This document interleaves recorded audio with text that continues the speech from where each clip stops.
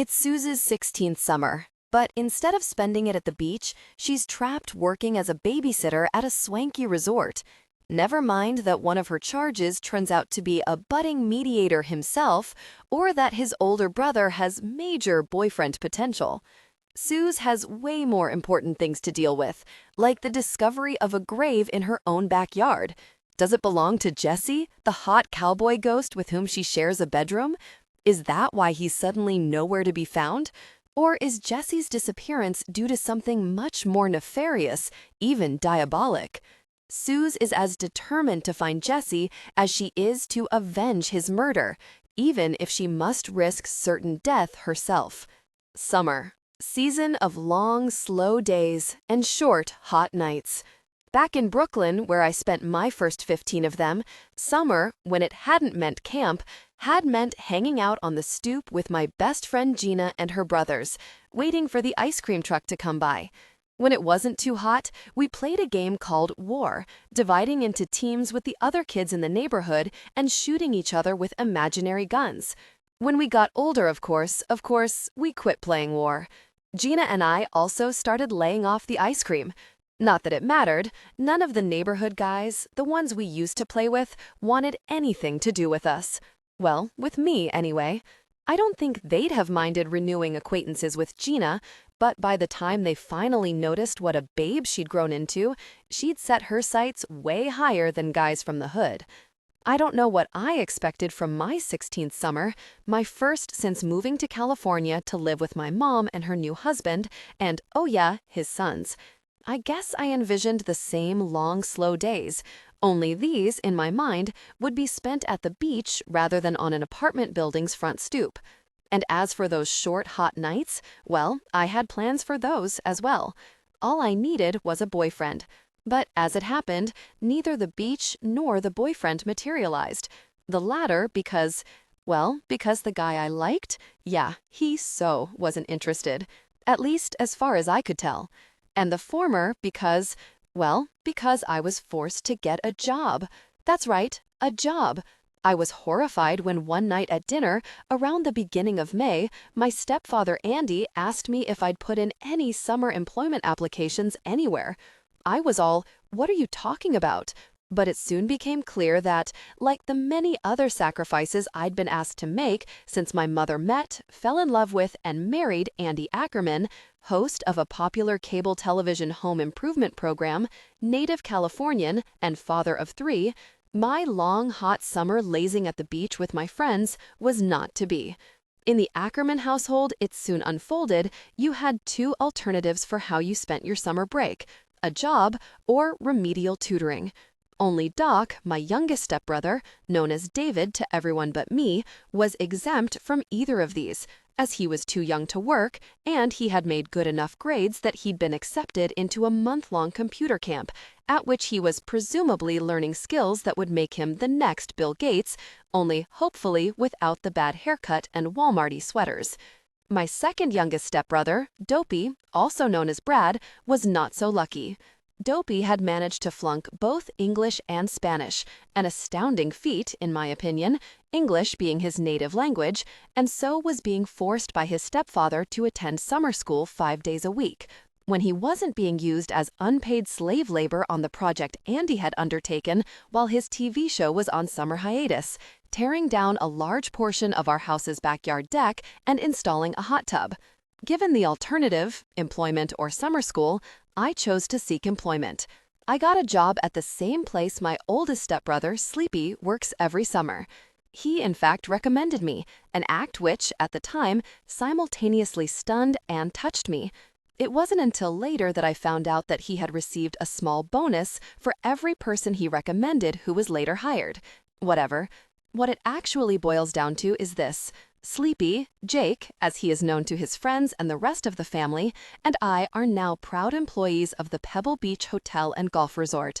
Sleepy as a lifeguard at one of the resort's many pools, and me as, I signed away my summer to become a hotel staff babysitter. Okay, you can stop laughing now. Even I will admit that it's not the kind of job I ever thought I'd be suited for, since I am not long on patience and am certainly not overly fond of having my hair spat up in. But allow me to point out that it does pay $10 an hour, and that does not include tips.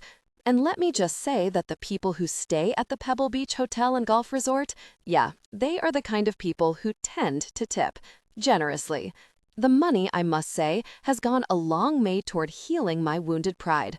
If I have to spend my summer in mindless drudgery, earning $100 a day, and frequently more, amply compensates for it. Because by the time the summer is over, I should have, without question, the most stunning fall wardrobe of anyone entering the junior class of the Junipero Serra Mission Academy. So think about that, Kelly Prescott, while you spend your summer lounging by your father's pool. I've already got 4 pairs of Jimmy Choos paid for with my own money. What do you think about that, little Miss Daddy's Amex? The only real problem with my summer job, besides the whiny children and their equally whiny but loaded parents, of course, is the fact that I am expected to report there at 8 o'clock in the morning every day. That's right, 8 a.m. No sleeping in for old Suze this summer. I must say I find this a bit excessive, and believe me, I've complained.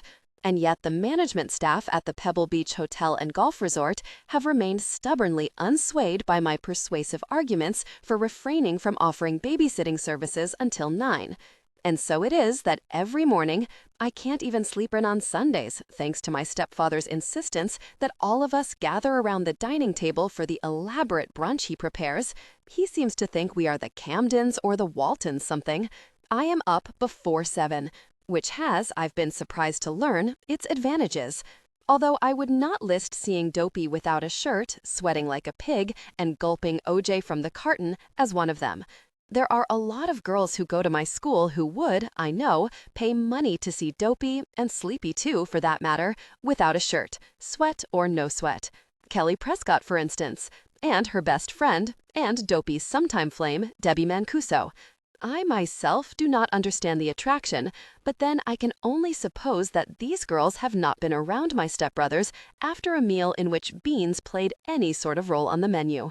Still, anyone who cared to see Dopey do his calendar pinup imitation could easily do so for free, merely by stopping by our house any weekday morning. For it is in our backyard that Dopey has been, from approximately 6 in the morning until he has to leave for summer school at 10, stripped to the waist and performing rigorous manual labor under the eagle eye of his father. On this particular morning, the one where I caught him, once again, drinking directly from the juice carton, a habit of which my mother and I have been trying, with little success, to cure the entire Ackerman clan, Dopey had apparently been doing some digging, since he left a trail of mud along the kitchen floor, in addition to a dirt-encrusted object on what had once been an immaculate counter. I should know, it had been my turn to 409 it the night before.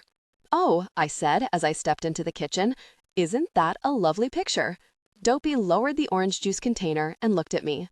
"Don't you have somewhere to be?" he asked, wiping his mouth with the back of a wrist. "Of course," I said. But I was hoping that before I left, I could enjoy a nice glass of calcium-fortified juice. I see now that that will not be possible. Dopey shook the carton. "There's still some left," he said. "Mixed with your backwash?" I heaved a shudder. "I think not." Dopey opened his mouth to say something, presumably his usual rude suggestion, but his father's voice called from outside the sliding glass doors to the deck. "Brad," Andy yelled, "that's enough of a break. Get back out here and help me lower this." Dopey slammed down the carton of OJ. Before he could stalk from the room, however, I stopped him with a polite, "Excuse me?" Because he wore no shirt, I could see the muscles in Dopey's neck and shoulders tense as I spoke. "All right already," he said, spinning around and heading back toward the juice carton. "I'll put it away. Geez, why are you always on me about crap like—" "I don't care about that," I interrupted him, pointing at the juice carton, although it had to have been making the counter sticky. "I want to know what that is." Dopey looked where I'd moved my finger. He blinked down at the dirt-encrusted oblong object. "I don't know," he said. "I found it buried in the yard while I was digging out one of the posts." I gingerly lifted what appeared to be a metal box about 6 inches long by 2 inches thick, heavily rusted and covered in mud. There were a few places where the mud had rubbed off, though, and there you could see some words painted on the box. The few I could make out were delicious aroma and quality assured. When I shook the box, it rattled. There was something inside. "What's in it?" I asked Dopey. He shrugged.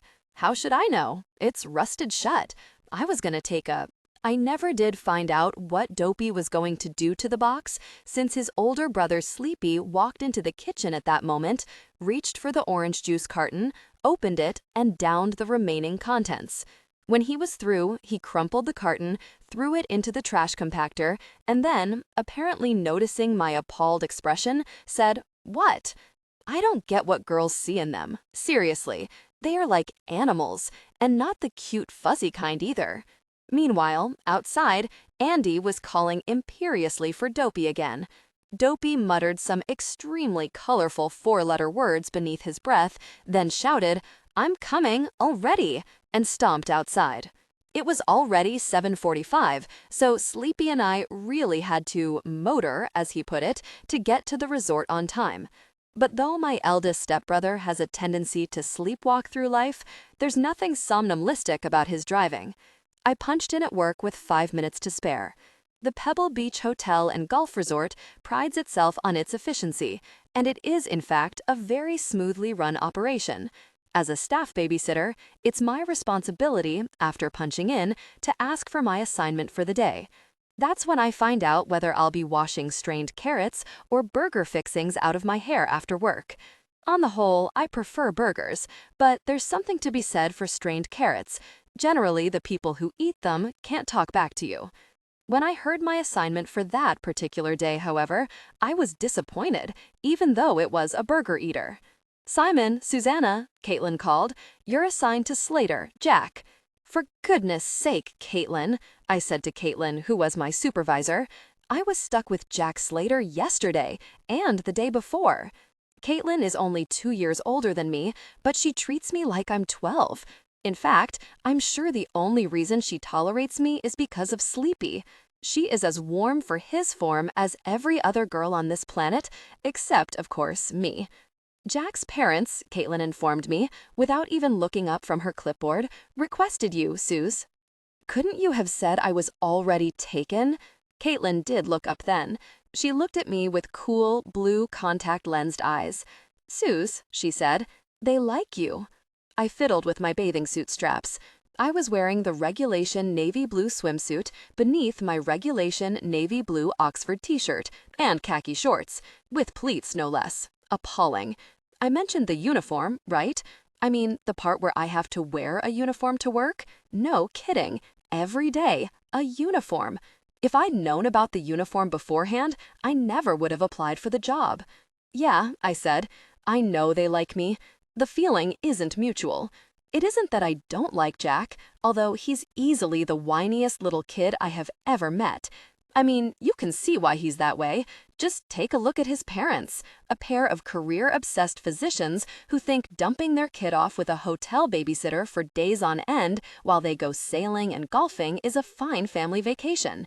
It's actually Jack's older brother I have the problem with. Well, not necessarily a problem, more like I would just rather avoid seeing him while I am wearing my incredibly unstylish Pebble Beach Hotel and Golf Resort uniform, khaki shorts. Yeah, the ones with the pleats in them. Except, of course, that every time I've run into the guy since he and his family arrived at the resort last week, I've been wearing the stupid things. Not that I care particularly what Paul Slater thinks about me. I mean, my heart, to coin a phrase, belongs to another. Too bad he shows no signs whatsoever of actually wanting it. My heart, that is. Still, Paul, that's his name, Jack's older brother, I mean, Paul Slater is pretty incredible. I mean, it isn't just that he's a hottie. Oh no, Paul's hot and funny. Every time I go to pick Jack up or drop him off at his family's hotel suite, and his brother Paul happens to be there, he always has some flippant remark to make about the hotel, or his parents, or himself. Not mean or anything, just funny. And I think he's smart, too, because whenever he isn't on the golf course with his dad, or playing tennis with his mom, he's at the pool reading. And not your typical pool book either. No Clancy or Crichton or Ting for Paul. Oh no. We're talking stuff by guys like Nietzsche or Kierkegaard. Seriously. It's almost enough to make you think he's not from California. And of course it turns out he's not. The Slaters are visiting from Seattle. So you see, it wasn't just that Jack Slater is the whiniest kid I've ever met. There was also the fact that I wasn't really all that enthused about his haughty brother seeing me, yet again, in shorts that make my butt look roughly the size of Montana. But Caitlin was totally uninterested in my personal feelings on the matter.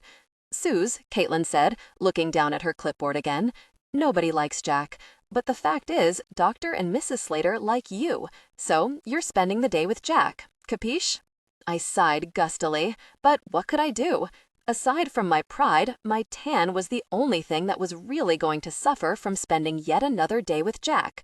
The kid doesn't like swimming, or bike riding, or rollerblading, or frisbee tossing, or anything really to do with the great outdoors.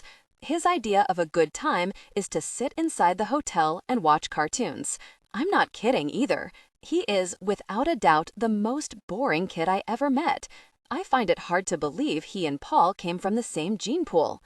Besides, Caitlin added as I was standing there fuming, today is Jack's 8th birthday. I stared at her. His birthday? It's Jack's birthday and his parents are leaving him with a sitter all day? Caitlin shot me a severe look. The Slaters say they'll be back in time to take him to dinner at the Grill. The Grill. Whoopee. The Grill is the fanciest restaurant at the resort, maybe even on the entire peninsula. The cheapest thing they serve there costs about $15, and that's the house salad. The Grill is so not a fun place to take a kid on his 8th birthday. I mean, even Jack, the most boring child in the world, couldn't have a fun time there. I don't get it. I really don't. I mean, what's wrong with these people? And how, seeing the way they treat their youngest child, had their other one managed to turn out so, well, hot?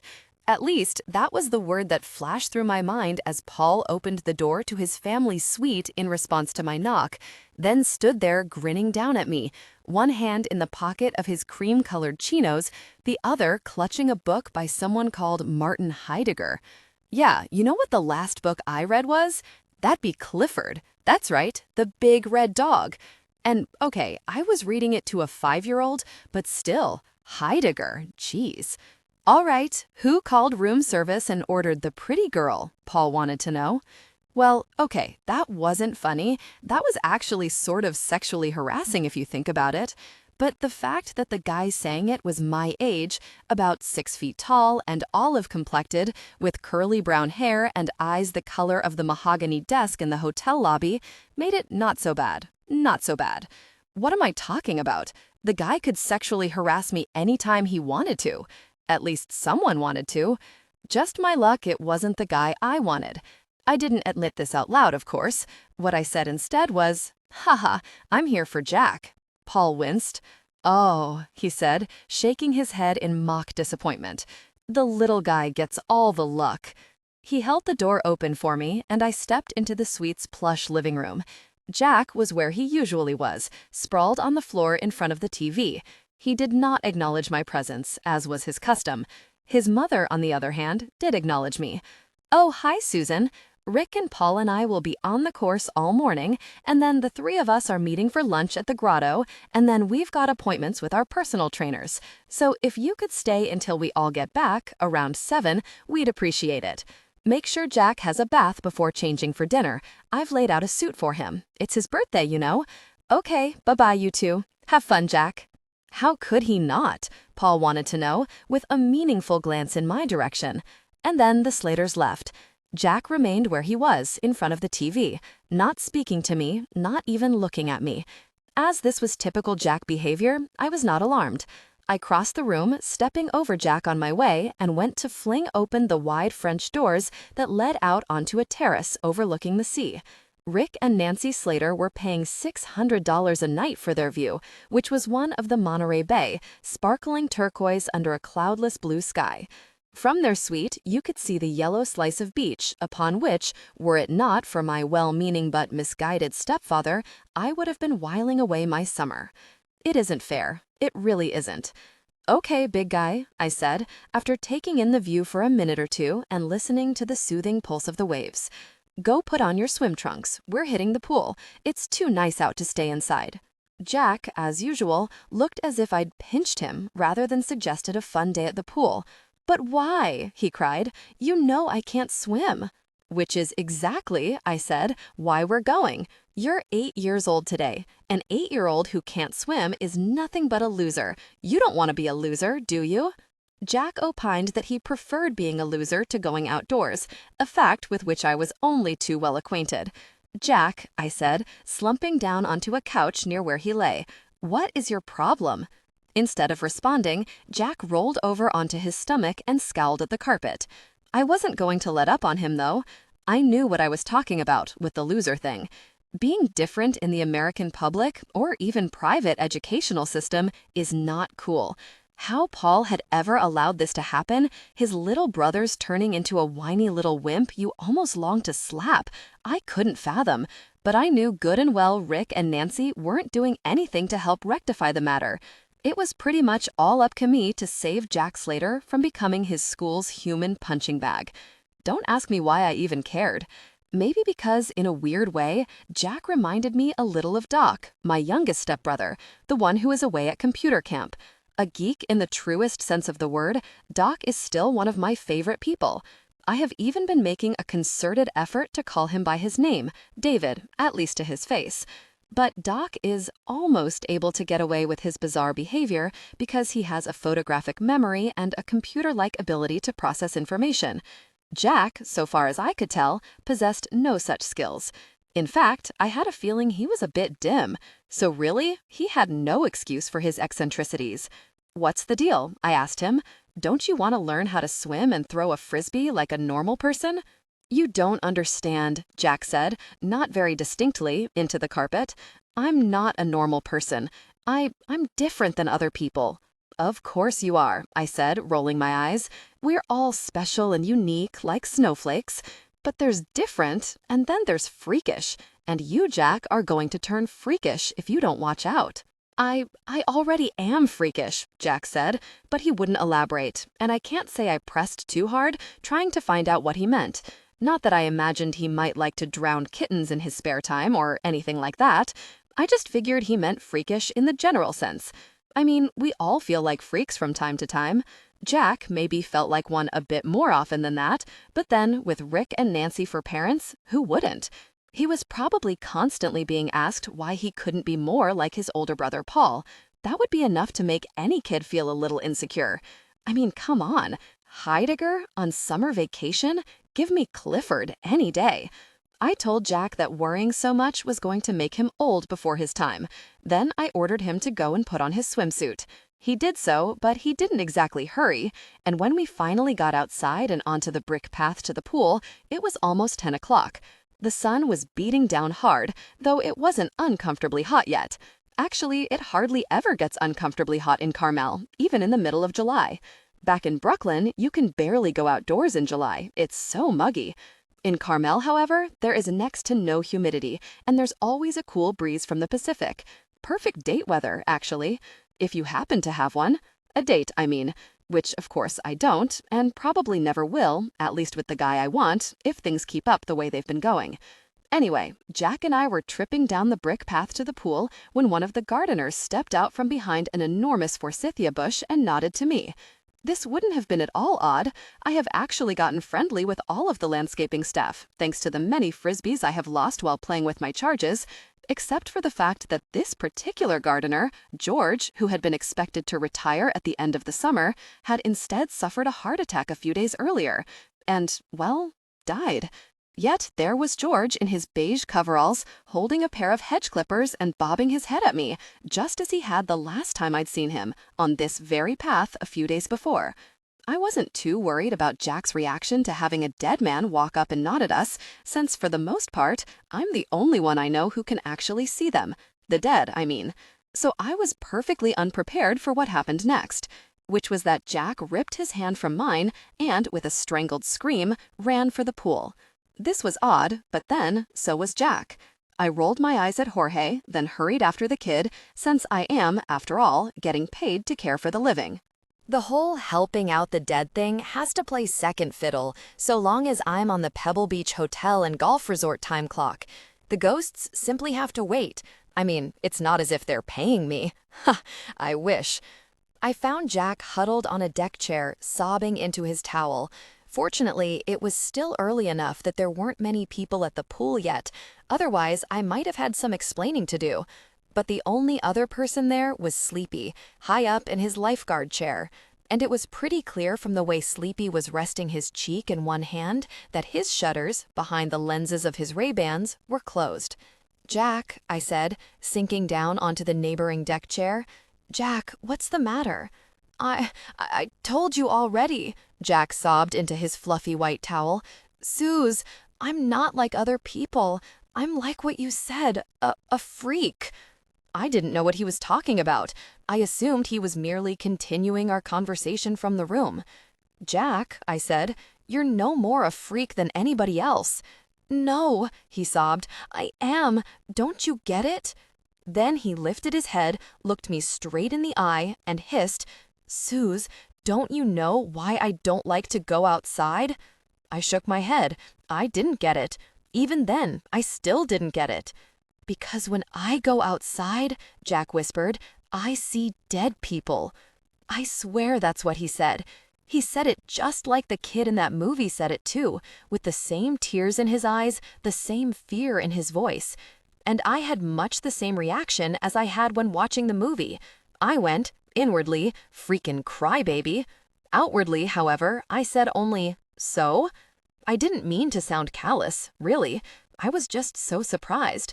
I mean, in all my 16 years, I've only met one other person with the same ability I have, the ability to see and speak with the dead, and that person is a 60-something-year-old priest who also happens to be principal of the school I am currently attending. I certainly never expected to meet up with a fellow mediator at the Pebble Beach Hotel and Golf Resort, but Jack took offense at my "so?" anyway. "So?" Jack sat up. He was a skinny little kid with a caved-in sort of chest and curly brown hair like his brother's. Only Jack lacked his brother's nicely buff shape, so the curly hair, which looked sublime on Paul, gave Jack the unfortunate appearance of a walking Q-tip. I don't know, maybe that's why Rick and Nancy don't want to hang around him. Jack's a little creepy looking and apparently has frequent dialogues with the dead. God knows it never made me miss popularity. The talking to the dead thing, I mean. I am not creepy looking.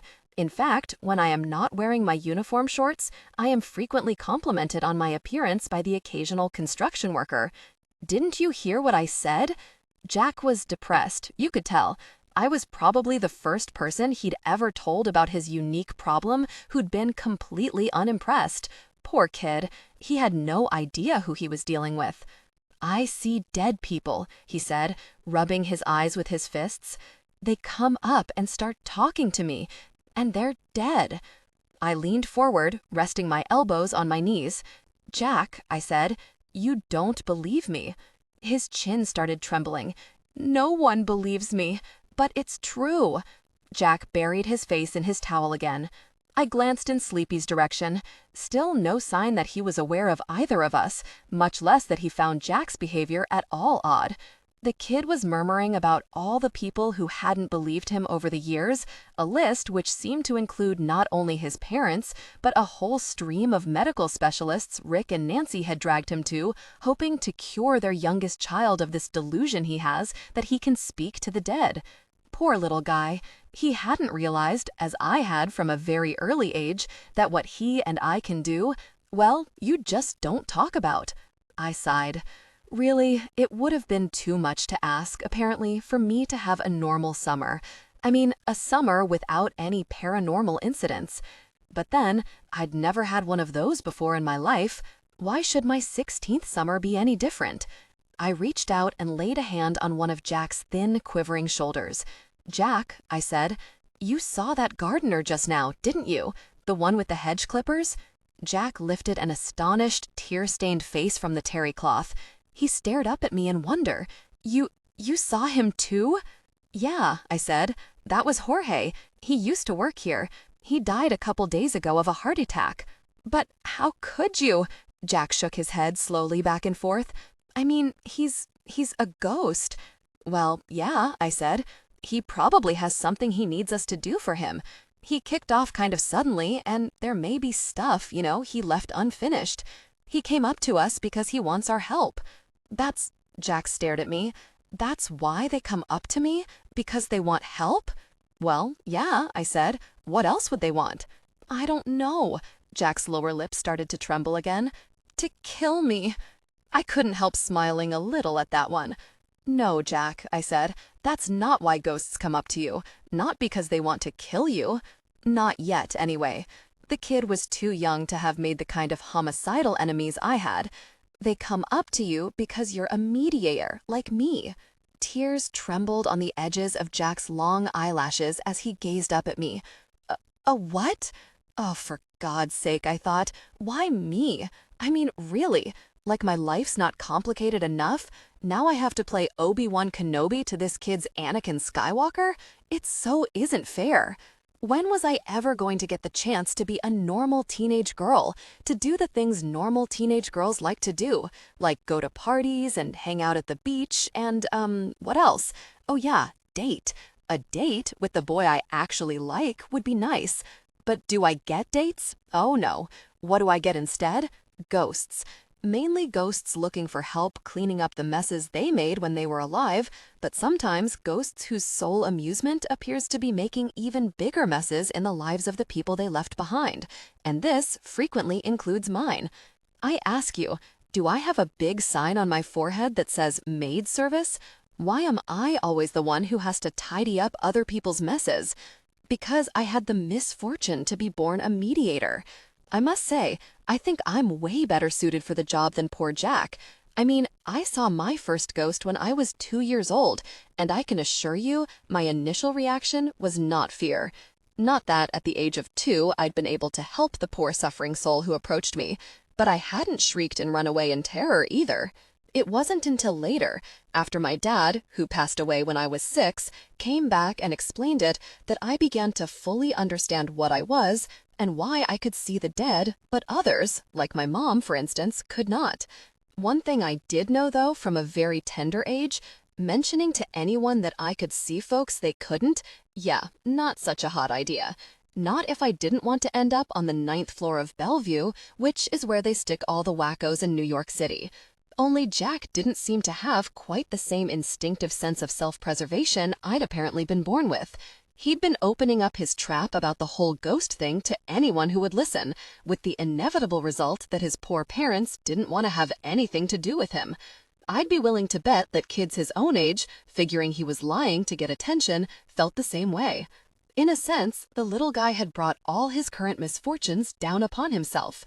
On the other hand, if you ask me, whoever is up there handing out the mediator badges needs to make a better effort to see that the folks who get awarded the job are mentally up to the challenge. I complain a lot about it because it has put a significant cramp in my social life, but there is nothing about this whole mediator thing I do not feel perfectly capable of handling. Well, except for one thing. But I've been making a concerted effort not to think about that, or rather, him. A mediator, I explained to Jack, is someone who helps people who have died to move on into their next life, or wherever people go when they kick the bucket. But I didn't want to get into a whole metaphysical discussion with this kid. I mean, he is, after all, only 8. You mean like I'm supposed to help them go to heaven? Jack asked. Well, yeah, I guess, if there is one. But, Jack shook his head, I don't know anything about heaven. You don't have to. I tried to think how to explain it to him, then decided showing was better than telling. That's what Mr. Walden, who I had last year for English and World Civ, was always saying anyway. Look, I said, taking Jack by the hand, come on, watch me, and you can see how it works. Jack put the brakes on right away, though. No, he gasped, his brown eyes, so like his brother's, wild with fear. No, I don't want to. I yanked him to his feet. Hey, I never said I was cut out for this babysitting thing, remember? Come on, I said again. Jorge won't hurt you. He's really nice. Let's see what he wants. I practically had to carry him, but I finally got Jack over to where we'd last seen Jorge. A moment later, the gardener, or I should say his spirit, reappeared, and after a lot of polite nodding and smiling, we got down to business. It was kind of hard, considering that Jorge's English was about as good as my Spanish, which is to say, not good at all, but eventually I was able to figure out what was keeping Jorge from moving on from this life to his next, whatever that might be. His sister had appropriated a rosary left by their mother for her first grandchild, Jorge's daughter. So, I explained to Jack as I steered him into the hotel lobby, what we have to do is get Jorge's sister to give the rosary back to Teresa, his daughter. Otherwise, Jorge will just keep hanging around and pestering us. Oh, and he won't be able to find eternal rest. Got it? Jack said nothing. He just wandered behind me in a daze. He had been silent as death during my conversation with Jorge, and now he looked as if someone had whacked him on the back of the head with a wiffle bat a couple hundred times. "Come here," I said, and steered Jack into a fancy mahogany phone booth with a sliding glass door.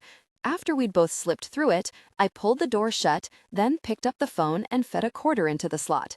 "Watch and learn, Grasshopper," I said to him. What followed was a fairly typical example of what I do on an almost daily basis. I called information, got the guilty party's phone number, then phoned her. When she picked up, and I ascertained that she spoke enough English to understand me, I informed her of the facts as I knew them, without the least embellishment. When you are dealing with the undead, there's no need for exaggeration of any kind. The fact that someone who has died has contacted you with details no one but the deceased could know is generally enough. By the end of our conversation, an obviously flustered Marisol had assured me that the rosary would be delivered that day into Teresa's hands. End of conversation. I thanked Jorge's sister and hung up. Now, I explained to Jack, if Marisol doesn't do it, we'll hear from Jorge again, and we'll have to resort to something a little more persuasive than a mere phone call. But she sounded pretty scared. It's spooky when a perfect stranger calls you and tells her she's spoken to your dead brother and that he's mad at you. I bet she'll do it. Jack stared up at me. "That's it?" he asked. "That's all he wanted you to do? Get his sister to give the necklace back?" "Rosary," I corrected him. And yes, that was it. I didn't think it was important to add that this had been a particularly simple case. Usually, the problems associated with people speaking from beyond the grave are a little more complicated and take a lot more than a simple phone call to settle. In fact, oftentimes, fisticuffs are involved. I had only just recently recovered from a few broken ribs given to me by a group of ghosts who hadn't appreciated my attempts to help them into the afterlife one little bit and had, in fact, ended up putting me in the hospital. But Jack had plenty of time to learn that not all the undead were like Jorge. Besides, it was his birthday. I didn't want to bum him out. So instead, I slid the phone booth door open again and said, "Let's go swimming." Jack was so stunned by the whole thing, he didn't even protest. He still had questions, of course. Questions I answered as patiently and thoroughly as I could. In between questions, I taught him to freestyle. And I don't want to brag or anything, but I have to say that thanks to my careful instructions and calming influence, by the end of the day, Jack Slater was acting like, and even swimming like, a normal 8-year-old. I'm not kidding. The little dude had completely lightened up. He was even laughing. It was as if showing him that he had nothing to fear from the ghosts who had been plaguing him his whole life had lifted from him, well, everything. It wasn't long before he was running around the pool deck, doing cannonballs off the side, and annoying all the doctors' wives who were trying to tan themselves in the nearby lounge chairs, just like any other 8-year-old boy. He even struck up a conversation with a group of other kids who were being tended by one of my fellow sitters. And when one of them splashed water in Jack's face, instead of bursting into tears, as he would have done the day before, Jack splashed the kid back, causing Kim, my fellow sitter, who was treading water beside me, to ask, "My God, Suze, what did you do to Jack Slater? He's acting almost normal." I tried not to let my pride show. "Oh, you know," I said with a shrug. "I just taught him to swim, is all. I guess that gave him some confidence." Kim watched as Jack and another boy, just to be irritating, did double cannonballs into a group of little girls, who shrieked and then tried to hit the boys with their foam floaties. God, Kim said, I'll say, I can't believe it's even the same kid. Neither, it became apparent, could Jack's own family. I was teaching him the backstroke when I heard someone whistle, low and long, from the far side of the pool. Jack and I both looked up and saw Paul standing there, looking all Pete Sampras-y in white and holding a tennis racket. Well, would you look at that, Paul drawled. My brother in a pool, and enjoying himself, no less. Has hell frozen over or something? Paul, Jack screamed, watch me, watch me. And the next thing any of us knew, Jack was racing through the water toward his brother. I wouldn't exactly call what Jack was doing a proper crawl, but it was a close enough imitation of it to pass, even in an older brother's eyes. And if it wasn't pretty, there was no denying the kid was staying afloat. You had to give him that. And Paul did. He squatted down, and when Jack's head bobbed up just beneath him, he reached down and pushed it under again, in a playful way. Congrats, champ, Paul said when Jack resurfaced. I never thought I'd live to see the day you wouldn't be afraid to get your face wet. Jack, beaming, said, watch me swim back, and began to thrash through the water to the other side of the pool. Again, not pretty, but effective. But Paul, instead of watching his brother swim, looked down at me, standing chest-high in the clear blue water. All right, Annie Sullivan, he said, what have you done to Helen? I shrugged. Jack had never mentioned his brother's feelings on the whole icy dead people thing, so I didn't know if Paul was aware of Jack's ability or if he, like his parents, thought it was all in the kid's head. One of the points I'd tried to impress upon Jack was that the fewer people, particularly adults, who knew, the better. I had forgotten to ask if Paul knew, or more important, believed. Just taught him how to swim is all, I said, sweeping some of my wet hair from my face. I won't lie or anything and say I was embarrassed for a hottie like Paul to see me in my swimsuit. I look a lot better in the navy blue one-piece suit the hotel forces us to wear than I do in those heinous shorts. Plus, my mascara is totally the waterproof kind. I mean, I'm not an idiot. My parents have been trying to get that kid to swim for 6 years, Paul said. And you do it in one day? I smiled at him. I'm extremely persuasive, I said. Yeah, okay, I was flirting. So sue me. A girl has to have some fun. You, Paul said, are nothing short of a miracle worker. Come have dinner with us tonight. All of a sudden, I didn't feel like flirting anymore. Oh, no, thank you, I said. Come on, Paul said. I have to say that he looked exceptionally fine in his white shirt and shorts. They brought out the deepness of his tan, just like the late afternoon sunlight brought out the occasional strand of gold in his otherwise dark brown curls. And a tan wasn't all Paul had that the other hottie in my life didn't. Paul also happened to have a heartbeat. Why not? Paul was kneeling by the side of the pool, one dark forearm resting across an equally dark knee. My parents will be delighted. And it's clear my brother can't live without you. And we're going to the grill. You can't turn down an invitation to the grill. I'm sorry, I said. I really can't. Hotel policy. The staff aren't supposed to mingle with the guests. Who said anything about mingling? Paul wanted to know. I'm talking about eating. Come on, give the kid a birthday treat. I really can't, I said, flashing him my best smile. I have to go. Sorry. And I swam over to where Jack was struggling to lift himself onto a huge pile of floaties he'd collected and pretended to be too busy helping him to hear Paul calling to me. Look, I know what you're thinking.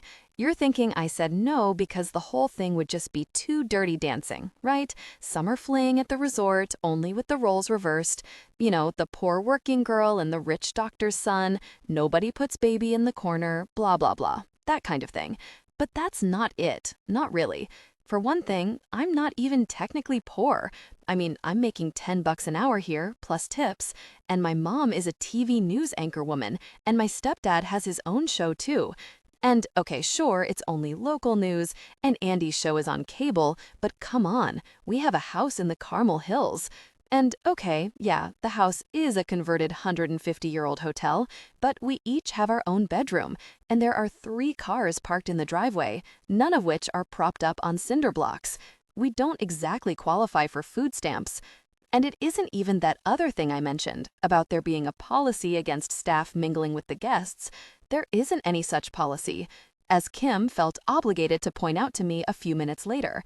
"What is your glitch, Simon?" she wanted to know.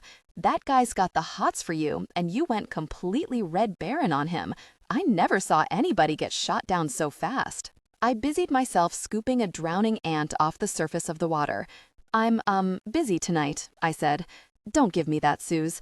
Although I had never met Kim before we'd started working together, she goes to Carmel Valley High, the public school my mother is convinced is riddled with drug addicts and gangbangers. We'd gotten pretty close due to our mutual dissatisfaction at being forced to rise so early in the morning for work. "You aren't doing anything tonight, so what's with the anti-aircraft fire?" I finally captured the ant. Keeping it cupped in my palm, I made my way toward the side of the pool. "I don't know," I said as I waited. "He seems nice and all. The thing is," I shook my hand out over the side of the pool, setting the ant free. Kim raised her eyebrows. One of them had a little hole in it where she normally wears a gold stud. Caitlin makes her take it out before work, though. "Tell," Kim commanded. I glanced involuntarily up at Sleepy, dozing in his lifeguard's chair. Kim let out a little shriek. "Ew," she cried. "Him? But he's your—" I rolled my eyes. "No, not him. God.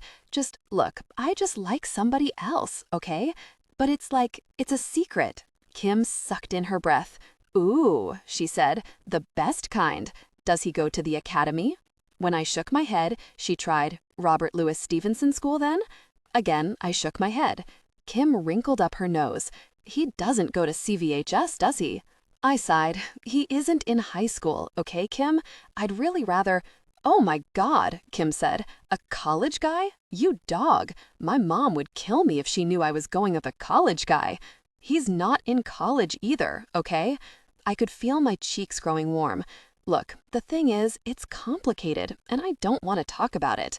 Kim looked taken aback. "Well, all right. God, sorry." But she couldn't leave well enough alone. "He's older, right?" she asked, less than a minute later. "Like, way older? That's okay, you know. I went out with an older guy, like, when I was 14. He was 18. My mom didn't know, so I can totally relate." "Somehow," I said, "I really don't think you can." She wrinkled her nose again. "God," she said, "how old is he?" I thought about telling her. I thought about going, "Oh, I don't know, about a century and a half," but I didn't. Instead, I told Jack it was time to go inside, if he was going to have a bath before dinner. "Geez," I heard Kim say as I got out. "That old, huh?" "Yeah, unfortunately, that old." I don't even really know how it happened. I was being way careful, you know, careful not to fall in love with Jesse, I mean. And I'd been doing a really good job.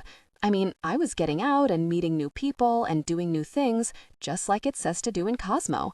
I certainly wasn't sitting around mooning over him or anything. And yeah, okay, the majority of guys I have met since moving to California have turned out either to have psychopathic killers stalking them or were actually psychopathic killers themselves. But that's really not a very good excuse for falling in love with a ghost. It really isn't. But that's what happened. I can tell you the exact moment I knew it was all over, too. My battle to keep from falling in love with him, I mean. It was while I was in the hospital, recovering from that severe butt-kicking I mentioned before, the one I got courtesy of the ghosts of 4 RLS students who had been murdered a few weeks before school let out for the summer. Anyway, Jesse showed up in my hospital room. Why not? He's a ghost. He can materialize anywhere he wants to express his get-well wishes, which were extremely heartfelt and all. And while he was there, he happened, at one point, to reach out and touch my cheek. That's all. He just touched my cheek, which was, I believe, the only part of me that was not black and blue at the time. Big deal, right? So he touched my cheek. That's no reason to swoon, but I did. Oh, not literally. It wasn't like anybody had to wave smelling salts under my nose or anything, for God's sake. But after that, I was gone. Done for. Toast. I flatter myself I've done a pretty good job of hiding it. He, I'm sure, has no idea. I still treat him as if he were, well, an ant that has fallen into my pool. You know, irritating, but not worth killing. And I haven't told anyone. How can I? No one except for Father Dominic back at the academy and my youngest stepbrother, Doc, has any idea Jesse even exists. I mean, come on, the ghost of a guy who died 150 years ago and lives in my bedroom? If I mentioned it to anyone, they'd cart me off to the loony bin faster than you can say stir of echoes. But it's there. Just because I haven't told anyone doesn't mean it isn't there, all the time, lurking in the back of my mind, like one of those NSYNC songs you can't get out of your head. And I have to tell you, it makes the idea of going out with other guys seem like, well, a big waste of time. So I didn't jump at the chance to go out with Paul Slater. Though, if you ask me, having dinner with him and his parents and his little brother hardly qualifies as going out. Instead, I went home and had dinner with my own parents and brothers. Well, stepbrothers anyway. Dinner in the Ackerman household was always this very big deal until Andy started working on installing the hot tub. Since then, he has slacked off considerably in the culinary department, let me tell you. And since my mom is hardly what you'd call a cook, we've been enjoying a lot of takeout lately. I thought we had hit rock bottom the night before when we'd actually ordered from Peninsula Pizza, the place Sleepy works nights as a delivery guy. But I didn't know how bad it could get until I walked in that night and saw a red and white bucket sitting in the middle of the table. "Don't start," my mother said when she noticed me. I just shook my head. "I guess if you peel the skin off, it's not that bad for you." "Give it to me," Dopey said, glopping semi-congealed mashed potatoes onto his plate. "I'll eat your skin." I could hardly control my gag reflex after that offer, but I managed, and I was reading the nutritional literature that came with our meal.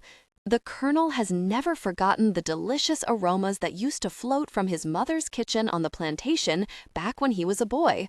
When I remembered the tin box, the contents of which had also been advertised as having a delicious aroma. "Hey," I said, "so what was in that box you guys dug up?" Dopey made a face. "Nothing. Bunch of old letters." Andy looked sadly at his son. "The truth is, I think even my stepfather has begun to realize what I have known since the day I met him, that his middle son is a bohunk." "Not just a bunch of old letters, Brad," Andy said. "They're quite old, dated around the time this house was built, 1850. They're in extremely poor condition, falling apart actually. I was thinking of taking them over to the Historical Society. They might want them, in spite of the condition. Or," Andy looked at me, "I thought Father Dominic might be interested. You know what a history buff he is." Father Dom is a history buff, all right, but only because, as a mediator, like me, he has a tendency to run into people who have actually lived through historical events, like the Alamo and the Lewis and Clark expedition. You know, folks who take the phrase, "been there, done that," to a whole new level. "I'll give him a call," I said, as I accidentally dropped a piece of chicken into my lap, where it was immediately vacuumed up by the Ackermans' enormous dog, Max, who maintains a watchful position at my side during every meal. It was only when Dopey chortled that I realized I'd said the wrong thing. Never having been a normal teenage girl, it is sometimes hard for me to imitate one. And normal teenage girls do not, I know, give their high school principals calls on any sort of regular basis. I glared at Dopey from across the table. "I was going to call him anyway," I said, "to find out what I'm supposed to do with the leftover cash from our class trip to Great America." "I'll take it," Sleepy joked. Why did my mother have to marry into a family of comedians? "Can I see them?" I asked, pointedly ignoring both my stepbrothers. "See what, honey?" Andy asked me. For a moment, I forgot what we were talking about. Honey?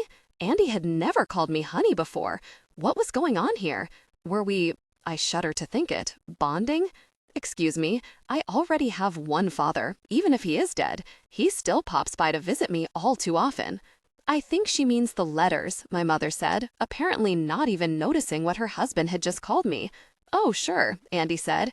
"They're in our room." Our room is the bedroom Andy and my mother sleep in. I try never to go in there because, well, frankly, the whole thing grosses me out. Yeah, sure, I'm glad that my mom's finally happy after 10 years of mourning the death of my dad, but does that mean I want to actually see her in bed with her new husband watching West Wing? No, thank you. Still, after dinner, I steeled myself and went in there. My mom was at her dressing table taking off her makeup. She has to go to bed very early in order to be up in time for her stint on the morning news. "Oh, hi, sweetie," my mom said to me in a dazed, "I'm busy" kind of way. "They're over there, I think." I looked where she pointed, on top of Andy's dresser, and found the metal box Dopey had dug up, along with a lot of other guy-type stuff, like loose change and matches and receipts. Anyway, Andy had tried to clean the box up, and he'd done a pretty good job of it. You could read almost all the writing on it, which was kind of unfortunate because what the writing said was way politically incorrect. "Try new Red Injun cigars," it urged. There was even a picture of this very proud-looking Native American clutching a fistful of cigars where his bow and quiver ought to have been. "The delicious aroma will tempt even the choosiest smoker. As with all our products, quality assured."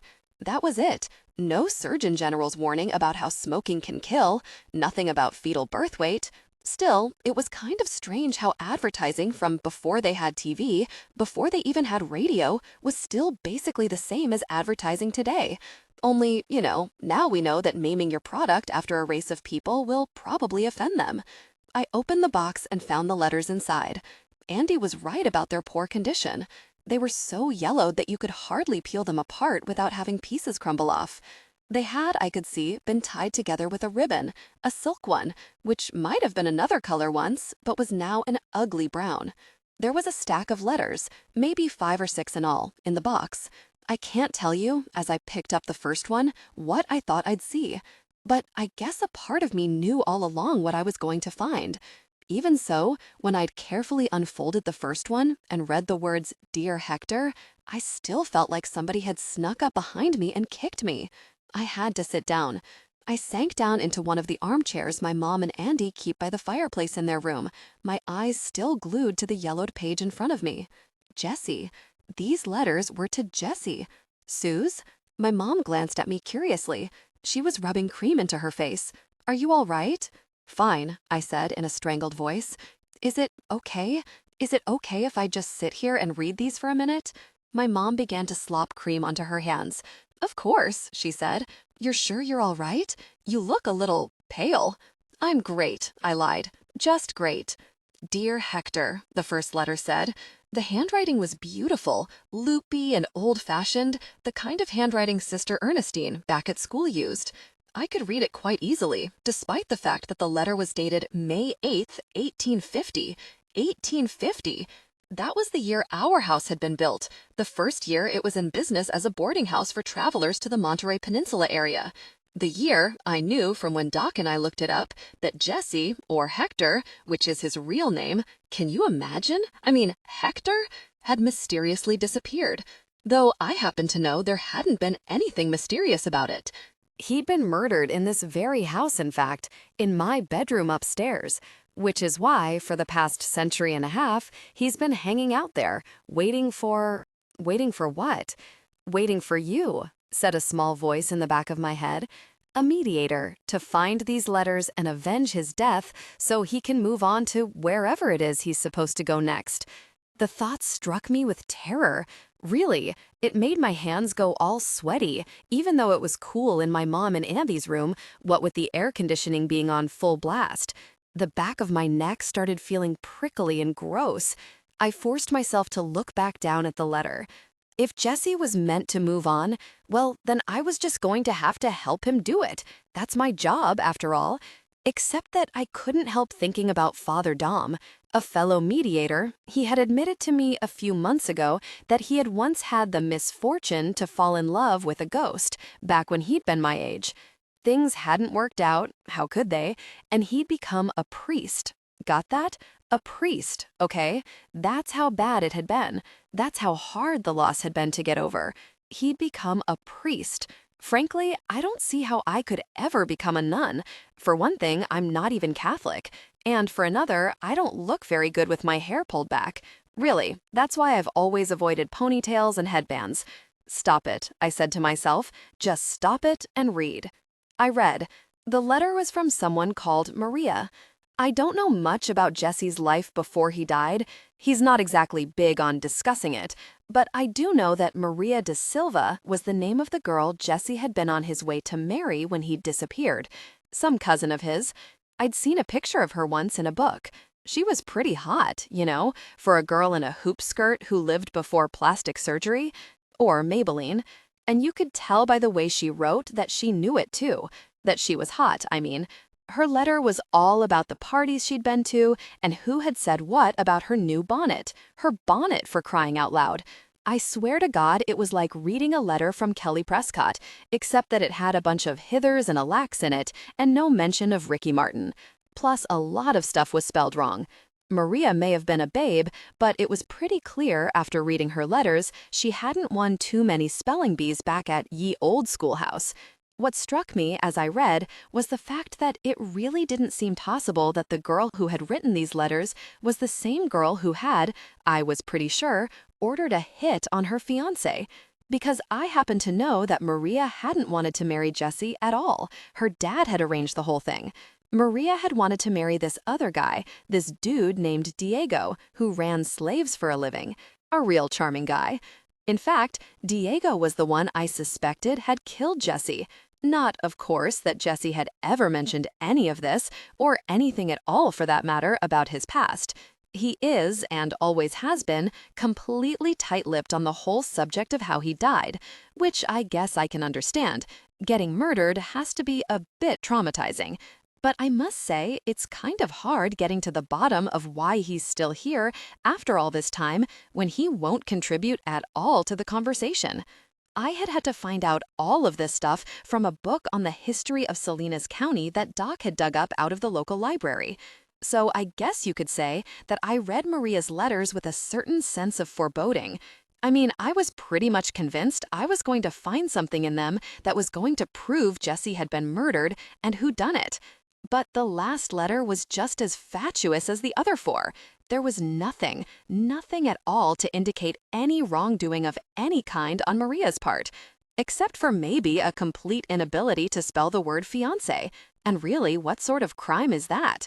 I folded the letters carefully again and stuck them back into the tin, realizing as I did so that the back of my neck as well as my hands was no longer sweating. Was I relieved that there was nothing incriminating here? Nothing that helped solve the mystery of Jesse's death? I guess so. Selfish of me, I know, but it's the truth. All I knew now was what Maria da Silva had worn to some party at the Spanish ambassador's house. Big deal. Why would anybody stick letters as innocuous as that into a cigar box and bury them? It made no sense. Interesting, aren't they? My mother said when I stood up. I jumped about a mile. I'd forgotten she was even there. She was in bed now, reading a book on how to be a more effective time manager. Yeah, I said, putting the letters back on Andy's dresser. Really interesting. I'm so glad I know what the ambassador's son said when he saw Maria da Silva in her new silver gauze ball gown. My mom looked up at me curiously through the lenses of her reading glasses. Oh, did she mention her last name somewhere? Because Andy and I were wondering. We didn't see it. Da Silva, did you say? I blinked. I said. No, well, she didn't say, but Doc and I mean, David, he told me about this family, the Da Silvas, that lived in Salinas around that time, and they had a daughter called Maria, and my voice trailed off as Andy came into the room. Hey, Suze, he said, looking a little surprised to see me in his room, since I'd never set foot in there before. Did you see the letters? Neat, huh? Neat. Oh my God, neat. Yeah, I said. Gotta go. Good night. I couldn't get out of there fast enough. I don't know how kids whose parents have been married multiple times deal with it. I mean, my mother's only remarried once and to a perfectly nice man, but still, it's just so weird. But if I'd thought I could retreat to my room to be alone and think things over, I was wrong. Jesse was sitting on my window seat, sitting there looking like he always looked, totally hot, in the white open-necked shirt and black Toreador pants he habitually wears. Well, it's not like you can change clothes in the afterlife. With his short, dark hair curling crisply against the back of his neck, and his liquid black eyes bright beneath equally inky brows, one of which bore a thin white scar.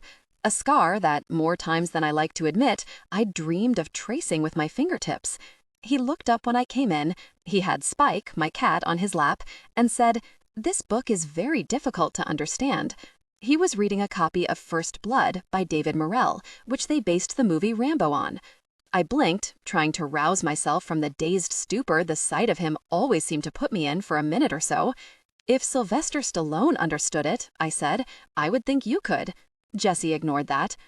Marx predicted that the contradictions and weaknesses within the capitalist structure would cause increasingly severe economic crises and deepening impoverishment of the working class, which would eventually revolt and seize control of the means of production, which is precisely what happened in Vietnam.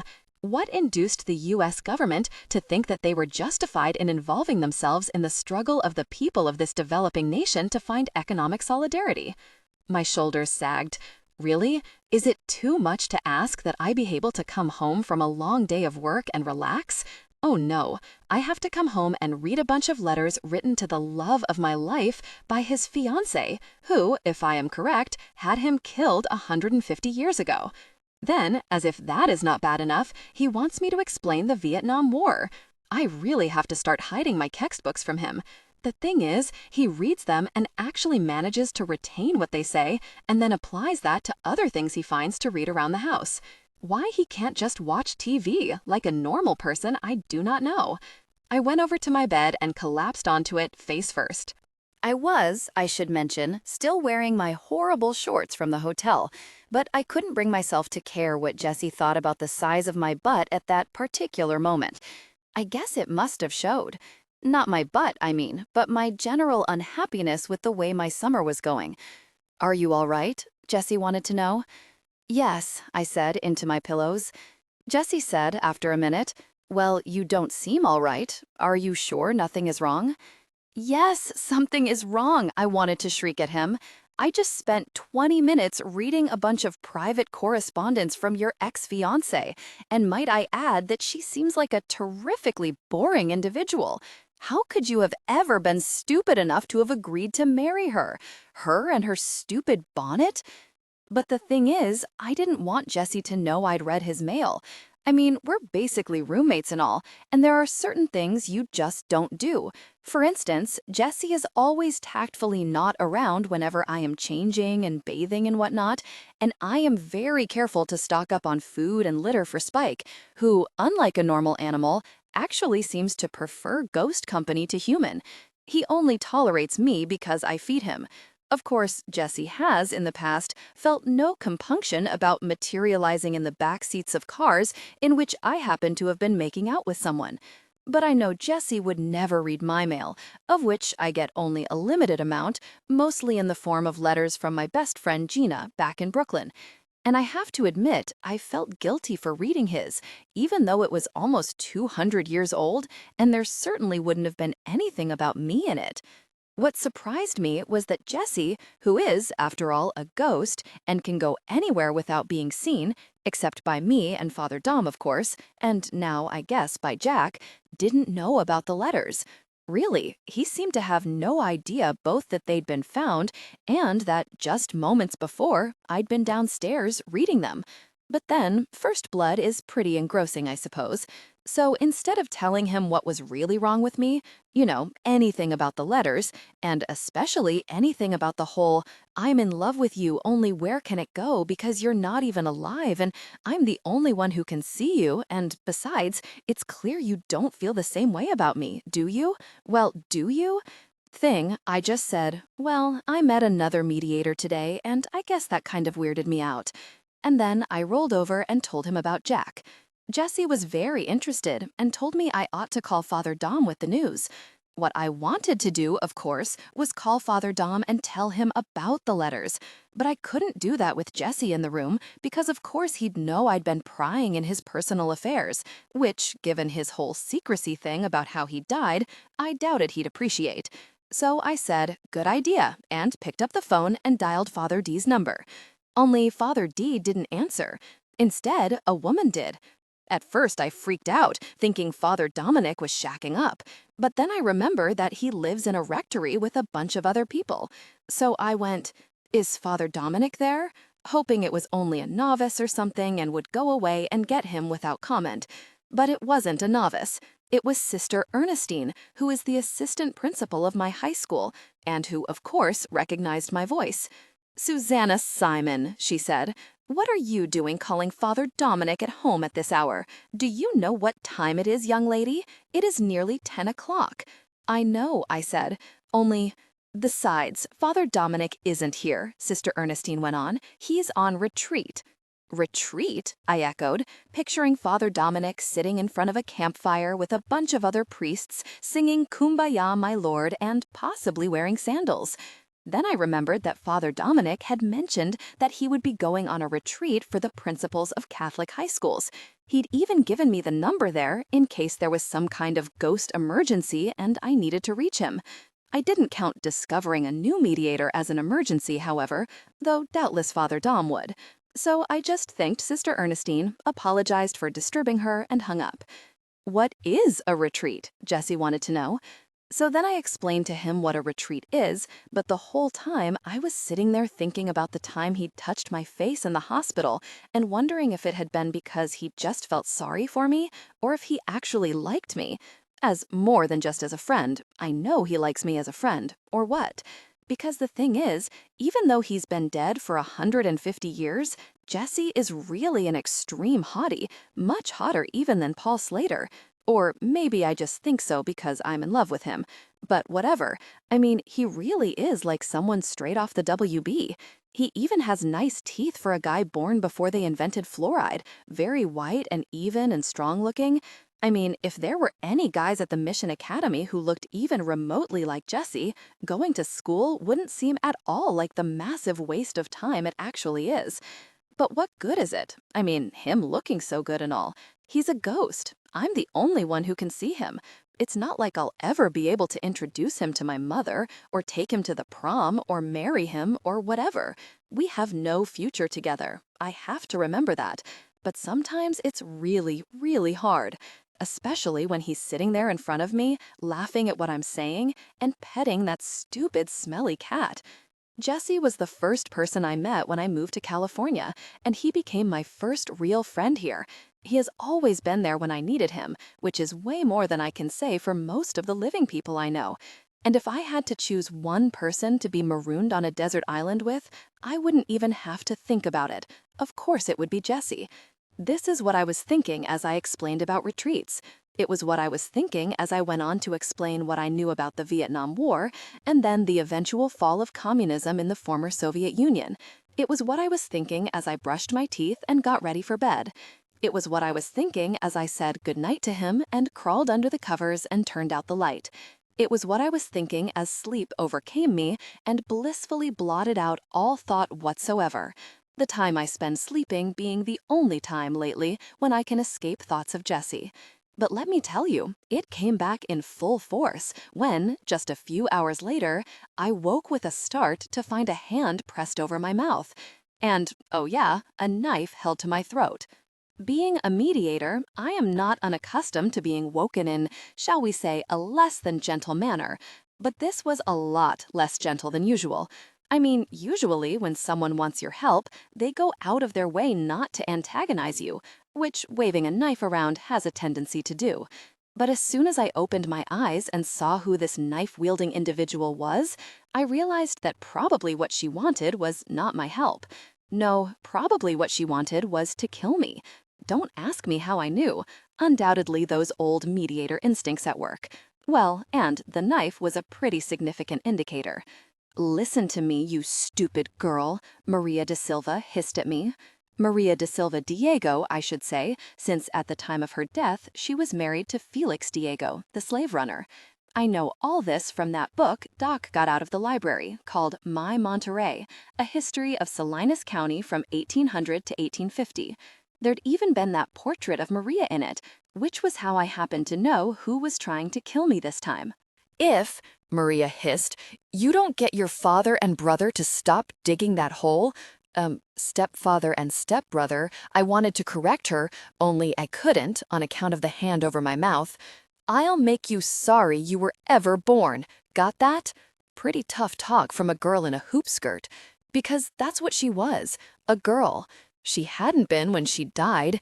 When she had died, around the turn of the century, last century of course, not this one, Maria da Silva Diego had been around 70 or so, but the ghost on top of me appeared to be my own age. Her hair was black, without a hint of gray, and she wore it in these very fancy ringlets on either side of her face. She appeared to have a lot going on in the jewelry department. There was this big fat ruby hanging from a gold chain around her long, slender neck, very Titanic and all, and she had some heavy-duty rings on her fingers. One of them was cutting into my gums. That's the thing about ghosts, though, the thing that they always get wrong in the movies. When you die, your spirit does not take on the form your body had at the moment you croaked. You just don't ever see ghosts walking around with their guts spilling out, or their severed head in their hands, or whatever. If you did, Jack might have been justified in being such a little scaredy cat, but it doesn't happen that way.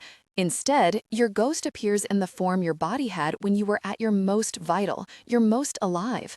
And I guess for Maria da Silva, that was when she was 16 or so. Hey, it was nice she had an option, you know? Jessie hadn't been allowed to live long enough to have much of a choice, thanks to her. "Oh, no, you don't," Maria said, the backs of her rings scraping against my teeth in a manner I would really have to describe as unpleasant. "Don't even think about it."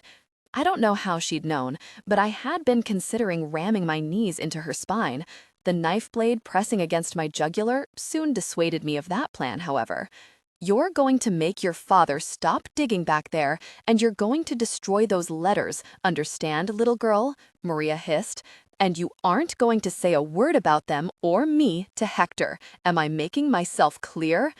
What could I do? She had a knife to my throat, and there was nothing in her manner at all reminiscent of the Maria da Silva who'd written those idiotic letters.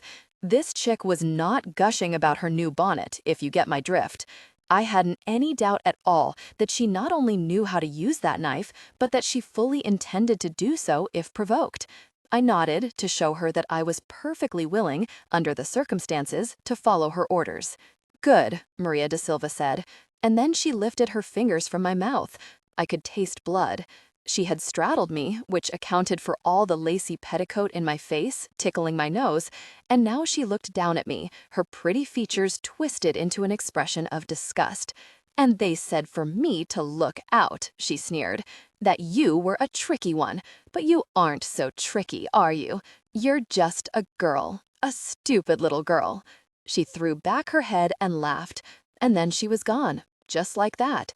As soon as I felt like I could move again, I got out of bed and went into my bathroom, where I turned on the light and looked at my reflection in the mirror above my sink.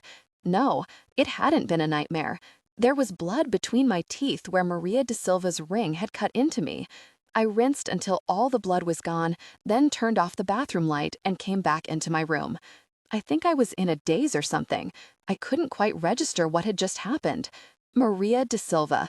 Maria da Silva, Jessie's fiancé, I think it would be safe to say ex-fiancé under the circumstances, had just appeared in my room and threatened me. Me, sweet little old me.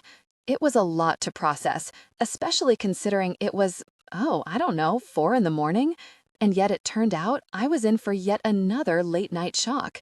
No sooner had I stepped from the bathroom that I noticed someone was leaning against one of the posts to the canopy over my bed. Only it wasn't just someone, it was Jessie, and when he saw me, he straightened up. "Are you all right?" he asked, worriedly. Susanna, was somebody just here?" Your knife-wielding ex-girlfriend, you mean? That's what I thought." What I said was, "No, okay, don't start with me."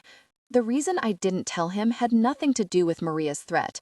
No, it was the other thing Maria had said, about telling Andy to quit digging in the backyard.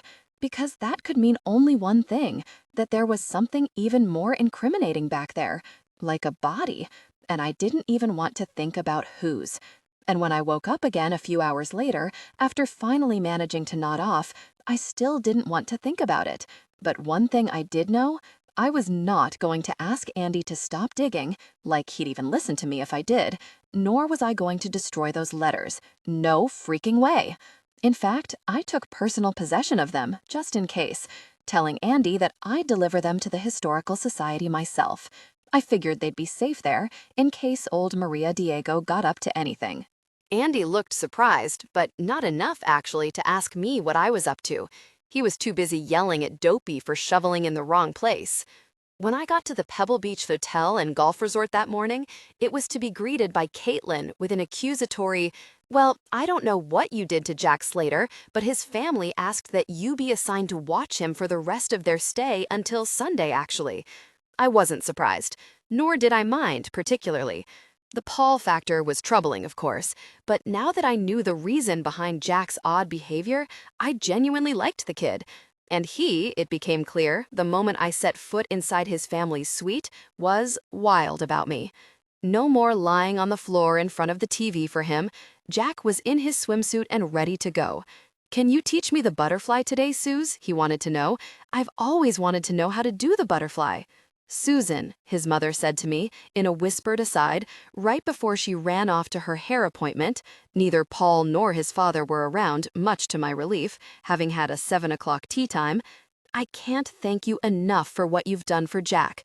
I don't know what you said to him yesterday, but he is like a different child. I have never seen him so happy. You know, he really is the most remarkably sensitive person. Such an imagination, too. Always thinking he's seeing, well, dead people. Has he mentioned this to you?" I said nonchalantly that he had. "Well, we've been at our wits' end. We must have had 30 different doctors look at him, and no one seemed able to get through to him. Then you came along." Nancy Slater looked down at me with carefully made-up blue eyes. "Well, I don't know how we'll ever be able to thank you, Susan." You could start, I thought, by calling me by my right name. But I didn't really care. I just said, "No problem, Mrs. Slater," and went and got Jack and headed with him back to the pool. Jack was like a different kid. There was no denying that. Even Sleepy, roused from his semi-permanent doze by Jack's happy splashing, asked me if that was the same boy he'd seen me with the morning before, and when I told him it was, actually looked incredulous for a second or two before going back to sleep. The things that had once frightened Jack, basically everything, no longer seemed to bother him in the least. And so, when, after burgers at the pool house, I suggested he and I take the hotel shuttle bus into town, he didn't even protest. He even commented that the plan sounded like fun. Fun? From Jack? Really, maybe mediating isn't my calling at all. Maybe I should be a teacher or a child psychologist or something. Seriously. Jack wasn't particularly thrilled, however, when, once we got into town, we headed toward the building that houses the Carmel by the Sea Historical Society. He wanted to go to the beach, but when I told him that it was to help a ghost and that we'd go to the beach afterward, he was okay with it. I'm not really a historical society type of gal, but even I have to admit it was kind of cool, looking at all the old photos on the walls of the place, photos of Carmel and Salinas County 100 years earlier, before all the strip malls and Safeways opened, when it was all just fields dotted with cypress trees, like in that book they made us read in the 8th grade, The Red Pony. They had some pretty cool stuff there. Not much, really, from Jesse's time, but a lot from later on, like after the Civil War.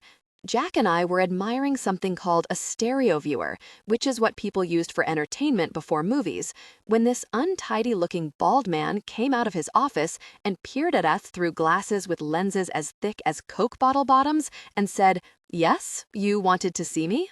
I said we wanted to see someone in charge.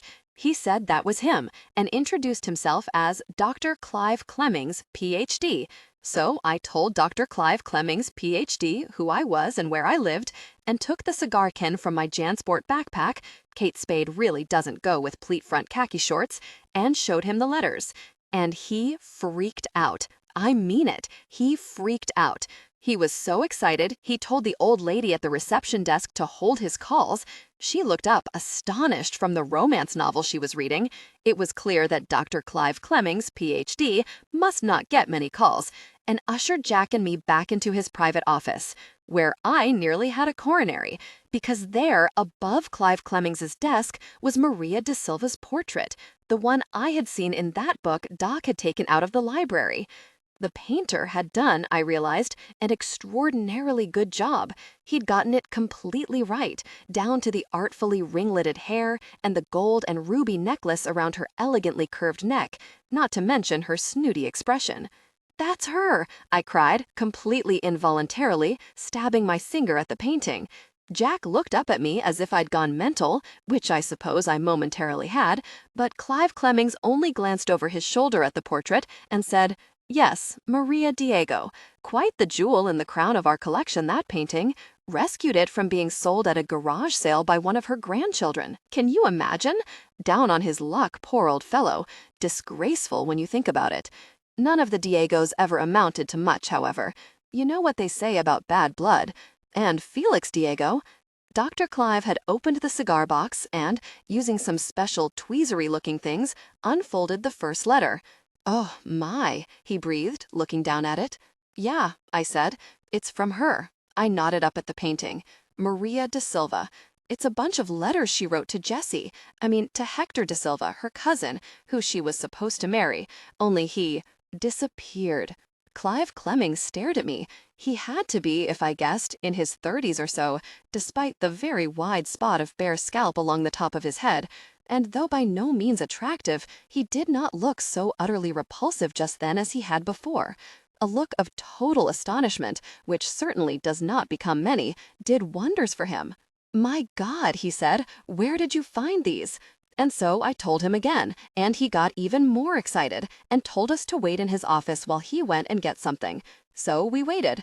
Jack was very good while we did so. He only said, "When can we go to the beach already?" twice. When Dr. Clive Clemmings, Ph.D. came back, he was holding a tray and a bunch of latex gloves, which he told us we had to put on if we were going to touch anything. Jack was pretty bored by that time, so he elected to go back out into the main room to play with the stereo viewer some more. Only I donned the gloves, but was I glad I did, because what Clive Clemmings let me touch when I had them on was everything the Historical Society had collected over the years that had anything whatsoever to do with Maria de Silva, which was, let me tell you, quite a lot. But the things in the collection that most interested me were a tiny painting, a miniature, Clive Clemmings said it was called, of Jesse, or Hector de Silva, as Dr. Clive referred to him. Apparently only Jesse's immediate family ever called him Jesse, his family, and me, of course, and 5 letters, in much better condition than the ones from the cigar box. The miniature was perfect, like a little photograph. People could really paint back in those days, I guess. It was totally Jesse. It captured him perfectly. He had on that look he gets when I'm telling him about some great conquest I had made at an outlet, scoring a Prada handbag for 50% off or something, like he couldn't care less. In the painting, which was just of Jesse's head and shoulders, he was wearing something Clive Clemmings called a cravat, which was supposedly something all the guys wore back then, this big frilly white thing that wrapped around the neck a few times. It would have looked ridiculous on Dopey or Sleepy or even Clive Clemmings, in spite of his PhD. But on Jesse, of course, it looked great. Well, what wouldn't? The letters were almost better than the painting, though, in a way.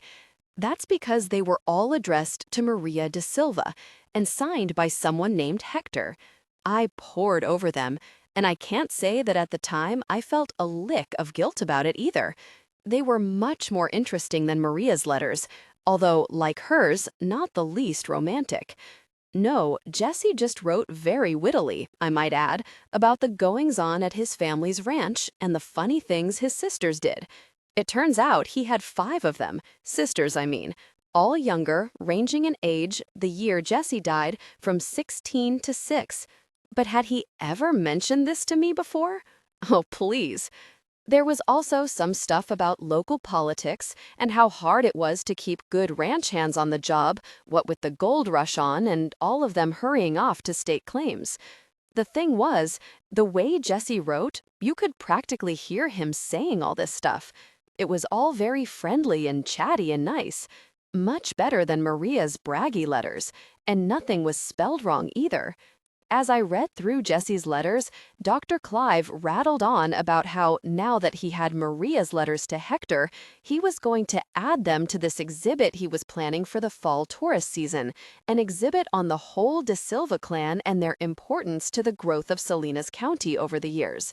If only, he said wistfully, there were any of them left alive, De Silvas, I mean. It would be lovely to have them as guest speakers. This got my attention. There have to be some left, I said. Didn't Maria and that Diego guy have like 37 kids or something? Clive Clemmings looked stern. As a historian, and especially a PhD, he did not seem to appreciate exaggeration of any kind. They had 11 children, he corrected me, and they are not strictly De Silvas, but Diegos. The De Silva family unfortunately ran very strongly to daughters. I'm afraid Hector De Silva was the last male in the line, and of course we'll never know if he sired any male offspring. If he did, it certainly wasn't in Northern California. Of course he didn't, I said, perhaps more defensively than I ought to have. But I was peeved. Aside from the obvious sexism of the whole last male in the line thing, I took issue with the guy's assumption that Jesse might have been off procreating somewhere when in fact he had been foully murdered. He was killed right in my own house. Clive Clemmings looked at me with raised eyebrows. It was only then that I realized what I had said. Hector De Silva, Dr. Clive said, sounding a lot like Sister Ernestine when we grew restless during the BGATS in religion class, disappeared shortly before his wedding to his cousin Maria and was never heard from again. I couldn't very well sit there and go, yeah, but his ghost lives in my bedroom and he told me. Instead, I said, I thought the perception was that Maria had her boyfriend, that Diego dude, kill Hector so she didn't have to marry him. Clive Clemmings looked annoyed. That is only a theory put forward by my grandfather, Colonel Harold Clemmings, who wrote, My Monterey, I finished for him. Yeah, that's what I meant. That guy's your grandfather? Yes, Dr. Clive said, but he didn't look too happy about it. He passed away a good many years ago, and I can't say that I agree with his theory, Miss Ackerman. I had donated Maria's letters in my stepfather's name, so Dr. Clive, sexist thing that he was, assumed that that was my name too. Nor can I say that his book sold at all well. My grandfather was extremely interested in the history of his community, but he was not an educated man like myself. He did not possess even a BA, let alone a PhD. It has always been my belief, not to mention that of most local historians, with the sole exception of my grandfather, that young Mr. De Silva developed what is commonly referred to as cold feet. Dr. Clive made little quotation marks in the air with his fingers, a few days before the wedding, and, unable to face his family's embarrassment over his jilting the young woman in such a manner, went off in search of a claim of his own, perhaps near San Francisco. It's amazing, but for a moment, I actually envisioned sinking those tweezery things Clive Clemmings had made me use to turn the pages of Jesse's letters straight into his eyes. If I could have got them past the lenses of those goobery glasses, that is. Instead, I pulled myself together and said with all the dignity I could muster while sitting there in a pair of khaki shorts with cleats down the front, and do you really believe in your heart of hearts, Clive, that the person who wrote these letters would do something like that? Go away without a word to his family? To his little sisters, whom he clearly loved and about whom he wrote so affectionately? Do you really think that the reason these letters turned up in my backyard is because he buried them there? Or do you find it beyond the realm of possibility that the reason they turned up there is because he's buried there somewhere, and if my stepfather digs deep enough, he just might find him? My voice had risen shrilly. I supposed I was getting a little hysterical over the whole thing. So sue me. Will that make you see that your grandfather was 100% right? I shrieked. When my stepfather finds Hector De Silva's rotting corpse? Clive Clemmings looked more astonished than ever before. My dear Miss Ackerman, he cried. I think he said this because he'd realized, at the exact same moment as I had, that I was crying, which was actually pretty strange because I am not a crier. I mean, yeah, sure, I cry when I bang my head on one of the kitchen cabinet doors or see one of those drippy Kodak commercials or whatever, but I don't, go around weeping at the drop of a hat. But there I was, sitting in the office of Dr. Clive Clemmings, Ph.D., bawling my eyes out. Good going, Suze. Real professional. Way to show Jack how to mediate. Well, I said in a shaky voice as I stripped off my latex gloves and stood up, allow me to assure you, Clive, that you are very, very wrong. Hector, would never do something like that. That might be what she wants you to believe, I nodded toward the painting above our heads, the sight of which I was now beginning to hate with a sort of passion. But it isn't the truth. Hector, wasn't like that. If he'd gotten cold feet, like you say, I made the same stupid quotation marks in the air, then he'd have called the whole thing off. And yeah, his family might have been embarrassed, but they'd have forgiven him because they clearly loved him as much as he loved them. But then I couldn't talk anymore because I was crying so hard. It was maddening. I couldn't believe it. Crying in front of this clown. So instead, I turned around and stormed out of the room. Not very dignified, I guess, considering that the last thing Dr. Clive Clemmings, PhD, saw of me was my butt, which must have looked enormous in those stupid shorts. But I got the point across, I think. Of course, in the end, it turned out not to matter. But at the time, I had no way of knowing that. And neither, unfortunately, did poor Dr. Clive Clemmings. God, I hate crying. It's so humiliating. And I swear I hardly ever do it. I guess, though, that the stress of being assaulted in the dead of night by the knife-wielding ex-girlfriend of the guy I love finally got to me. I pretty much didn't stop crying until Jack, in desperation, bought me a Yoo-hoo from Jimmy's Quick Mart on our way down to the beach.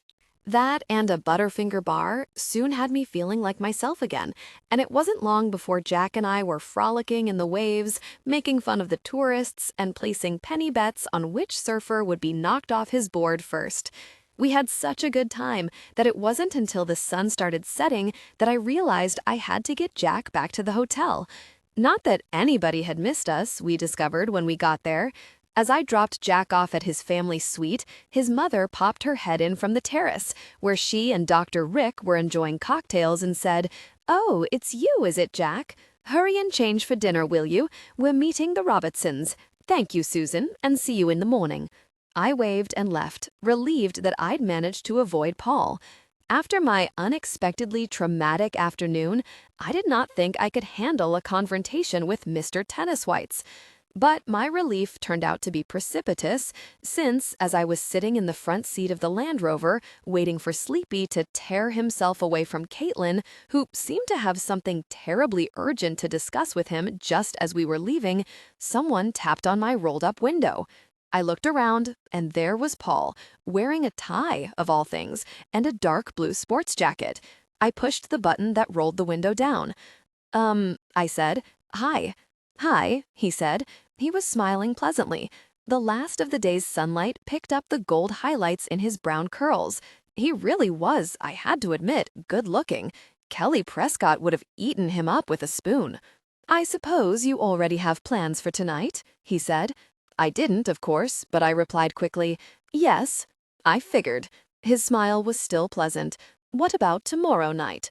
"Look, I know I'm a freak, all right? You don't have to tell me. There I was, and this totally hot, totally nice guy was asking me out, and all I could think about was a guy who, let's face it, is dead, all right? Jesse is dead. It's stupid, stupid, stupid, stupid of me to turn down a date with a live guy when the only other guy I have in my life is dead. But that's exactly what I did. I went, "Gee, sorry, Paul, I have plans tomorrow night, too." I didn't, of course, but I replied quickly, "Yes." I figured. His smile was still pleasant. "What about tomorrow night?" "Look, I know I'm a freak, all right? You don't have to tell me. There I was, and this totally hot, totally nice guy was asking me out, and all I could think about was a guy who, let's face it, is dead, all right? Jesse is dead. It's stupid, stupid, stupid of me to turn down a date with a live guy when the only other guy I have in my life is dead. But that's exactly what I did. I went, "Gee, sorry, Paul, I have plans tomorrow night, too." I didn't, of course, but I replied quickly, "Yes." I figured. His smile was still pleasant. "What about tomorrow night?" Look, I know I'm a freak, all right? You don't have to tell me. There I was, and this totally hot, totally nice guy was asking me out, and all I could think about was a guy who, let's face it, is dead, all right? Jesse is dead. It's stupid, stupid, stupid of me to turn down a date with a live guy when the only other guy I have in my life is dead. But that's exactly what I did. I went, "Gee, sorry, Paul, I have plans tomorrow night, too." I didn't, of course, but I replied quickly, "Yes." I figured. His smile was still pleasant. "What about tomorrow night?" Look, I know I'm a freak, all right? You don't have to tell me. There I was, and this totally hot, totally nice guy was asking me out, and all I could think about was a guy who, let's face it, is dead, all right? Jesse is dead.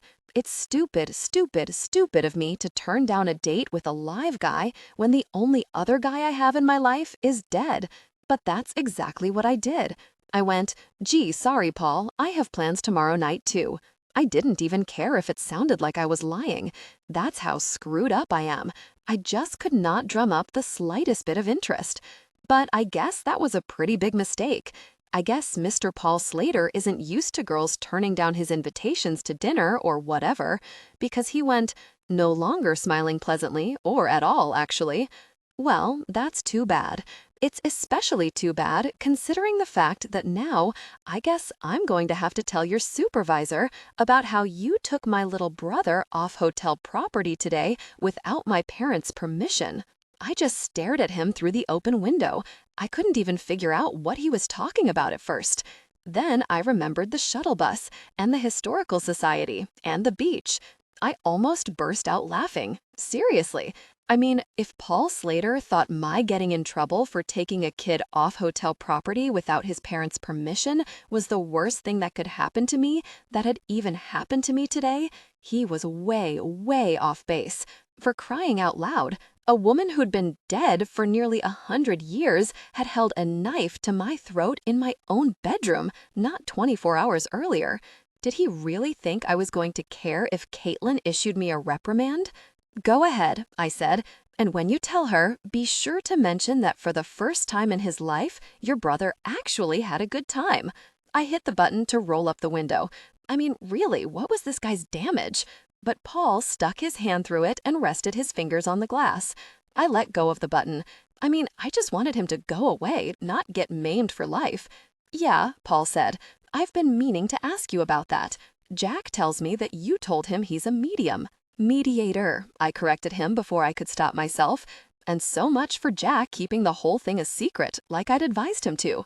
When was this kid going to learn that going around telling people he can talk to ghosts wasn't going to endear him to anyone?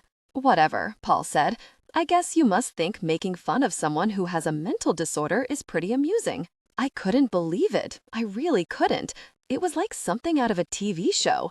Not on the WB, though, or even Fox. It was totally Pax.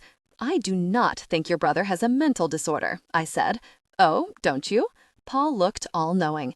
"He tells you he sees dead people, and you think he's playing with a full deck?" I shook my head.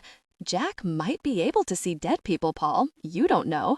I mean, you can't prove he can't see dead people." Oh, brilliant argument, Suze.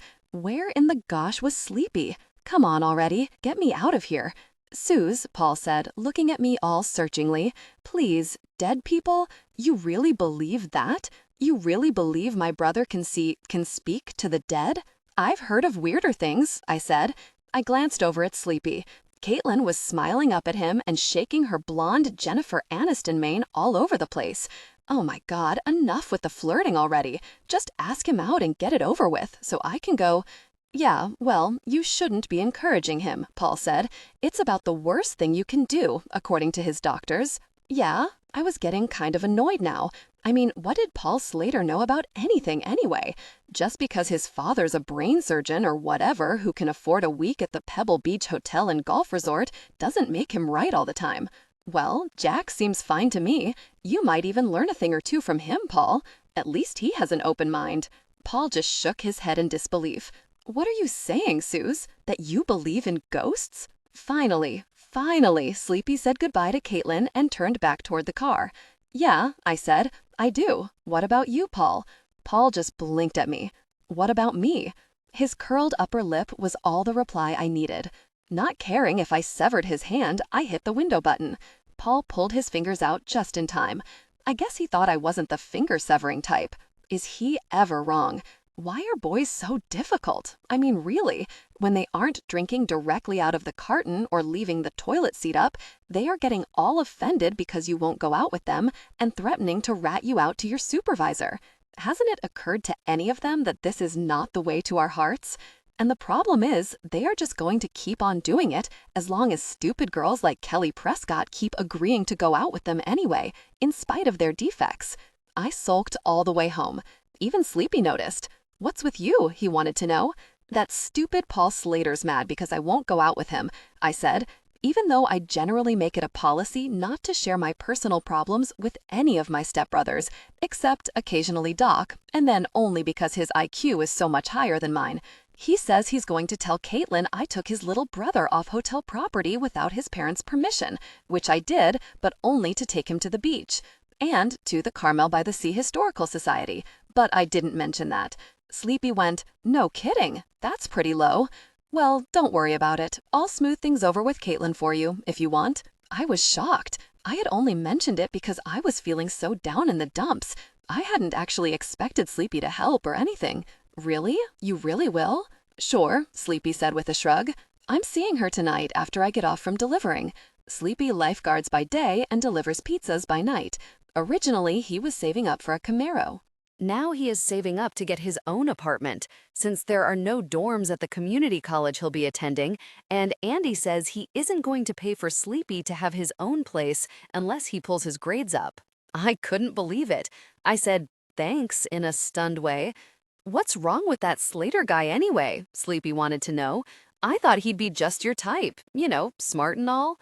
"Nothing's wrong with him," I grumbled, fiddling with my seatbelt. I sort of like someone else." Sleepy lifted up his eyebrows behind his Ray-Bans. "Oh? Anyone I know?" I said shortly, "No."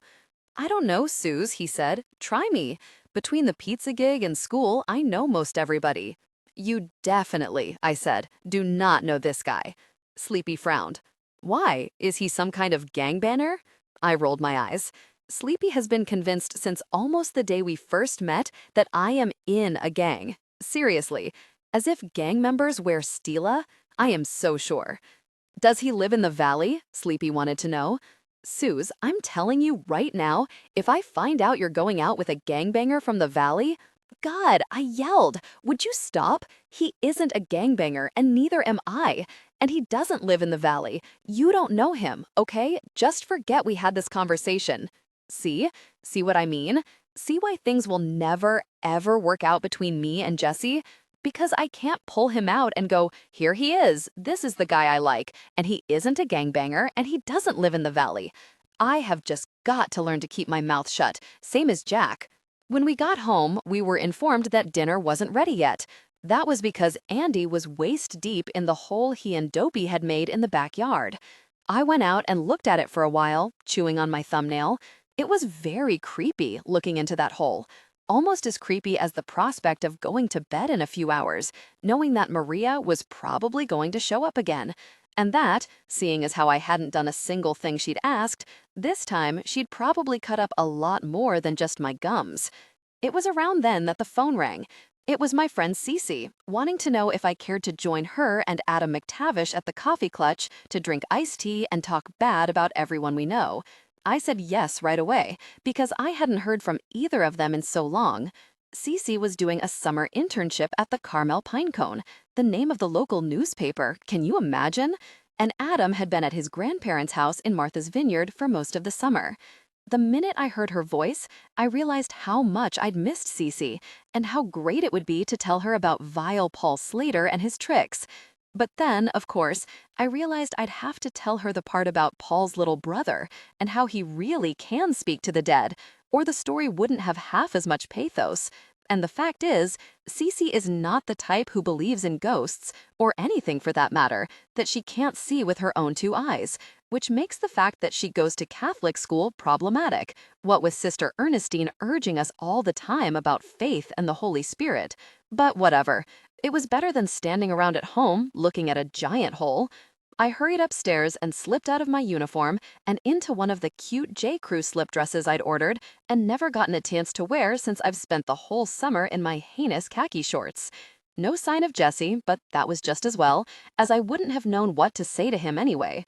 I felt totally guilty for having read his letters, even though at the same time I was glad I had done it, because knowing about his sisters and his problems on the ranch and all made me feel closer to him in a way. Only it was a fake kind of close, because he didn't know I knew.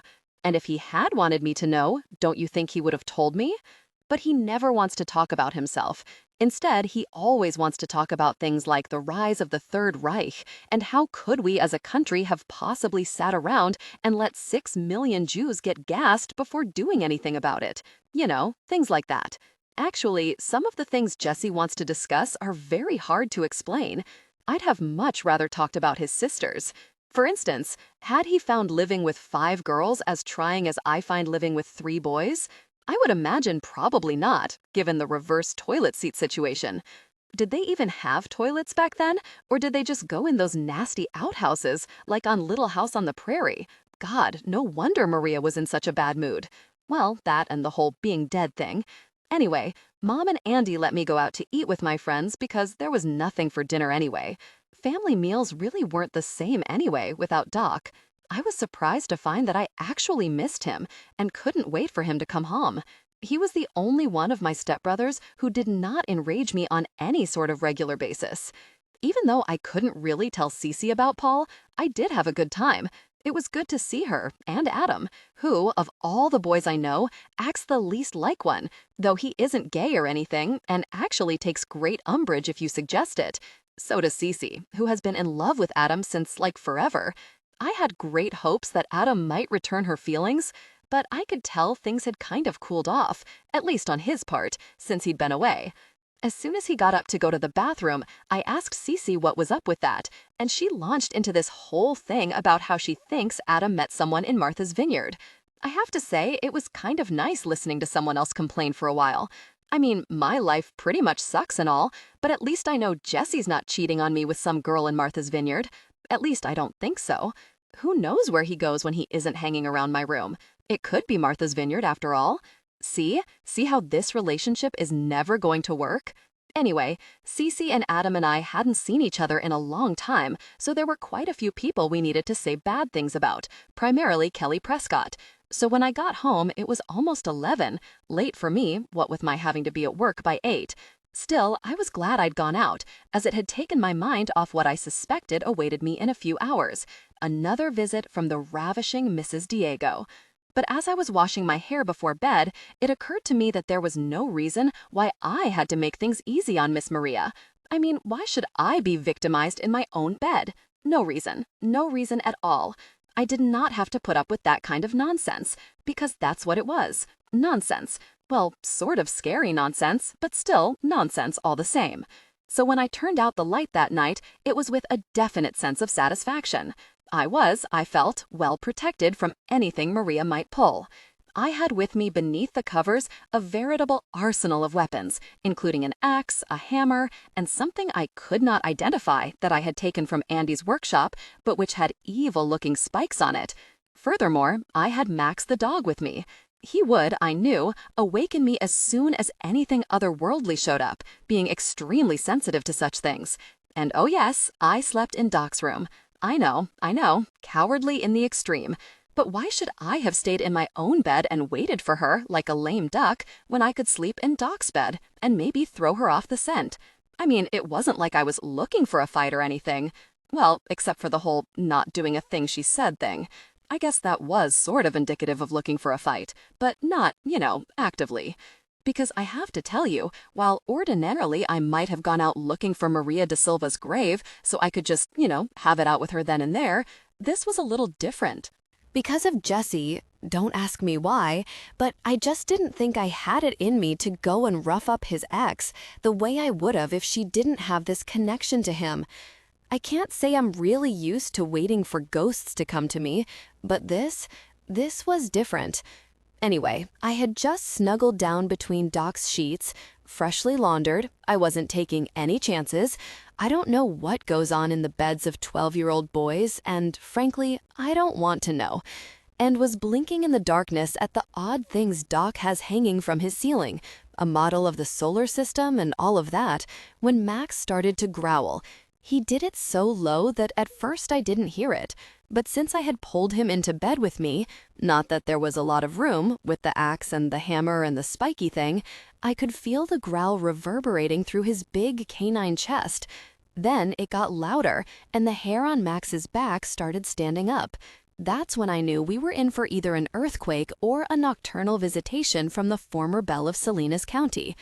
I sat up, grabbing the spiky thing and holding it like a baseball bat, looking around wildly while saying to Max in a low voice, "Good boy, it's okay, boy. Everything's going to be all right, boy," and telling myself that I believed it. That's when someone materialized in front of me, and I swung the spiky thing as hard as I could. "Susanna!" Jesse cried from where he'd leaped to avoid being struck. "What are you doing?" I nearly dropped the spiky thing. I was so relieved it was him. Max went wild with whining and growling. The poor thing was clearly having some sort of doggy nervous breakdown. In order not to risk his waking everyone in the house and then having to explain why I was sleeping in my stepbrother's bed with a bunch of Andy's tools, I let him out of the room. As I did so, Jesse took the spiky thing from me and looked down at it curiously. "Susanna," he said when I'd closed the door again, "why are you sleeping in David's room armed with a pick?" I raised my eyebrows, looking way more surprised than the occasion warranted. "Is that what that is?" I was wondering. Jesse just shook his head at me. "Susanna," he said, "tell me, what is going on? Now." "Nothing," I said, my voice sounding too squeaky and high-pitched even to my own ears. I hurried forward and got back into Doc's bed, stubbing my toe on the hammer, but not saying anything, since I didn't want Jesse to know it was there. Finding me in my stepbrother's bed with a pick was one thing. Finding me in my stepbrother's bed with a pick, an axe, and a hammer was something else entirely. "Susanna," Jesse sounded really mad, and he doesn't get mad all that often. Except, of course, when he finds me being overly affectionate with strange boys in the driveway, that is. "Is that an axe?" Gosh, I shoved it back down beneath the covers. "I can explain," I said. He leaned the pick against the side of the bed and folded his arms across his chest. "I'd like to hear it," he said. "Well," I took a deep breath. "It's like this." And then I couldn't think of any way to explain it other than the truth, and I couldn't tell him that. Jesse must have read in my face the fact that I was trying to think up a lie, since he suddenly unfolded his arms and leaned forward, placing one hand on either side of the headboard behind me and sort of capturing me between his arms, though he wasn't actually touching me. This was very unnerving and caused me to slump down very low against Doc's pillows. But even that didn't really do any good, since Jesse's face was still only about 6 inches from mine. "Susanna," he said. He was really mad now, fed up even, you might say. "What is happening here? Last night I could swear I felt a presence in your room, and then tonight you are sleeping in here with picks and axes? What is it that you aren't telling me? And why? Why can't you tell me?" I had sunk down as low as I could, but there was no escaping Jesse's angry face, unless I threw the sheet up over my head, and that, of course, wouldn't be at all dignified. "Look," I said, as reasonably as I could, considering that there was a hammer digging into my foot, "it's not that I don't want to tell you, it's just that I'm afraid that if I—" And then, don't ask me how, the whole thing just came tumbling out. Really, it was incredible. It was like he'd pushed a button on my forehead that said, "Information, please," and out it all came. I told him everything about the letters, the trip to the Historical Society, everything, finishing up with, "And the thing is, I didn't want you to know, because if your body really is buried out there and they find it, well, that means that there's no reason for you to hang around here anymore. And I know it's selfish, but I would really miss you. So I was hoping if I didn't mention it, you wouldn't find out and everything could just go on like normal." But Jesse didn't have at all the sort of reaction to this information that I thought he would. He didn't sweep me into his arms and kiss me passionately like in the movies, or even call me Parita, whatever it means, and stroke my hair, which was wet from my shower. Instead, he just started laughing, which I didn't really appreciate. I mean, after everything I had gone through for him in the past 24 hours, you would think he would show a bit more gratitude than to sit there and laugh. Especially when my life might very well be in mortal peril. I mentioned this to him, but that only made him laugh harder. Finally, when he was through laughing, which didn't happen until I'd pulled the hammer out from under the covers, something that sent him into fresh peels, but what was I supposed to do? It was still digging into me. He did reach out and sort of ruffle my hair, but there wasn't anything the least bit romantic about it, since I had put Kiehl's leave-in conditioner on it, and I'm pretty sure it got on his fingers. That just made me madder at him than ever, even though technically it wasn't his fault. So I took the axe out from beneath the sheets too, and then pulled the covers up over my head and rolled over, and wouldn't talk to him anymore. Or look at him. Very mature, I know, but I was peeved. "Susanna," he said, in a voice that was a little hoarse from all the laughing he'd been doing. I felt like punching him. I really did. "Don't be like that. I'm sorry. I'm sorry I laughed. It's just that I didn't understand a word you just said. You were talking so fast. And then when you pulled out that hammer—" "Go away," I said. "Come on, Susanna," Jesse said in his silkiest, most persuasive voice, which he was using on purpose to make me go all squishy, except that it wasn't going to work this time. "Let go of the sheet."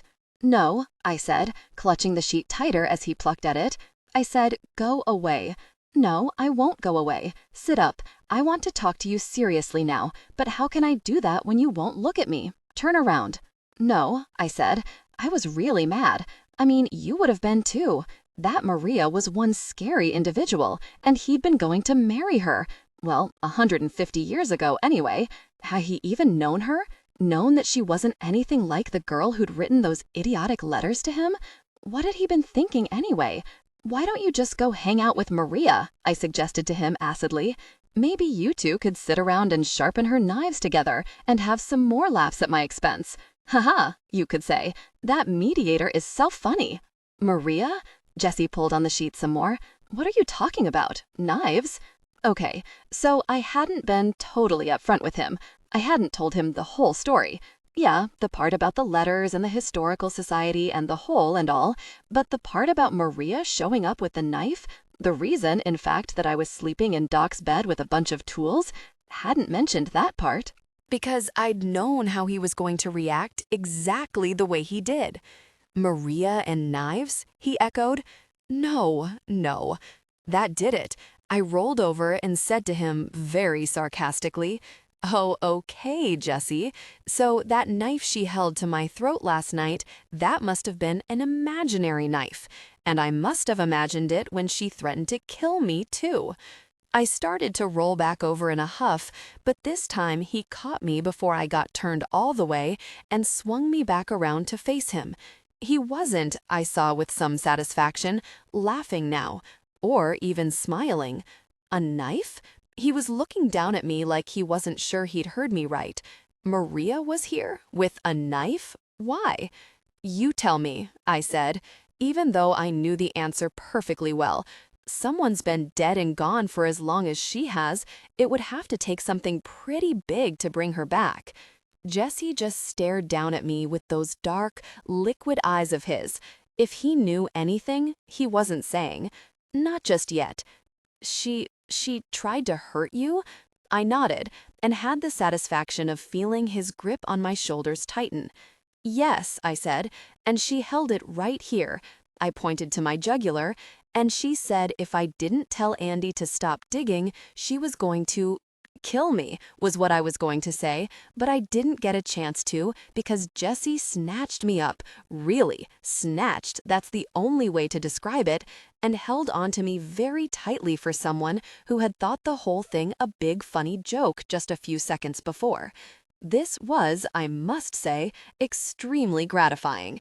It got even more gratifying when Jesse said some stuff, though I didn't know what it was because it was in Spanish, into my wet hair. But that death grip, excuse the pun, he had me in didn't need any translating. He was scared. Scared for me. "It was a really large knife," I said, enjoying the feel of his big, strong shoulder beneath my cheek. I could totally get used to this. And very pointy. "Querida," he said. Okay, that word I understood. Well, sort of. He kissed the top of my head. This was good. This was very good. I decided to go in for the kill. And then, I said, doing a very good imitation of sounding like I was crying, or at least was pretty close to doing so, she put her hand over my face to keep me from screaming, and one of her rings cut me and made my mouth all bloody. Oops, this one did not have the desired effect. I should probably not have brought up my bloody mouth, since instead of kissing me there, which was what I'd been aiming for, he pulled me away from him so he could look down into my face.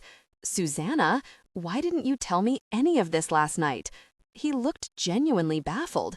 I asked you if something was wrong, and you never said a word. Hello? Hadn't he heard anything I just said? Because I was speaking through gritted teeth, but you would have too if the man of your dreams was holding you in his arms and all he wanted to do was talk, and about his ex-girlfriend's attempt to murder you, no less. It obviously has something to do with why you're here, I said. Why you're still here, I mean, in this house, and why you've been here so long. Jessie, don't you see? If they find your body out there, that proves you were murdered, and that means Colonel Clemmings was right. Jessie's bewilderment seemed to increase rather than lessen, thanks to this explanation. Colonel who? He said. Colonel Clemmings, I said, author of My Monterey. His theory of why you disappeared is not that you got cold feet about marrying Maria and went off to San Francisco to stake a claim, but that Diego guy killed you so he could marry Maria himself. And if they find your body, Jessie, that will prove you were murdered, and the most likely suspects are, of course, Maria and that Diego dude. But instead of being dazzled by my excellent sleuthing skills, Jessie asked in a shocked voice, "How do you know about him? About Diego?" I told you. Gosh, this was irritating. When were we going to get to the kissing? It's from a book Doc got out of the library, My Monterey, by Colonel Harold Clemmings. But David, is it camp, I thought, I said, frustratedly. This was a long time ago, when I first got here, last January. Jessie didn't let go of me or anything, but he had an extremely odd look on his face. Are you saying that you've known about this how I died all along? Yes, I said, a little defensively. I was getting the feeling that maybe he thought I'd done something wrong, prying into his death. But Jessie, that's my job. That's what mediators do. I can't help it. Why did you keep asking me about how I died then? He demanded. If you already knew, I said, still on the defensive side. Well, I didn't know, not for sure. I still don't. But Jessie, I wanted to make sure he understood this part, so I pulled back, and he unfortunately let go of me, but what could I do? And sat up on my heels and said, very slowly and carefully, if they find your body out there, not only is Maria going to be really mad, but you're going to move on, from here. Because that's what's been holding you back, Jessie, the mystery of what happened to you. Once your body is found, though, that mystery will be solved, and you'll go. And that's why I couldn't tell you, you see? Because I don't want you to go. Because oh my gosh, I almost said it. I can't even tell you how close I came to saying it. I got out the L, and then the O just seemed to follow. But at the last minute, I was able to save it. I turned it to, like having you around, and I would really hate not seeing you anymore. Swift, huh? That was a close one. Because one thing I know for sure about guys, along with their inability to use a glass and lower the toilet seat and refill ice trays once they are empty, they really cannot handle the L word. I mean, it says so in just about every article I've ever read. And you have to figure this is true of all guys, even guys who were born 150 years ago. And I guess my not using the L word paid off, since Jessie reached out and touched my cheek with his fingertips, just like he had done that day in the hospital. Susanna, he said, finding my body is not going to change anything. I said, excuse me, Jessie, but I think I know what I'm talking about. I've been a mediator for 16 years. Susanna, he said, I have been dead for 150 years. I think I know what I am talking about. And I can assure you, this mystery about my death you speak of, that is not why I, as you put it, am hanging around here. A funny thing happened then. Just like in Clive Clemmings's office earlier that day, I just started crying. Really, just like that. Oh, I wasn't sobbing like a baby or anything, but my eyes filled up with tears, and I got that bad prickly feeling behind my nose, and my throat started to hurt. It was weird, because I'd just, been trying to act as if I were crying, and then all of a sudden, I really was. "Jessie," I said in this horrible sniffly kind of voice, "acting like you're going to cry is way preferable to actually crying, as there is much less mucus involved. I'm sorry, but that's just not possible. I mean, I know, I've done this 100 times. When they find your body out there, that is it. You're gone." "Susanna," he said again, and this time he didn't just touch my cheek. He reached up and cupped the side of my face with one hand, although the romantic effect was somewhat ruined by the fact that he was half laughing at me. To give him credit, though, he looked as if he were trying just as hard not to laugh as I was trying not to cry. "I promise you, Susanna," he said, with a lot of pauses between the words to give them emphasis, "that I am not going anywhere, whether or not your stepfather finds my body in the backyard. All right?" I didn't believe him, of course. I wanted to and all, but the truth is, he didn't know what he was talking about. What could I do, though? I had no choice but to be brave about it. I mean, I couldn't very well just sit there and cry my eyes out over it. What kind of fool would I seem then? So I said, unfortunately, in a very mucusy manner, since by that time the tears were sort of spilling out, "Really? You promise?" Jesse grinned and let go of my face. Then he reached into his pocket and pulled out a small, lace-trimmed thing I recognized, Maria de Silva's handkerchief. He'd used it before to bind up various cuts and scrapes I'd sustained in the line of mediation duty. Now he used it to wipe my tears. "I swear," he said, laughing, "but just a little." In the end, he persuaded me to come back to my own bed. He said he'd make sure his ex-girlfriend didn't come after me in the night. Only he didn't call her his ex-girlfriend, he just called her Maria. I still wanted to ask him what he'd been thinking, going out with a ferret-faced, ice-difficult person like her, but there never really seemed to be a right moment. Is there ever a right moment to ask someone why they were going to marry the person who had had them killed? Probably not. I don't know how Jesse thought he was going to stop Maria if she came back. True, he had been dead a lot longer than she had, so he had had a little more practice at the whole ghost thing. It seemed pretty likely, in fact, that Maria's haunting of me was her first and only visit back to this world from whatever spiritual plane she'd inhabited since her death. The longer someone has been a ghost, the more powerful they tend to be.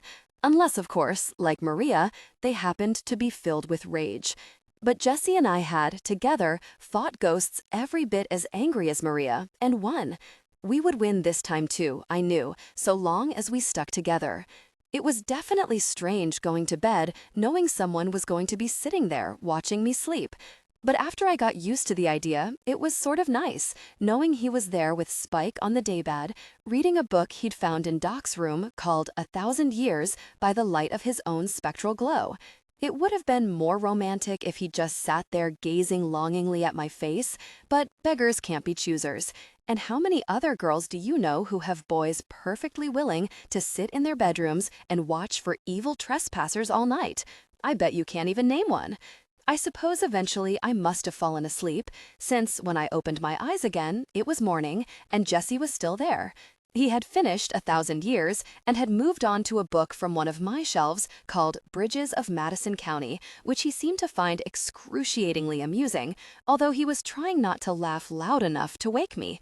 God, how embarrassing. I didn't realize then that it was the last time I'd ever see him.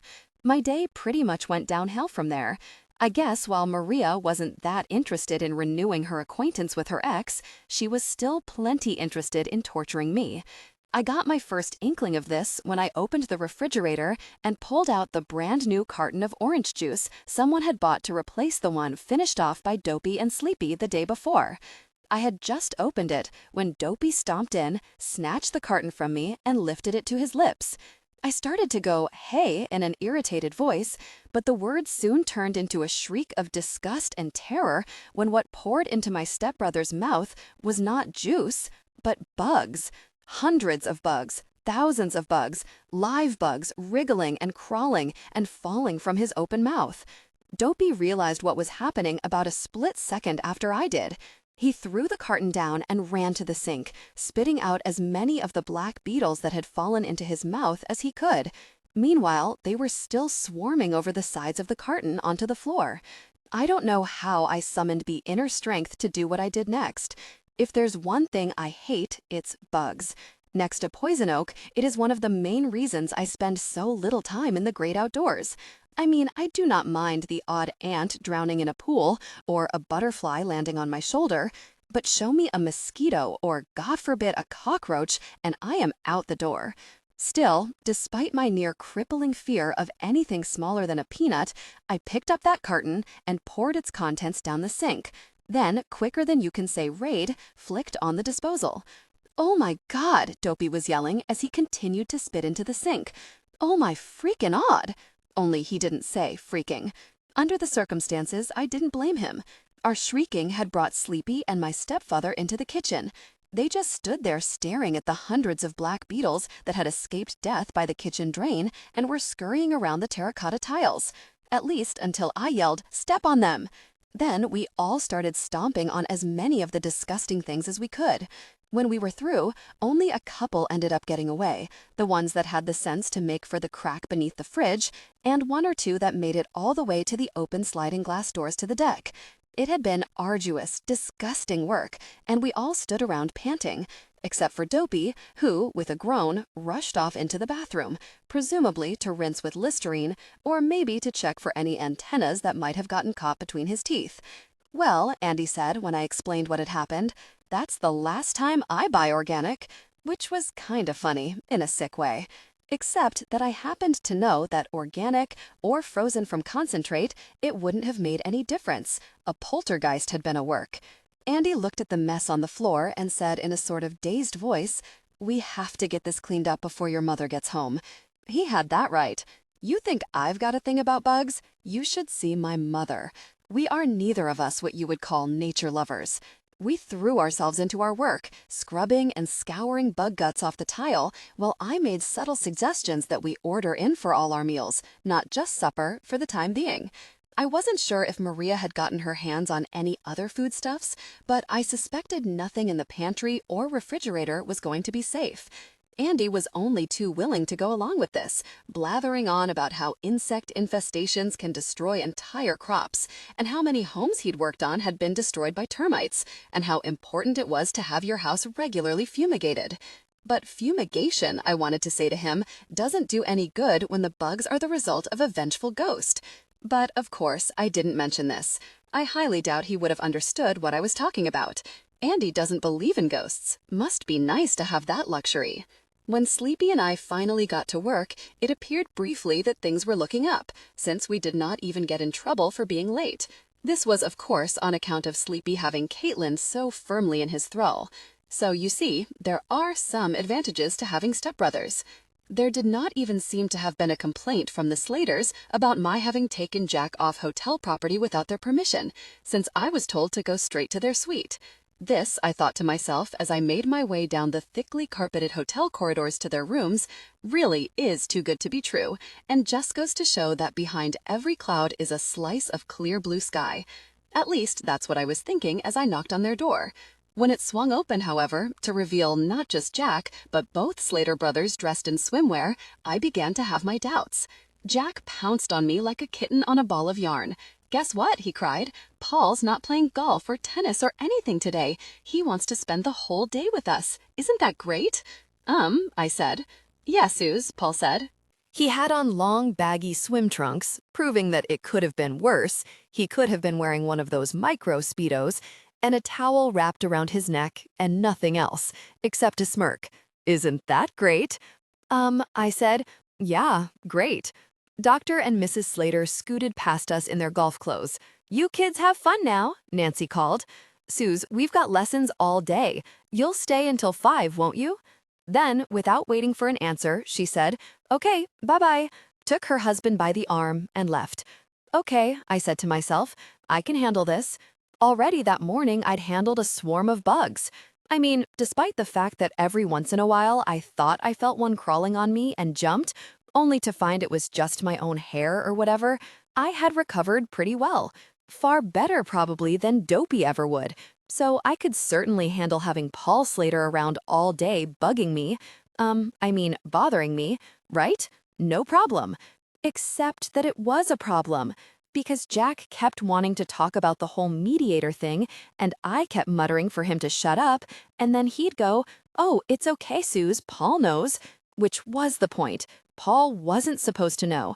It was supposed to be our secret, mine and Jack's.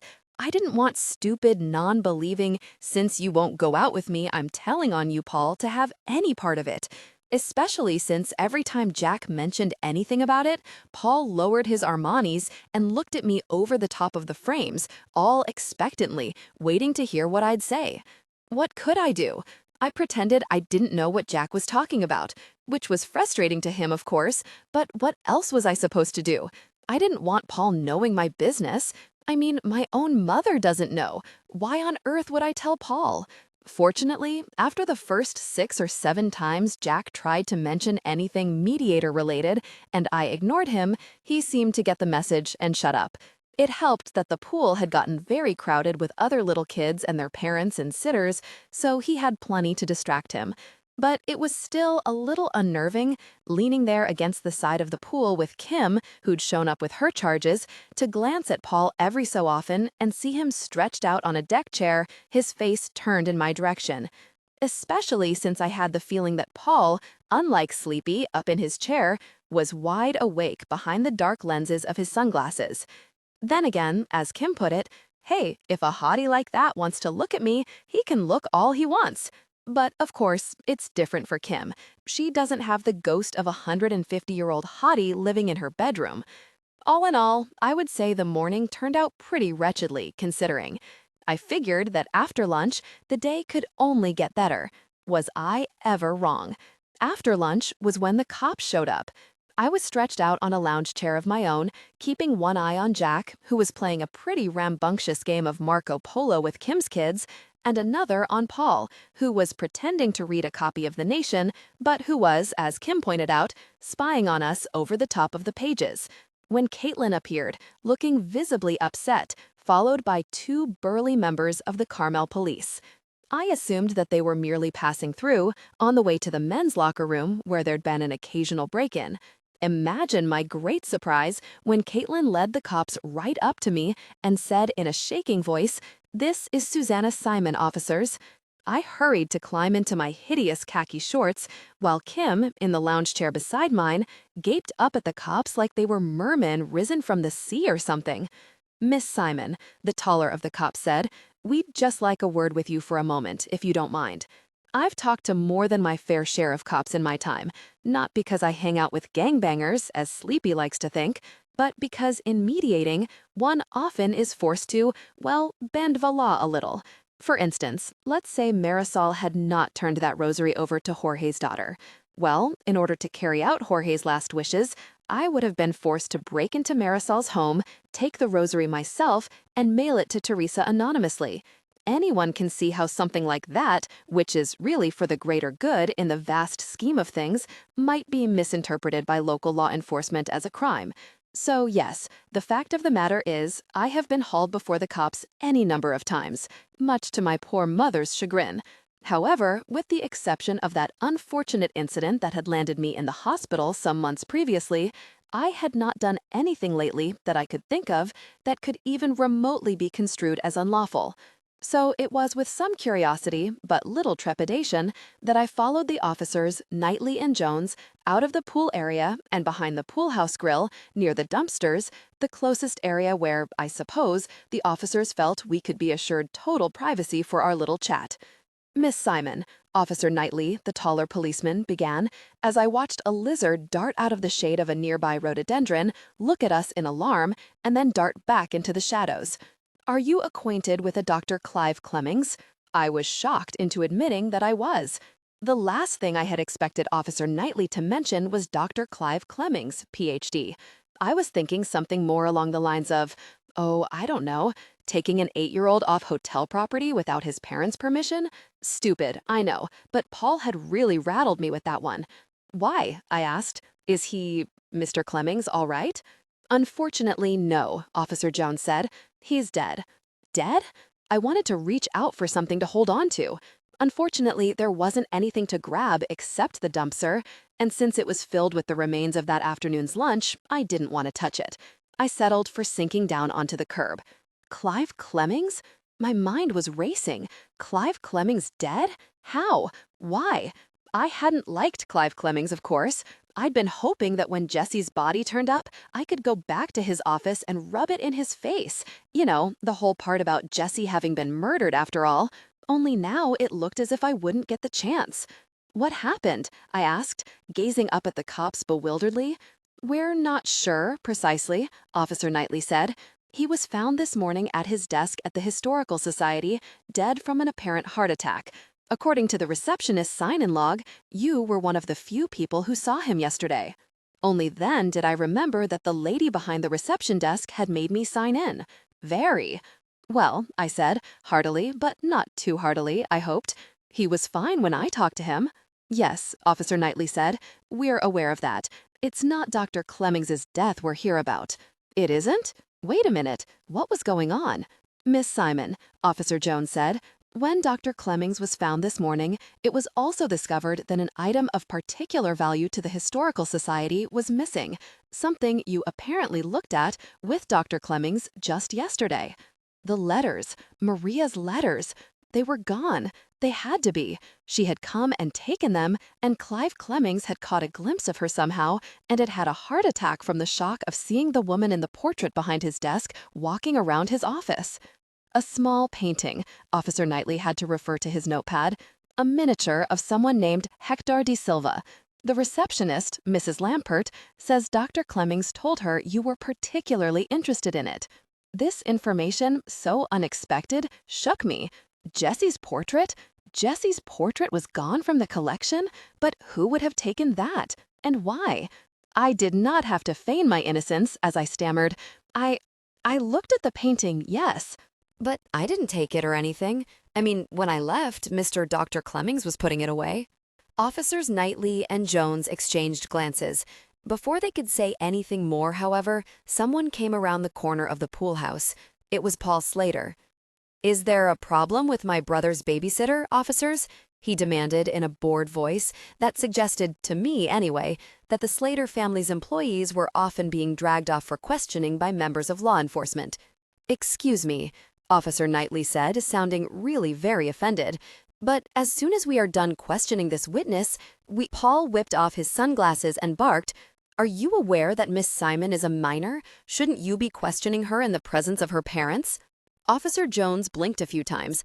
"Pardon me, sir," he began, though it was clear he didn't really consider Paul a sir, seeing as how he was under 18 and all. "The young lady isn't under arrest. We're just asking her a few—" "If she isn't under arrest," Paul said swiftly, "then she doesn't have to speak to you at all, does she?" Officers Knightley and Jones looked at one another again. Then Officer Knightley said, "Well, no, but there has been a death and a theft, and we have reason to believe she might have information." Paul looked at me. "Suze," he said, "have these gentlemen read you your rights?" I said, "No." "Do you want to talk to them?" I said, glancing nervously from Officer Knightley to Officer Jones, and then back again. "Not really." "Then you don't have to." Paul leaned down and took hold of my arm. "Say goodbye to the nice police officers," he said, pulling me to my feet. I looked up at the police officers. I said to them, "I'm very sorry Dr. Clemmings is dead, but I swear I don't know what happened to him, or that painting either. Bye." Then I let Paul Slater pull me back out to the pool. I am not normally so docile, but I have to tell you, I was in shock. Maybe it was post being questioned by the police, but not taken down to the station house exhilaration. But once we were out of the sight of Officers Knightley and Jones, I whirled around and grabbed Paul's wrist. "All right," I said. "What was all that about?" Paul had put his sunglasses back on, so it was hard to read the expression in his eyes, but I think he was amused. "All what?" he asked. All that, I said, nodding toward the back of the pool house. That whole Lone Ranger to the rescue thing?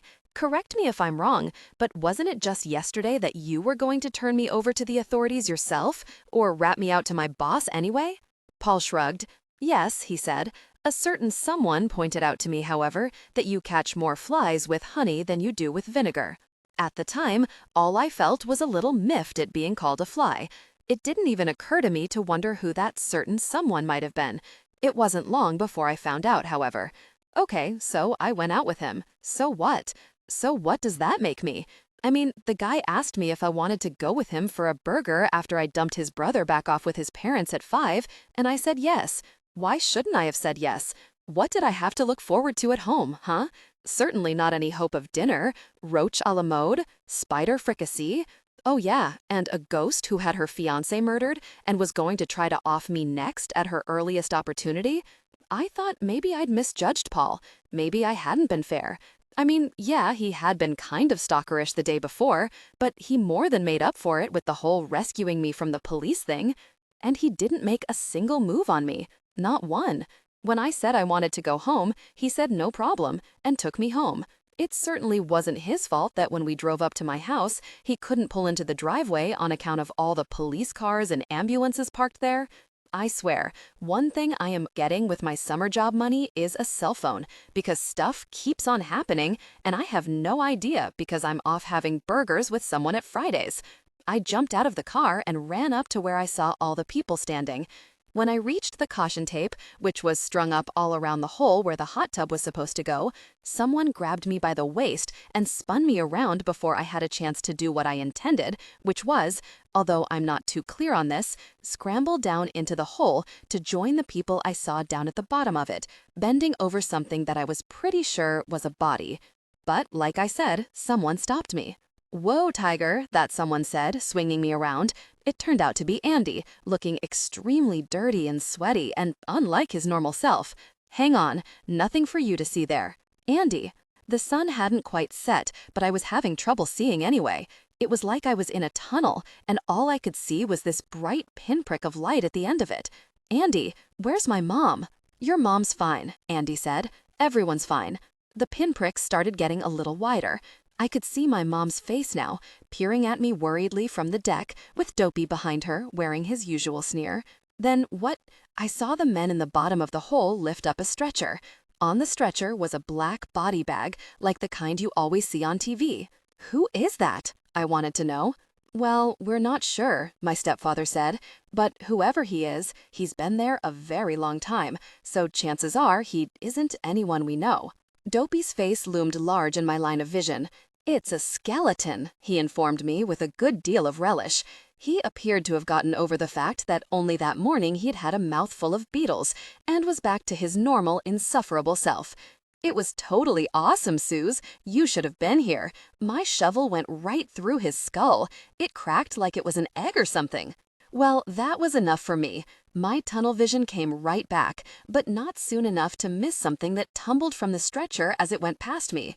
My gaze locked on it and followed it as it fluttered to the ground, landing very near my feet.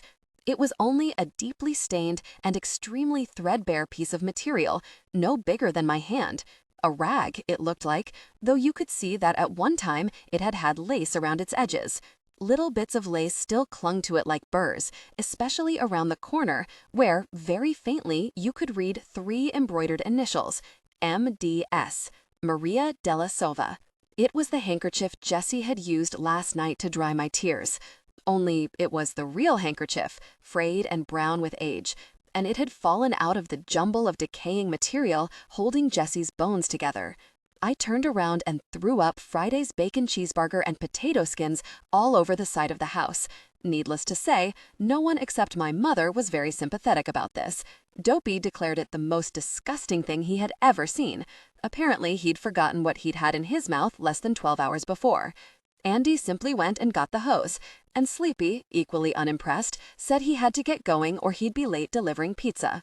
My mother insisted on putting me to bed, even though having her in my room just then was about the last thing I wanted. I mean, I had just seen them removing Jessie's body from my backyard. I would have liked to have discussed this disturbing sight with him, but how could I do that with my mother there? I figured if I just let her fuss over me for half an hour, she'd go. But she stayed much longer than that, making me take a shower and change out of my uniform and into a silky pair of lounging pajamas she'd bought me for Valentine's Day. Pathetically, it was the only Valentine I received. Then she insisted on combing my hair out, like she used to when I was a little kid.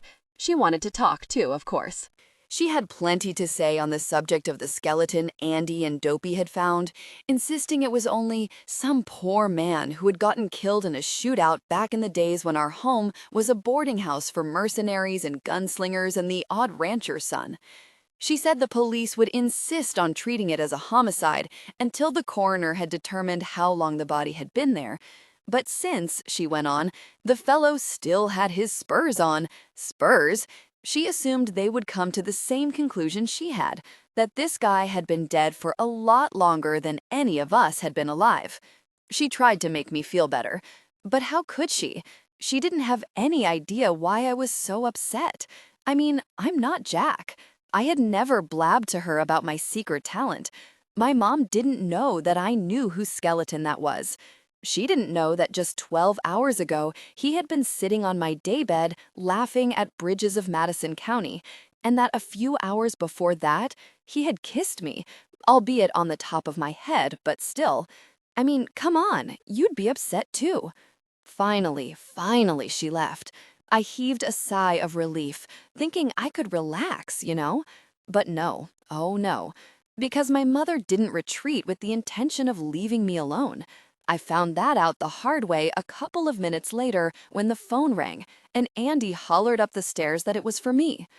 I really did not feel like talking to anyone, but what could I do? Andy had already said I was home. So I picked up, and whose cheerful little voice do I hear on the other end? That's right, Doc's. "Suze, how are you doing?" my youngest stepbrother wanted to know, although clearly he already knew. How I was doing, I mean. Obviously, my mother had called him at camp. Who gets calls from their stepmother at camp, I ask you? And told him to call me. Because of course she knows. She knows he's the only one of my stepbrothers I can stand, and I'm sure she thought I might tell him whatever it was that was bothering me, and then she could pump him for information later. My mother isn't an award-winning television news journalist for nothing, you know. "Suze?" Doc sounded concerned. "Your mom told me about what happened. Do you want me to come home?" I flopped back down on my pillows. "Home? No, I don't want you to come home. Why would I want you to come home?" "Well," Doc said. He lowered his voice as if he suspected someone was listening in. "Because of Jessie." Out of all the people I live with, Doc was the only one who had the slightest idea that we are not alone. Doc believed, and he had good reason to, once when I'd been in a real jam, Jessie had gone to him. Scared out of his wits, Doc had nevertheless come through for me. And now he was offering to do so again. Only what could he do? Nothing. Worse than nothing, he could actually get hurt. I mean, look at what have happened to Dopey that morning. Did I want to see Doc with a face full of bugs? No way. "No," I said quickly. "No, Doc, I mean, David. That isn't necessary. You stay where you are. Things are fine here, really." Doc sounded disappointed. "Suze, things are not fine. Do you want to talk about it, at least?" "Oh yeah, I want to discuss my love life, or lack thereof, with my 12-year-old stepbrother?" "Not really," I said. "Look, Suze," Doc said, "I know it had to be upsetting. I mean, seeing his skeleton like that. But you've got to remember that our bodies are simply the vessel, and a very crude one at that, in which our souls are carried while we're alive on Earth. Jesse's body, well, it doesn't have anything to do with him anymore." Easy for him to say, I thought miserably. He'd never gotten a look at Jesse's abs. Not that if he had, they would have interested Doc much, of course. "Really," Doc went on, "if you think about it, that's probably not the only body Jesse's going to have. According to the Hindus, we shed our outer shells, our bodies, several times. In fact, we keep doing so, depending on our karma, until we finally get it right, thus achieving liberation from the cycle of rebirth." Oh, I stared at the canopy over my bed.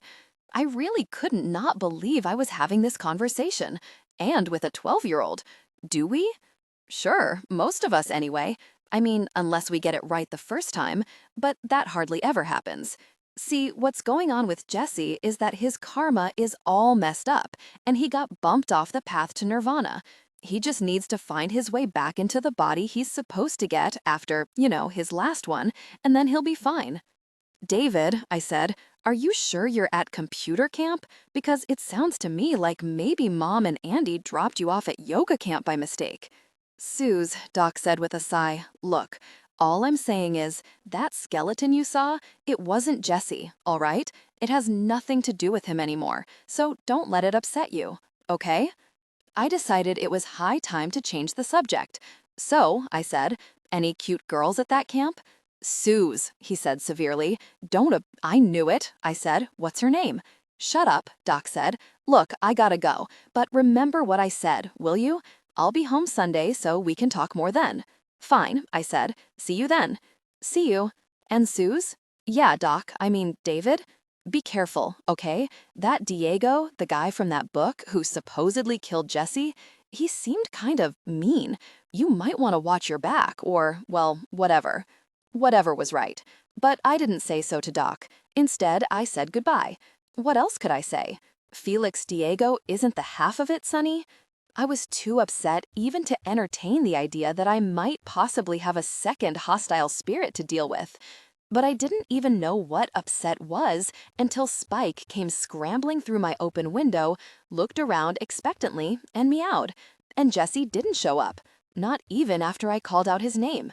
They don't, as a rule, ghosts come when you call them. But for the most part, Jesse does. Although lately, he's been showing up before I even had a chance to call him, when I've only thought about calling him. Then wham, next thing I knew, there he was. Except not this time. Nothing. Not a flicker. Well, I said to myself as I fed Spike his can of food and tried to remain calm, that's okay. It doesn't mean anything. Maybe he's busy. That was his skeleton down there. Maybe he's following it to wherever they're taking it, to the morgue or whatever. It's probably very traumatic watching people dig up your body. Jesse didn't know anything about Hinduism and karma, at least that I knew of. To him, his body had probably been a lot more than just a vessel for his soul. That's where he was, the morgue, watching what they did with his remains.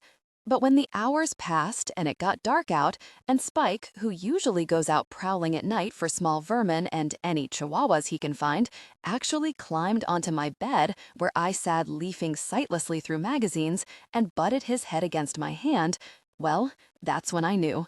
That's when I knew something was really, really wrong. Because that cat hates my guts, even though I'm the one who feeds him.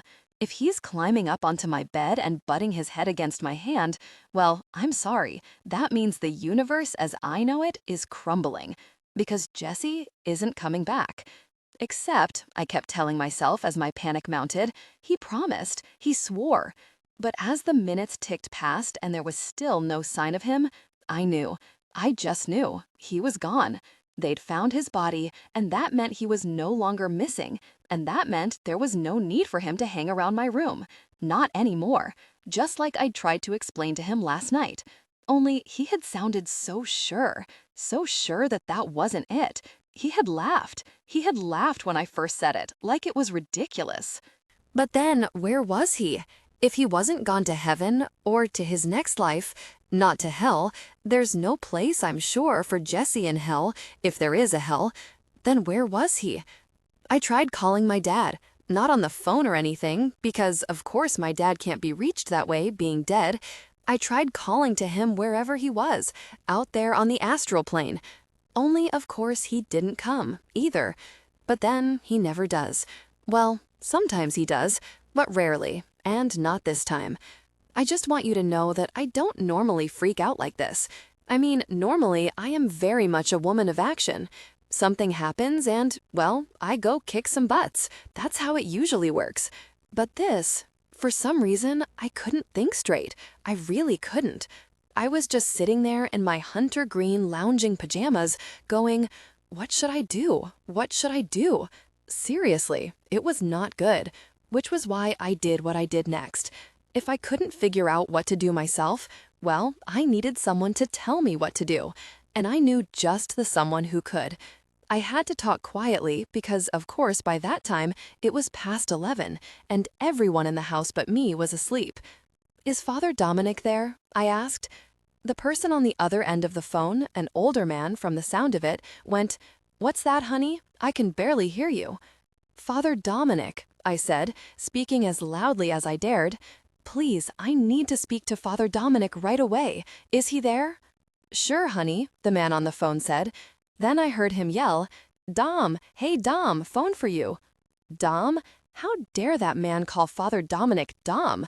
Talk about disrespectful. But all my indignation melted when I heard Father Dominic's soft, deep voice. I hadn't realized how much I'd missed him, not seeing him every day over the summer like I do during the school year. "Hello?" "Father Dom," I said. No, I didn't say it. I'll admit it. I wept it. I was a basket case. "Susanna?" Father Dominic sounded shocked. "What's wrong? Why are you crying? Are you all right?" "Yes," I said. "All right." Not said. Sobbed. "It's not me. It's Jessie." "Jessie?" Father Dom's voice took on the note it always did when the subject of Jessie came up. It'd taken him a while to warm up to Jessie. I guess I could see why. Father D is not only a priest, he's also the principal of a Catholic school. He's not supposed to approve of stuff like girls and guys sharing a bedroom, even if the guy is, dead. And I could understand it, because it's different with mediators than it is with everyone else.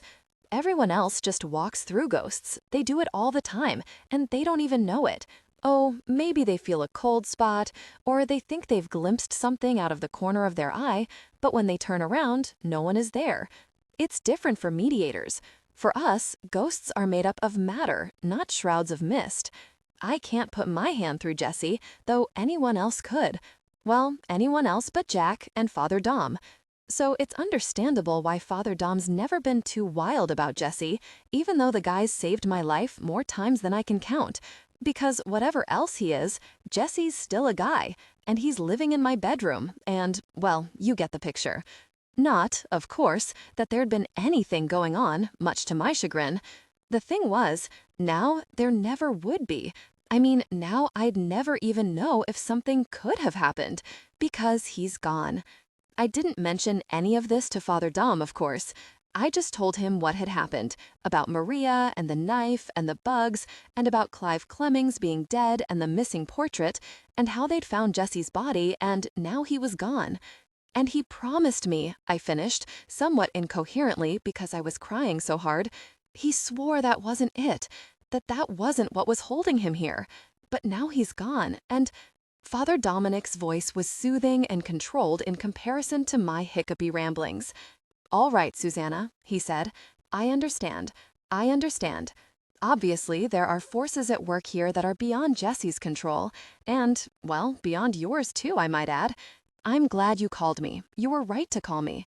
Listen now, and do exactly as I say." I sniffled.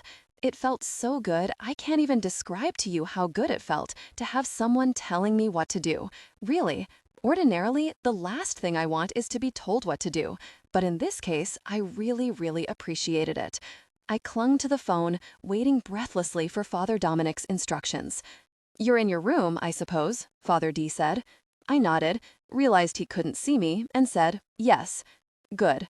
Wake your family and tell them exactly what you just told me. Then get out of the house. Get out of that house, Susanna, just as quickly as you can." I took the phone away from my ear and looked at the receiver as if it had just started bleeding in my ear like a sheep. Seriously, because that would have made about as much sense as what Father Dom just said. I put the receiver back to my ear.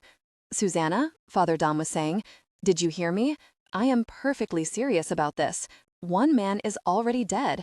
I do not doubt that someone in your family will be next if you do not get them out of there. I know I was a wreck and all, but I wasn't that much of a wreck." "Father D," I said, "I can't tell them." "Yes, you can, Susanna," Father Dominic said. "I always thought it was wrong of you to keep your gift a secret from your mother all these years. It's time you told her." "As if," I said into the phone.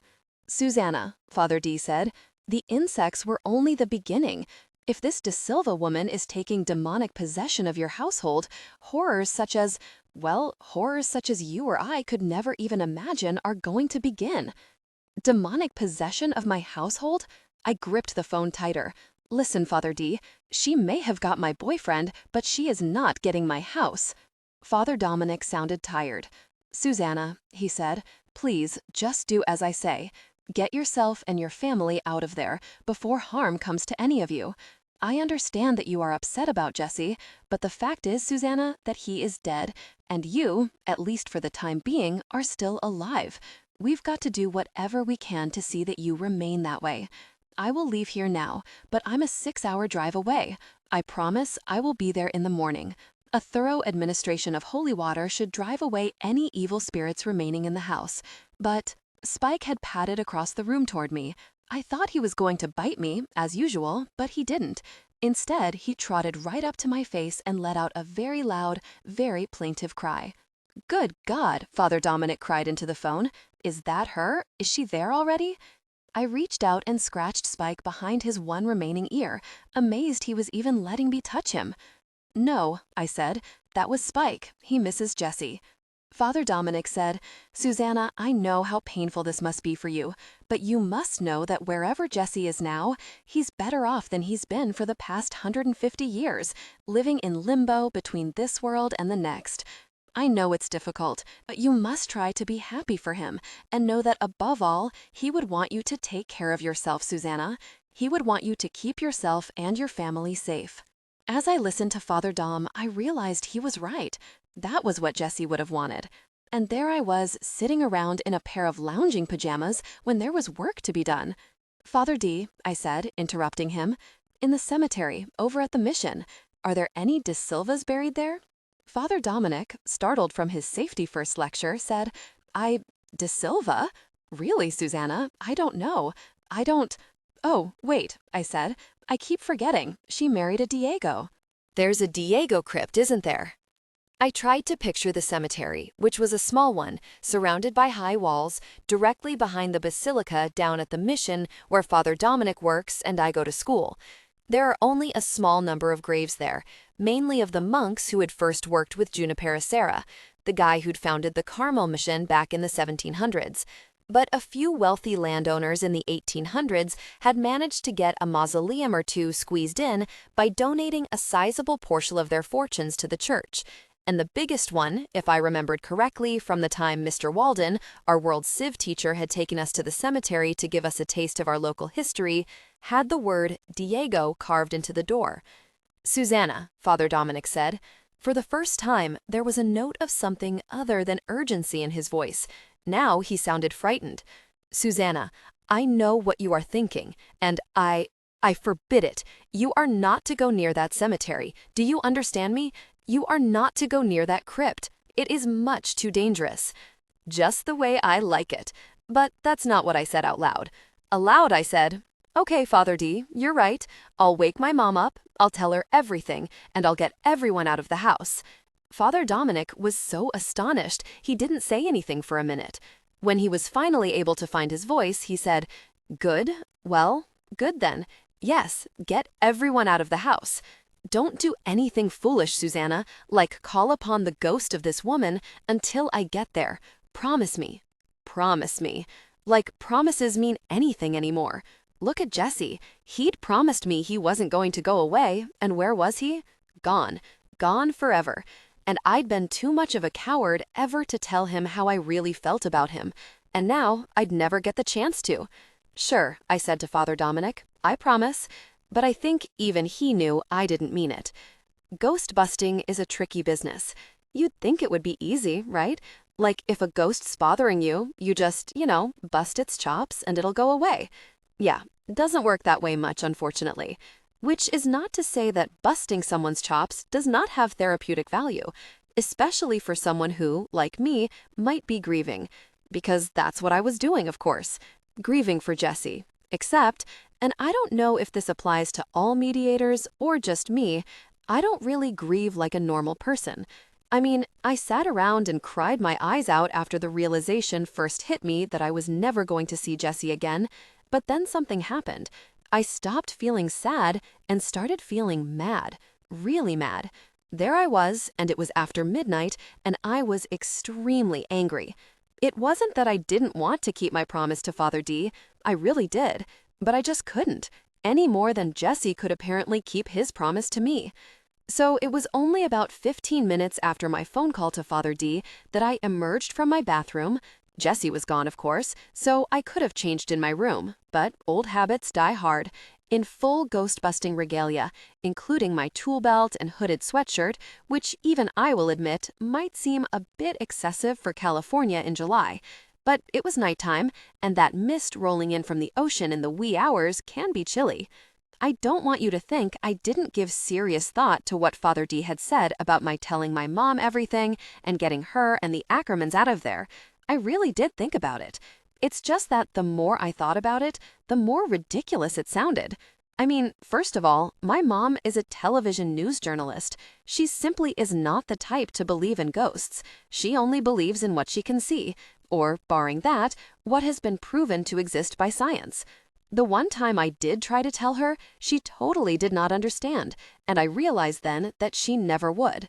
So how could I possibly go busting into her bedroom and tell her and her new husband that they have to get out of the house because a vengeful spirit is after me? She would be on the phone to her therapist back in New York, looking for communities where I could go to rest so fast you wouldn't believe it. So that plan was out. But that was all right, because I had a much better one. One that, really, I should have thought of right away. But I guess that whole seeing the skeleton of the guy I love being hauled out of a hole in my backyard thing really got to me, and so I didn't think of it until I was on the phone with Father D. But once I'd come up with it, I realized it really was the perfect plan. Instead of waiting for Maria to come to me, I was simply going to go to her and, well, send her back from where she came, or reduce her to a mound of quivering gelatinous goo. Whichever came first, because even though ghosts are, of course, already dead, they can still feel pain, just as people who lose a limb can still feel it itching from time to time. Ghosts know when you plunge a knife into their sternum that it should hurt, and so it does. The wound will even bleed for a while. Then, of course, they get over the shock of it, and the wound disappears, which is discouraging, since the wounds they, in their turn, inflict upon me do not heal half so fast. But whatever, it works, more or less. The wound Maria da Silva had inflicted on me wasn't visible, but that didn't matter. What I was going to do to her certainly would be. With any luck, that husband of hers would be around, and I could do the same to him. And what was going to happen if things didn't work out that way, and the two of them got the best of me? Well, that was the coolest part of the whole thing. I didn't even care, really. I had cried out every last ounce of emotion in me, and now I simply didn't care. It didn't matter. It really didn't. I was numb. So numb that when I swung my legs out my bedroom window and landed on the roof of the front porch, my usual form of exit when I didn't want anyone inside to be aware I was up to something, I didn't even care about the things that normally really mean stuff to me, like the moon, for instance, hanging over the bay, casting everything into black and gray shadow, and the scent of the giant pine to one side of the porch. It didn't matter. None of it mattered. I had just crossed the porch roof and was preparing to swing down from it when a glow that was brighter than the moon but much weaker than, say, the overhead in my bedroom appeared behind me. Okay, I'll admit it, I thought it was Jesse. Don't ask me why. I mean, it went against all logic. But whatever, my heart gave a happy lurch and I spun around. Maria was standing not 5 feet from me on the sloping, pine needle-strewn roof. She looked just as she had in that portrait over Clive Clemmings's desk, elegant and otherworldly. Well, and why not? She isn't of this world now, is she? "Going somewhere, Susanna?" she asked me in her brittle, only slightly accented English. I was, I said, pushing my sweatshirt hood back. I had pulled my hair into a ponytail. Unattractive, I know, but I needed all the peripheral vision I could get. But now that you're here, I see I don't have to. I can kick your bony butt here just as well as down at your stinking grave. Maria raised her delicately arched black eyebrows. "Such language," she said. I swear, if she'd had a fan on her, she'd have been using it, just like Scarlett O'Hara. And what could I possibly have done to warrant such an unladylike tongue lashing? You'll catch more flies with honey, you know, and vinegar. You know good and well what you did, I said, taking a step toward her. Let's start with the bugs in the orange juice. She reached up and coyly smoothed back a strand of shining black hair that had escaped from her side ringlets. Yes, she said, I thought you might like that one. But killing Dr. Clemmings? I took another step forward. That was even better. Because I imagine you didn't have to kill him at all, did you? You just wanted the painting, right? The one of Jessie? She made what in magazines they call a moo out of her mouth. You know, she kind of pursed her lips and looked pleased with herself at the same time. Yes, she said. At first, I wasn't going to kill him. But when I saw the portrait, my portrait above his desk, well, how could I not? He is not even related to me. Why should he have such a fine painting, and in his miserable little office as well? That painting used to grace my dining room. It hung in splendor over a table with seating for 20. Yeah, well, I said, my understanding is that none of your descendants wanted it. Your kids turned out to be nothing but a bunch of lowlifes and goons. Sounds like your parenting skills left a bit to be desired. For the first time, Maria actually looked annoyed. She started to say something, but I interrupted her. What I don't get, I said, is what you wanted the painting for, the one of Jessie. I mean, what good is it to you? Unless you only took it to get me in trouble. Wouldn't that be reason enough? Maria inquired with a sneer. I suppose so, I said, except that it didn't work. Yet, Maria said, with a certain amount of emphasis, there is still time. I shook my head. I just shook my head as I looked at her. Gosh, I said, mostly to myself, gosh, I'm going to hurt you. Oh, yes, Maria tittered behind one lace-gloved hand. I forgot. You must be very angry with me. He's gone, isn't he? Hector, I mean. That must be a great blow for you. I know how fond you were of him. I could have jumped her right then. I probably should have. But it occurred to me that she might, have some information on Jessie. How he was, or even where he was. Lame, I know, but look at it this way. On top of the whole, love thing, he was one of the best friends I ever had. Yeah, I said. Well, I guess slave runners aren't really my cup of tea. That is who you married instead, right? A slave runner. Your father must have been so proud. That wiped the grin right off her face. You leave my father out of this, she snarled. Oh, why? I asked. Tell me something. Is he sore at you? Your dad, I mean. For having Jessie killed? Because I imagine he would be. I mean, basically, thanks to you, the De Silva family line ran out. And your kids with that Diego dude turned out to be, as we've already discussed, major losers. I bet whenever you run into your dad out there, on the spiritual plane, he doesn't even say hi anymore, does he? That's gotta hurt. I'm not sure how much of that, if any, Maria actually understood. Still, she seemed plenty mad.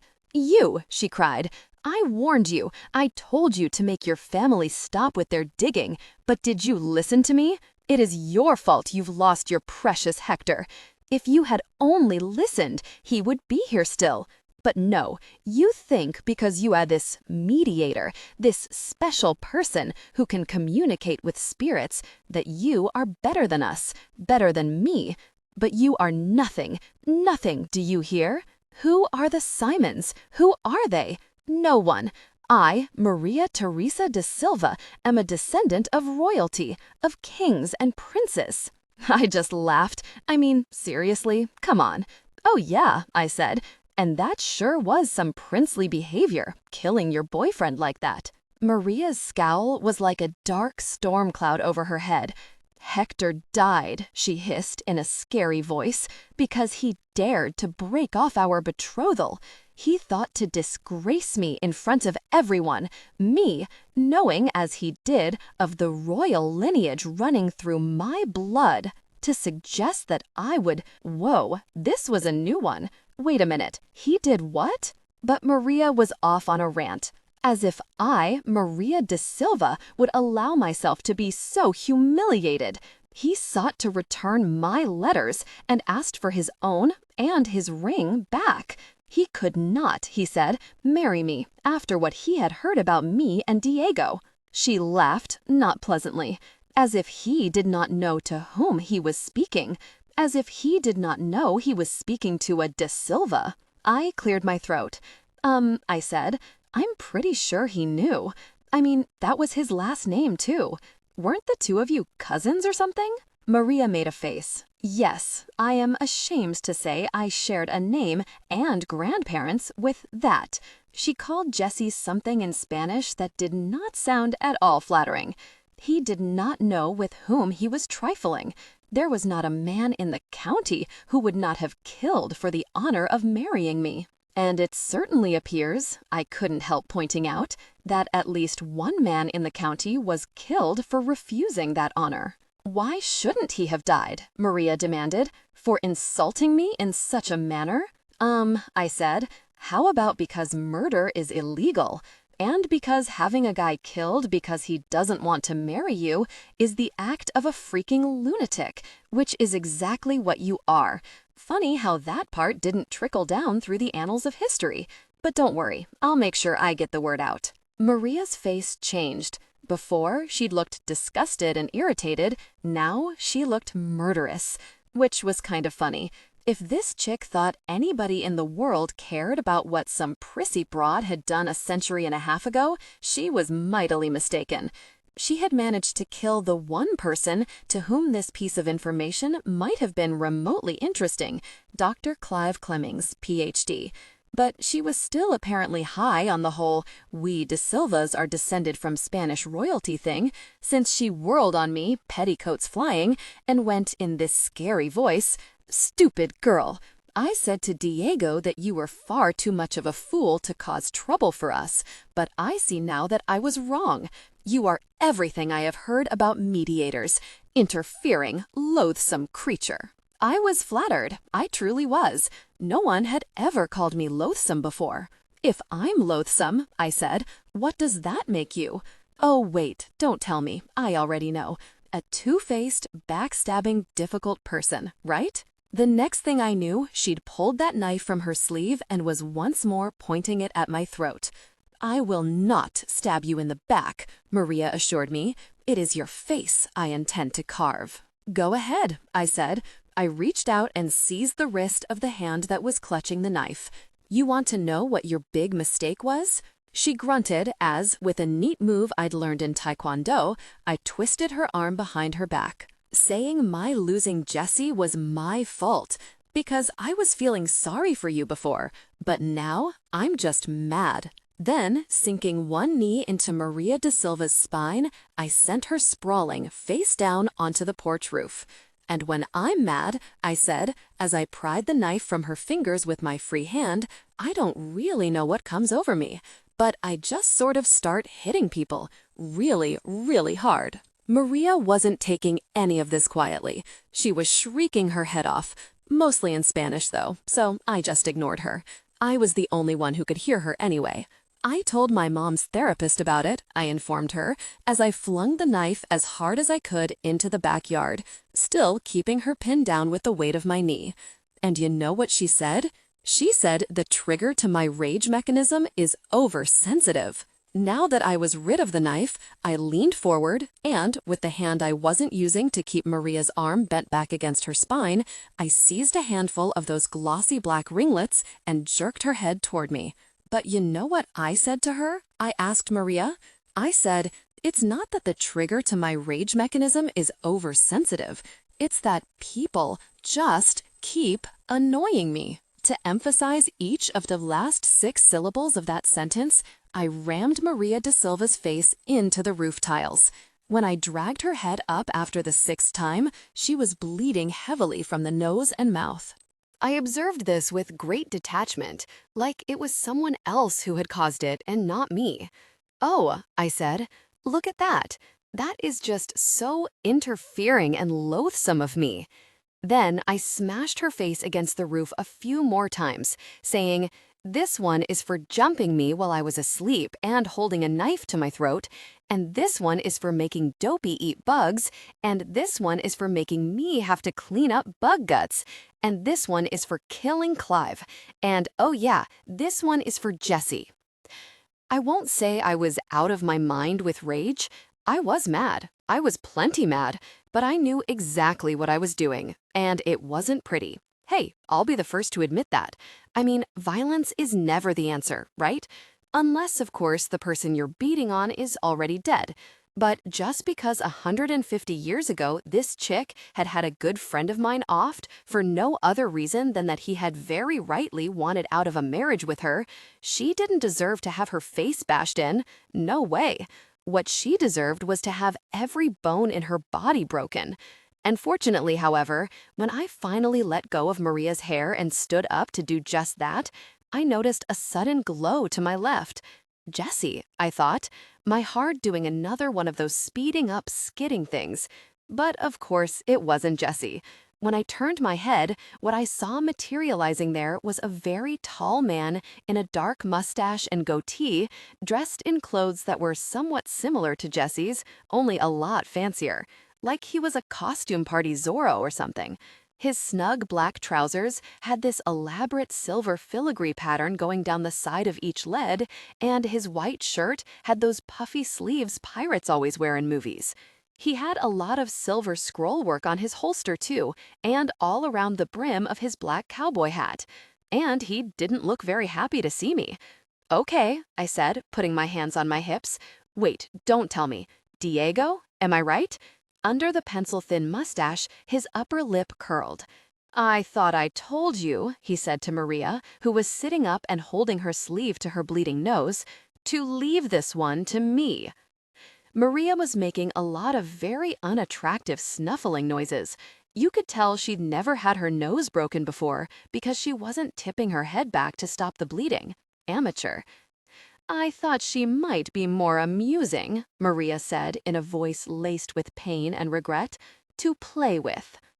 Diego shook his head disgustedly. "No," he said, "with mediators we do not play. I thought that was made clear to you from the start. They are entirely too dangerous." "I'm sorry, Diego." Maria's voice took on a whiny quality I had not heard before. I realized she was one of those girls who has a guy voice, one she uses only when men are around. "I should have done as you said." It was my turn to be disgusted. "Hello," I said to Maria. "This is the 21st century. Women are allowed to think for themselves now, you know." Maria just glared at me over the sleeve she was holding to her bleeding nose. "Kill her for me," she said in that whiny little girl voice.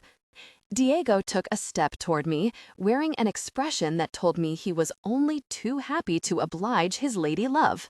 "Oh, what?" I said. I wasn't even scared. I didn't care anymore. The numbness in my heart had pretty much taken over my whole body. "You always do what she tells you?" You know, we have a word for that now. It's called being whipped. Apparently, he was either unacquainted with this expression or he just didn't care, since he kept coming at me. Diego was wearing spurs, and they clanged ominously against the roof tiles as he approached.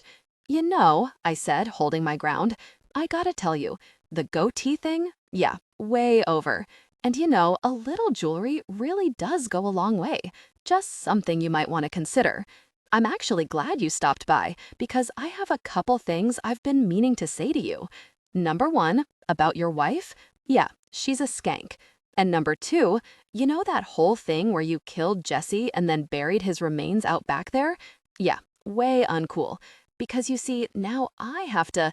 Only I never got a chance to tell Felix Diego what I was going to have to do him. That's because he interrupted me. He said, in this deep and surprisingly menacing voice for a guy with a goatee, "It has long been my conviction that the only good mediator is a dead one." Then, before I could so much as twitch, he threw his arms around me. I thought he was trying to give me a hug or something, which would have been pretty weird, but that wasn't what he was doing at all. No, what he was doing actually was throwing me off the porch roof. Oh yes, he threw me right into the hole where the hot tub was supposed to go, right where they'd uncovered Jesse's remains just that afternoon, which I thought was kind of ironic, actually, at least while I was still capable of thought, which wasn't for long, since I lost consciousness shortly after slamming into the ground. Here's the thing about mediators. We're hard to kill. I'm serious. You wouldn't believe the number of times I've been knocked down, dragged, stomped on, punched, kicked, bitten, clawed, whacked on the head, held underwater, shot at, and oh yeah, thrown off roofs. But have I ever died? Have I ever sustained a life-threatening injury? No. I've broken bones, plenty of them. I've got scars galore. But the fact is, whoever or whatever created us mediators did give us one natural weapon, at least in our fight against the undead. No, not superhuman strength, though that would have been handy. No, what we've got, Father Dom and I, and Jack too probably, although I doubt he's had an opportunity to test it out yet, is a hide tough enough to take all the abuse that gets heaped on us and then some. Which was why, even though by rights, a fall like the one I took should have killed me, it didn't, not even close. Not, of course, that Maria da Silva and her paramour didn't think they'd been successful. They must have, or they'd have stuck around to finish the job. But when I woke up hours later, groggy and with a headache you wouldn't believe, they were nowhere to be seen. Clearly, I had won the first round.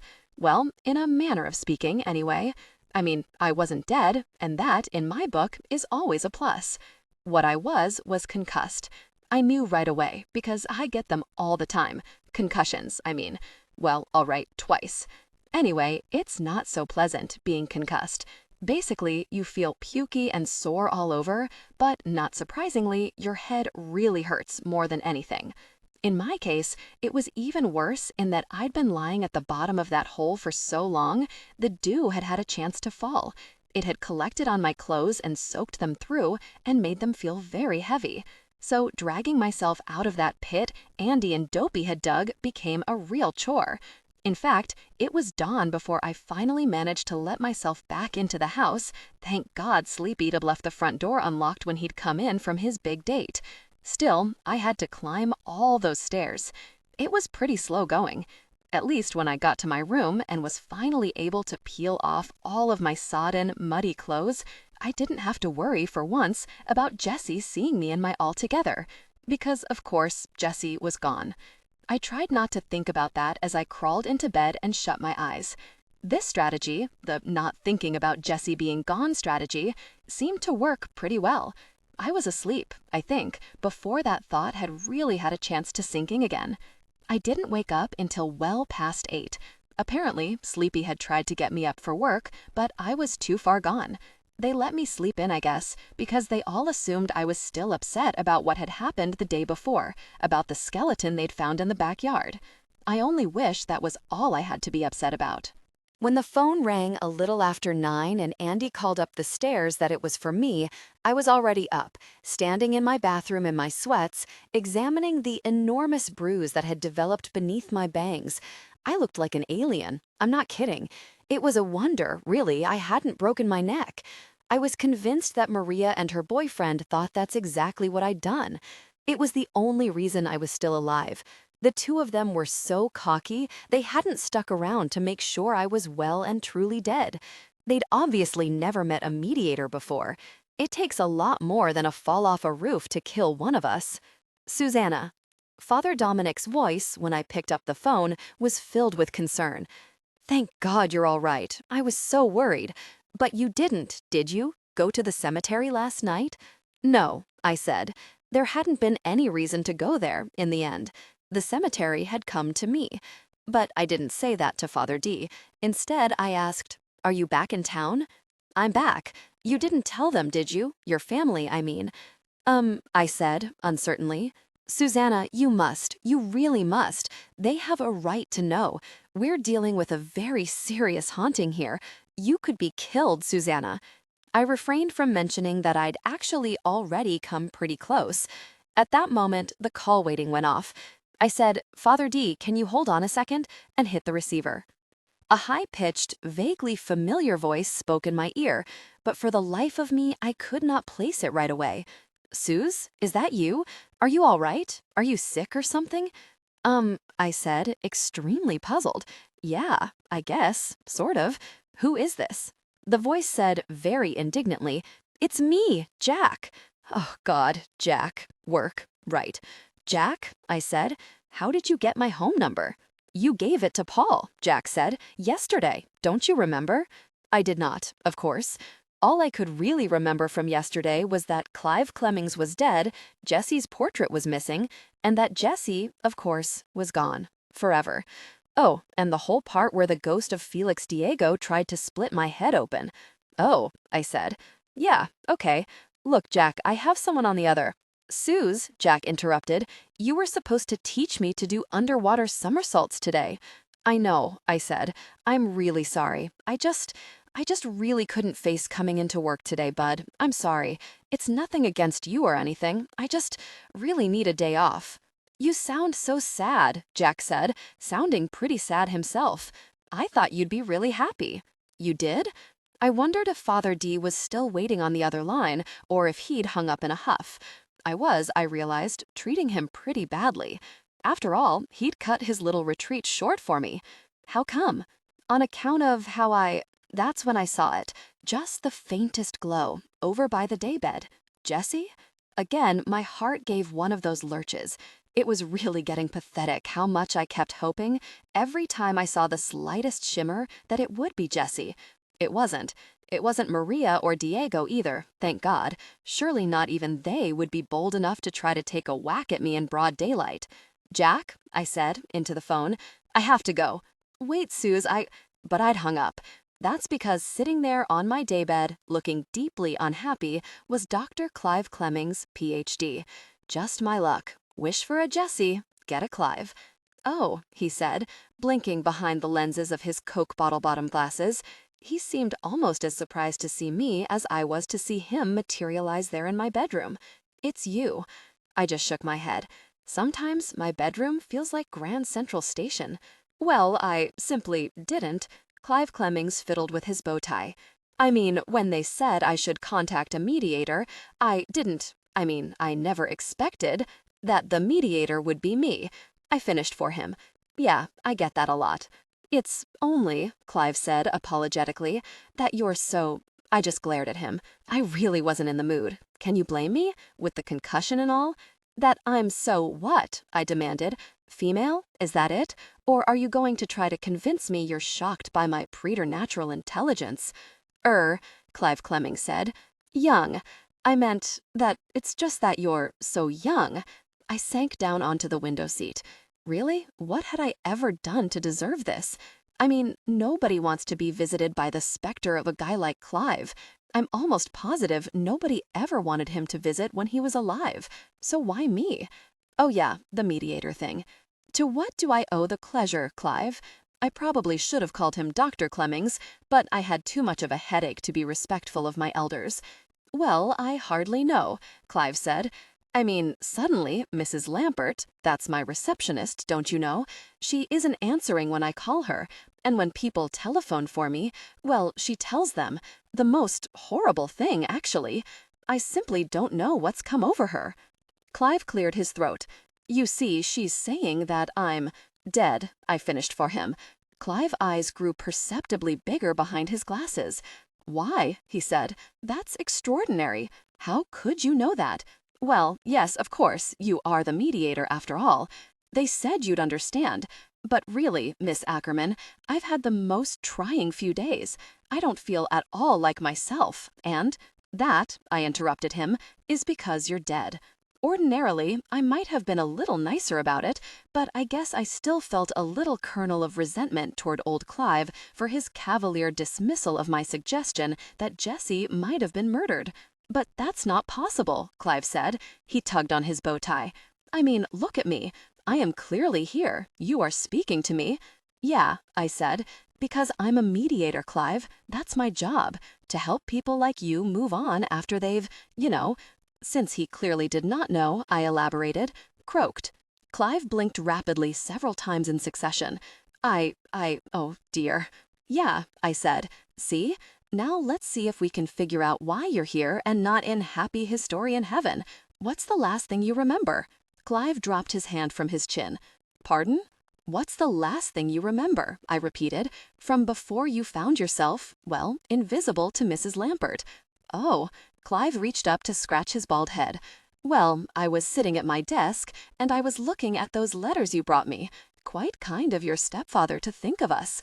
People so often overlook their community's historical society when, really, without us, the fabric of the local lore would be permanently...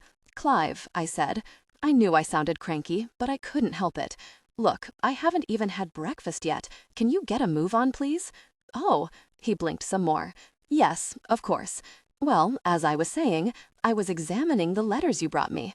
Ever since you left my office the other day, I've been thinking about what you said, about Hector de Silva, I mean. It does seem a bit unlikely that a fellow who wrote so lovingly of his family would simply walk out on them without a word. And the fact that you found Maria's letters buried in the yard of what was once a well-known boarding house, well, I must say, upon further consideration, the whole thing struck me as extremely odd. I'd picked up my dictaphone and was just making a few notes for Mrs. Lampert to type up later when I suddenly felt, well, a chill, as if someone had turned the air conditioning up very high. Although I can assure you Mrs. Lampert knows better than that.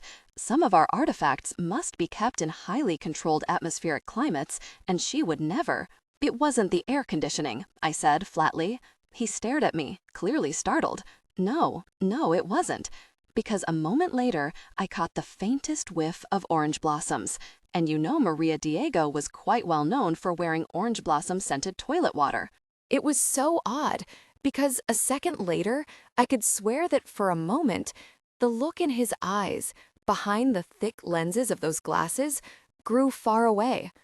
Well, for a moment, I could have sworn I saw her, just out of the corner of my eye. Maria de Silva Diego. The faraway look left his eyes. When his gaze next fastened onto mine, it was laser-sharp. And then, he told me, in a tightly controlled voice, a shooting pain, all up and down my arm. I knew what it was, of course. Congenital heart disease runs in my family. It killed my grandfather, shortly after his book was first published. But I, unlike him, have been extremely diligent with my diet and exercise regimen. It could only have been the shock, of thinking I was seeing anyway, something that wasn't, that couldn't possibly. He broke off, then continued. Well, I reached for the telephone to call 911 at once, but the telephone sort of leaped off my desk. I just looked at him. I had to admit, by this time, I was feeling sorry for him. I mean, he had been murdered, just like Jesse, and by the same hand, too. Well, more or less. I couldn't reach it, Clive said sadly. The telephone, I mean. And that's the last thing I remember. I licked my lips. Clive, I said, what were you saying? Into the dictaphone, right before you saw her. Maria de Silva, I mean. What was I saying? Oh, of course. I was saying that, though it would bear further investigation, it did seem to me as if what you suggested, and what my grandfather always believed, might possibly have merit. I shook my head. I couldn't believe it. She killed you, I murmured. Oh. Clive was no longer blinking or tugging on his bow tie. He just sat there, looking like a scarecrow somebody had pulled the pole out from under. Yes, I suppose you could say that, but only in a manner of speaking. I mean, it was the shock, after all. But it's not as if to keep you from telling anyone what I said. In spite of my headache, I was getting mad all over again. And she probably killed your grandfather, too, the same way. Clive did blink then, questioningly. My grandfather? You think so? Well, I must say, I mean, his death was rather sudden, but there was no sign of... His expression changed. Oh, I see. You think my grandfather was killed by the ghost of Maria de Silva Diego to keep him from writing further about his theory concerning her cousin's disappearance? That's one way of putting it, I said. She didn't want him going around telling the truth about what happened to Jesse. Jesse? Clive echoed. Who is Jesse? We were both nearly startled out of our wits by a sudden knock on my door. Suze? My stepfather called. "Can I come in?" Clive, in a flurry of agitation, dematerialized. I said, "Come in," and the door opened, and Andy stood there, looking awkward. He never comes into my room, except occasionally to fix things. Suze," he said. "Yeah, you have a visitor. Father Dominic is—" Andy didn't finish because Father Dominic appeared just behind him. I can't really explain why I did what I did then. There is no other explanation for it, other than the simple fact that, well, in the 6 months I'd known him, I'd come to really feel something for the old guy. In any case, at the sight of him, I jumped up from the window seat completely involuntarily and hurled myself at him. Father Dominic looked more than a little surprised at this unbridled display of emotion, as I am normally somewhat reserved. "Oh, Father D," I said into Father Dominic's shirt front, "I'm so glad to see you." I was too. Finally some normalcy was returning to my world, which seemed to have gone into a complete tailspin in the past 24 hours. Father Dominic was back. Father Dominic would take care of everything. He always did. Just standing there with my arms around him and my head against his chest, smelling his priestly smell, which was of woolite and, more faintly, the cigarette he'd snuck in the car on his way over, I felt like everything was going to be all right. "Oh," Father Dominic said. I could feel his voice reverberating inside his chest, along with the small noises his stomach was making as it digested whatever it was he'd scarfed down for breakfast. "Dear." Father Dom patted me awkwardly on the shoulder. Behind us, I heard Dopey say, "What's with her?" Andy told him to be quiet. "Aw, come on," Dopey said. "She can't still be upset over that stupid skeleton we found. I mean, that kind of thing shouldn't bother the Queen of the Night, Peepo." Dopey broke off with a cry of pain. I glanced around Father D's shoulder and saw Andy pulling his second oldest son down the hallway by the rim of his ear. "Cut it out, Dad," Dopey was bellowing. "Ow, Dad, cut it out." A door slammed. Down the hall in Dopey's room, Andy was reading him the riot act. I let go of Father D. "You've been smoking," I said. "Just a little," he admitted. Seeing my expression, he shrugged helplessly. "Well, it was a long drive, and I was certain that by the time I got here, I'd find you all murdered in your beds. You really have the most alarming way, Susanna, of getting yourself into scrapes." "I know," I sighed, and went to sit on the window seat, circling one knee with my arms. I was in sweats, and I hadn't bothered putting on makeup or even washing my hair. What was the point? Father D didn't seem to notice my heinous appearance. He went on, as if we were back in his office, discussing student government fundraising or something completely innocuous like that. "I've brought some holy water. It's in my car.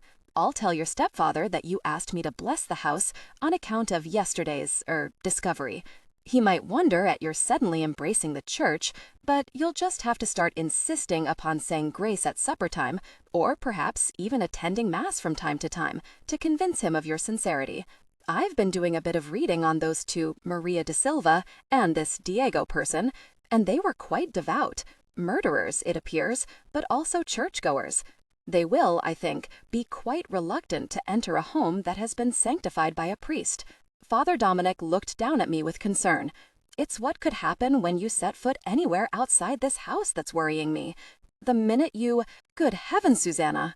Father Dominic broke off and peered down at me curiously. "What on earth happened to your forehead?" I reached up and touched the bruise beneath my bangs. "Oh," I said, wincing a little. The wound was still tender. "Nothing. Look, Father D, that isn't nothing." Father Dominic took a step forward, then inhaled sharply. "Susanna, where in heaven's name did you get that nasty bruise?" "It's nothing," I said, scraping my bangs down over my eyes. "It's just a little token of Felix Diego's esteem." "That mark is hardly nothing," Father Dominic declared. "Susanna, has it occurred to you that you might have a concussion?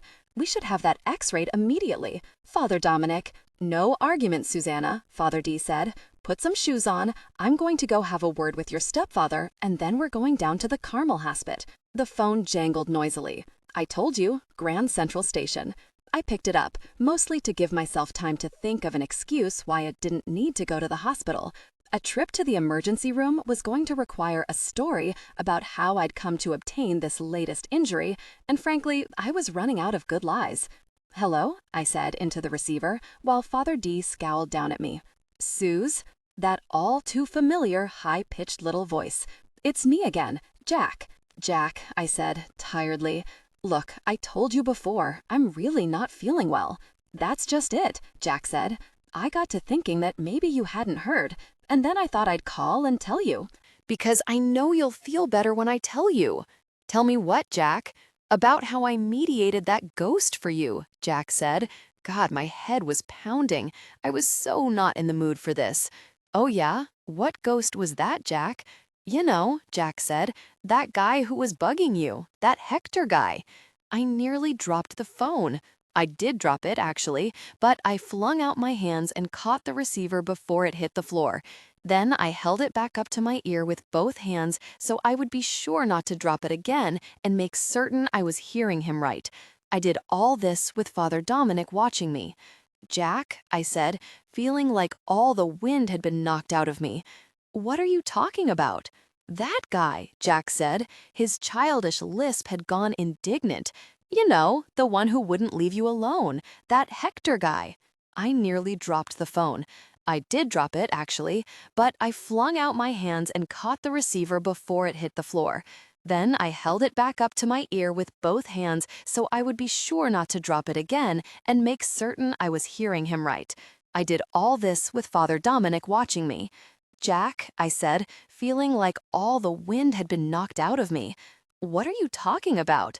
"That guy," Jack said. His childish lisp had gone indignant. "You know, the one who wouldn't leave you alone. That Lady Maria told me." "Maria?" I had forgotten all about my headache, all about Father Dom. I practically yelled into the phone. "Jack, what are you talking about? Maria who?" "That old-fashioned lady ghost," Jack said, sounding taken aback. And why not? I was shouting like a lunatic. "The nice one whose picture was in that bald guy's office. She told me that this Hector guy, the one from the other picture, the little picture, was bugging you, and that if I wanted to give you a nice surprise, I should exercise him?" My knuckles had gone white around the receiver. "Exercise him, Jack? Is that what you did?" "Yeah," Jack said, sounding pleased with himself. "Yeah, that's what it was. I exercised him." I sank down onto the window seat. "What?" My lips felt numb. I don't know if it was a complication of my concussion or what, but all of a sudden I couldn't feel my lips. "What did you say, Jack?" "I exercised him for you." Jack sounded immensely pleased with himself. "All by myself, too. Well, that lady helped a little. Did it work? Is he gone?"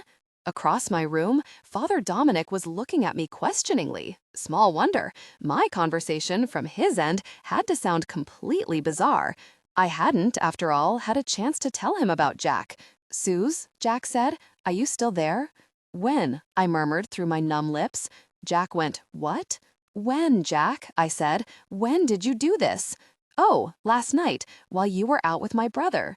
See, that Maria lady, she came over and she brought that picture and some candles, and then she told me what to say. And so I said it, and it was really cool because this red smoke started coming out of the candles, and then it swirled and swirled, and then over our heads this big hole opened up in the air, and I looked up inside it, and it was really dark. And then I said some more words, and then that guy appeared, and he got sucked up right inside." I didn't say anything. What could I say? The kid had just described an exorcism, at least all the ones I'd ever experienced. He wasn't making it up. He had exorcised Jessie. He had exorcised Jessie. Jessie had been exorcised. "Suze," Jack said. "Suze, are you still there?" "When?" I murmured through my numb lips. Jack went, "What?" "When, Jack?" I said. "When did you do this?" "Oh, last night, while you were out with my brother.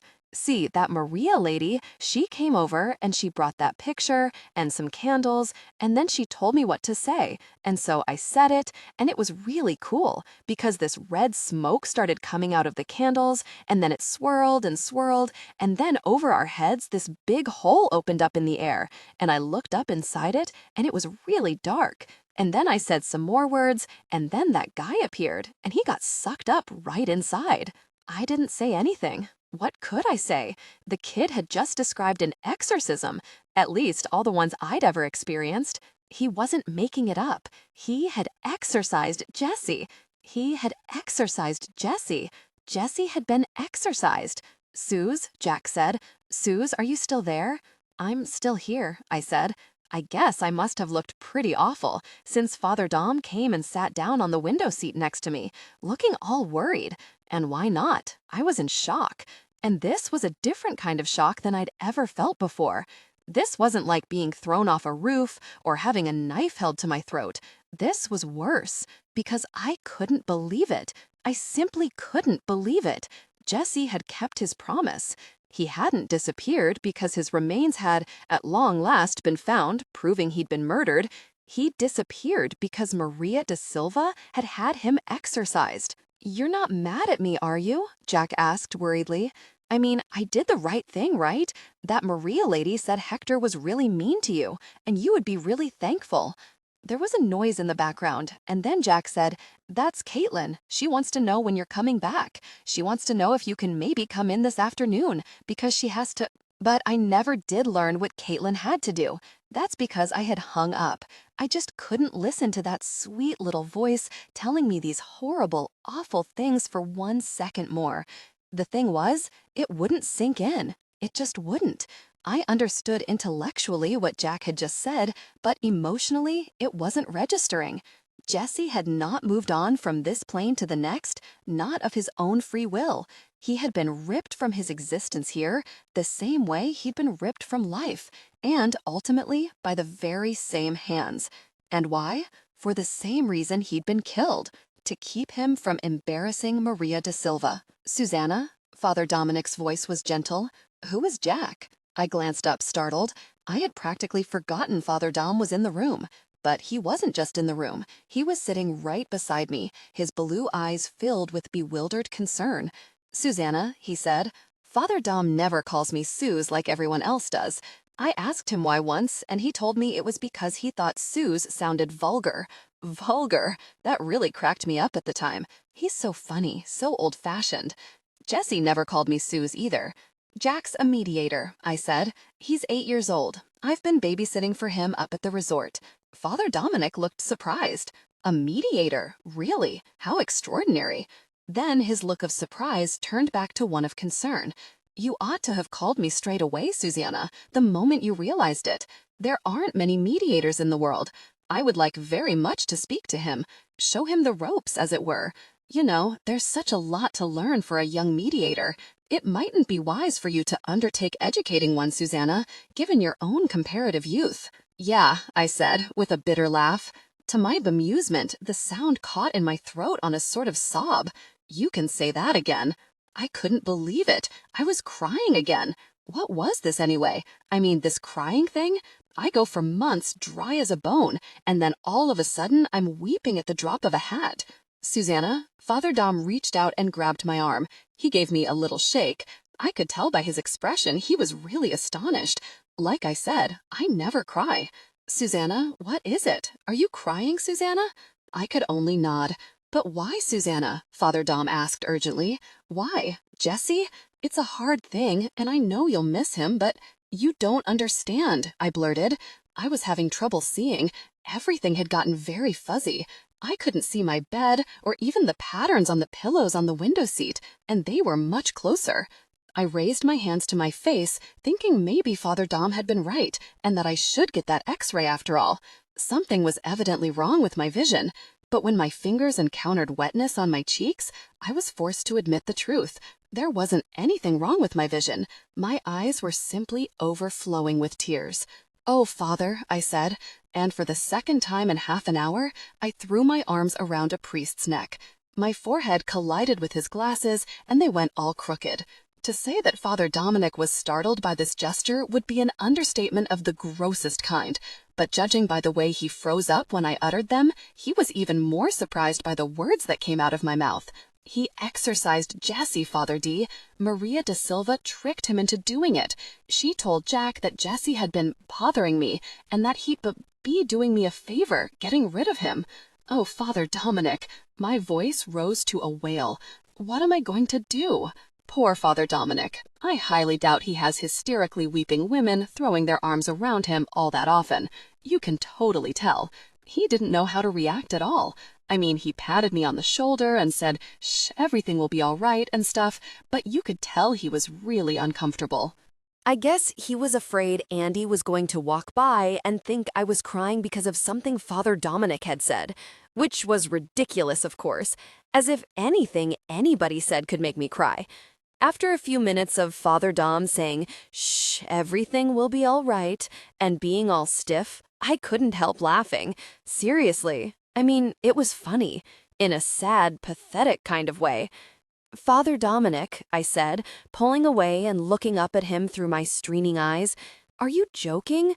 Everything is not going to be all right, okay? Nothing is ever going to be all right, ever again." Father Dominic might not have been a very good hugger, but he was all there in the hanky department. He fished his out and started dabbing my face with it. I'd seen him do this before with the little kids at school, the kindergartners who were crying over dropped ice cream cones or whatever. He really had the whole dabbing thing down. "Now, Susanna," he said, pulling away and looking up at him through my streaming eyes, "are you joking? Everything is not going to be all right, okay? Nothing is ever going to be all right, ever again." Father Dominic might not have been a very good hugger, but he was all there in the hanky department. He fished his out and started dabbing my face with it. I'd seen him do this before with the little kids at school, the kindergartners who were crying over dropped ice cream cones or whatever. He really had the whole dabbing thing down. "Now, Susanna," he said, as he dabbed, "that isn't true. You know that isn't true." "Father," I said, "I know it is true. Jessie is gone, and it is totally my fault." "How is it your fault?" Father Dominic looked down at me disapprovingly. "Susanna, it isn't your fault at all." "Yes, it is. You said so yourself. I should have called you the minute I realized the truth about Jack, but I didn't. I thought I could handle him myself.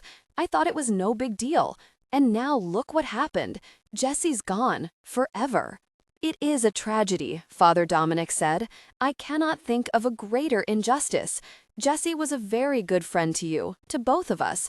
But the fact is, Susanna," he'd managed to clean up almost all my tears, and now he put his handkerchief away.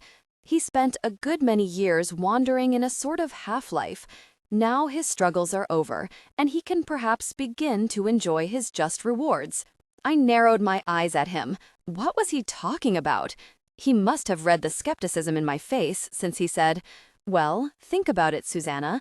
For 150 years, Jessie was trapped in a sort of netherworld between his past life and his next. Though you can lament the manner in which it happened, he has, at last, made the leap to his final destination." I jerked away from Father D. In fact, I jerked away from the window seat. I stood up, strode away a few paces, and then whirled around, astounded by what I just heard. "What are you talking about?" I demanded. "Jessie was here for a reason. I don't know what it was, and I'm not sure he did either. But whatever it was, he was supposed to stay here, in this netherworld, until he'd worked it out. Now he'll never be able to. Now he'll never know why he was here for all that time." "I understand that, Susanna," Father Dominic said, in a voice I found infuriatingly calm. "And as I said before, it is unfortunate, a tragedy. But regardless, Jessie has moved on, and we should at least be glad he's found eternal peace." Oh my God! I was shouting again, but I didn't care. I was enraged. Eternal peace? How do you know that's what he's found? You can't know that. "No," Father Dominic said. I could tell he was choosing his words with care now, like I was a bomb that might go off if he used the wrong one. "You're right," Father D said quietly. "I can't know that. But that is the difference between you and me, Susanna. You see, I have faith." I was across the room in 3 quick strides. I don't know what I was going to do. I certainly wasn't going to hit him. I mean, the trigger to my anger mechanism might be oversensitive, but I'm not about to go around punching priests. Well, at least not Father Dom. He is my homeboy, as we used to say back in Brooklyn. Still, I think I was going to shake him.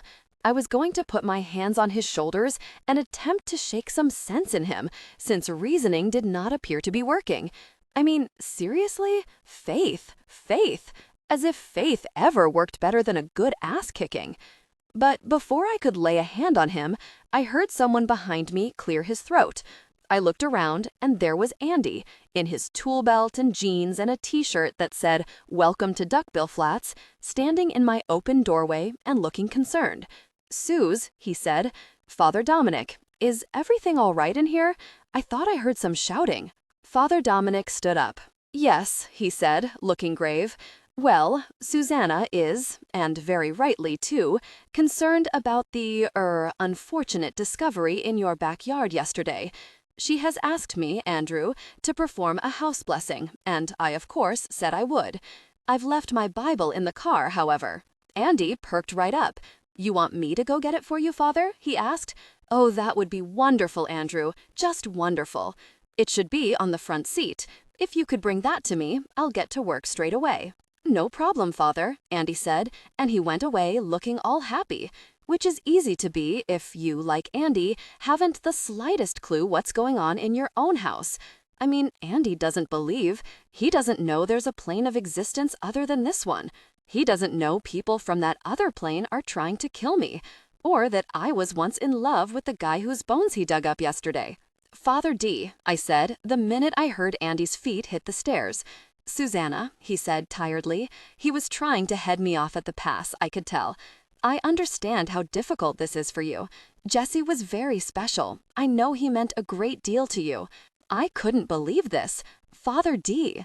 But the fact is, Susanna, Jesse is in a better place now." Father Dominic, as he spoke, walked across my room, stooped down by the door, and pulled out a black bag he'd apparently set down in the hallway. He lifted the bag, set it down again on my unmade bed, and opened it. Then he started taking things out of it. "You and I," he went on, "are just going to have faith in that thought and move on." I put my hands on my hips. I don't know if it was the concussion or the fact that my boyfriend had been exorcised, but my difficult person quotient was set on high, I think. "I have faith, Father Dom," I informed him. "I have plenty of faith. I have faith in myself, and I have faith in you. That's how I know that we can fix this." Father Dominic's baby blues widened behind the lenses of his bifocals as he lifted a purple ribbony thing to his lips, kissed it, then slipped it around his neck. "Fix this? Fix what? Whatever do you mean, Susanna?" "You know what I mean," I said, because he did. Father Dominic took a metal thing that looked like an ice cream scooper out of his bag, along with a jar of what I could only suppose was holy water. "I realize, of course," he said, "that Maria de Silva Diego will have to be dealt with. That is troubling, but I think you and I are both perfectly well equipped to handle the situation. And the boy, Jack, will have to be seen to and adequately indoctrinated in the appropriate methods of mediation, of which exorcism, as you know, should only be used as a last resort. But that's not it," I said. Father Dominic looked up from his house blessing preparation. "Isn't?" he echoed questioningly. "No," I repeated, "and don't pretend like you don't know what I'm talking about." He blinked a few times, reminding me of Clive Clemmings. "I can't say that I do know, Susanna," he said. "What are you talking about?" "Getting him back," I said. "Getting who back, Susanna?" Father Dom's all-night driving marathon was starting to show. He looked tired. He was a handsome guy for someone in his 60s. I was pretty sure half the nuns and most of the female portion of the mission's congregation were in love with him. Not that Father D would ever notice. The knowledge that he was a middle-aged hottie would only embarrass Father D. "You know who," I said. "Jesse? Getting Jesse back?" Father Dominic stood there, the stole around his neck and the dipper thing in one hand. He looked bewildered. "Susanna, you know as well as I do that once spirits find their way out of this world, we lose all contact with them. They're gone. They've moved on." "I know. I didn't say it was going to be easy. In fact, I can think of only one way to do it, and even then, well, it'll be risky. But with your help, Father D, it just might work." "My help?" Father Dominic looked confused. "My help with what?" "Father D," I said, "I want you to exorcise me." "For the last time, Susanna," Father Dominic said. This time he pounded on the steering wheel for emphasis as he said it. "What you are asking is impossible." I rolled my eyes. "Hello? What happened to faith? I thought if you had faith, anything was possible." Father D didn't like having his own words tossed back at him. I could tell by the way he was grimacing at the reflection of the cars behind us in his rearview mirror. Then let me say that what you are suggesting has a very unlikely chance of succeeding. Driving in Carmel by the sea is no joke, since the houses have no numbers and the tourists can't, for the life of them, figure out where they're going. And the traffic is, of course, 98% tourists. Father D was frustrated enough by our efforts to get where we were going.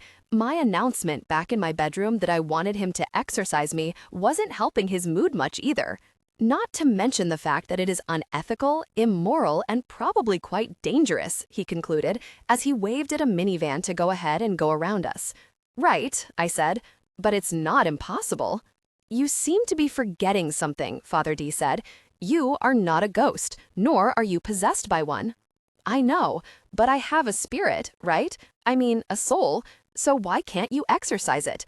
Then I can go, have a look around, see if I can find him, and if I do, bring him back.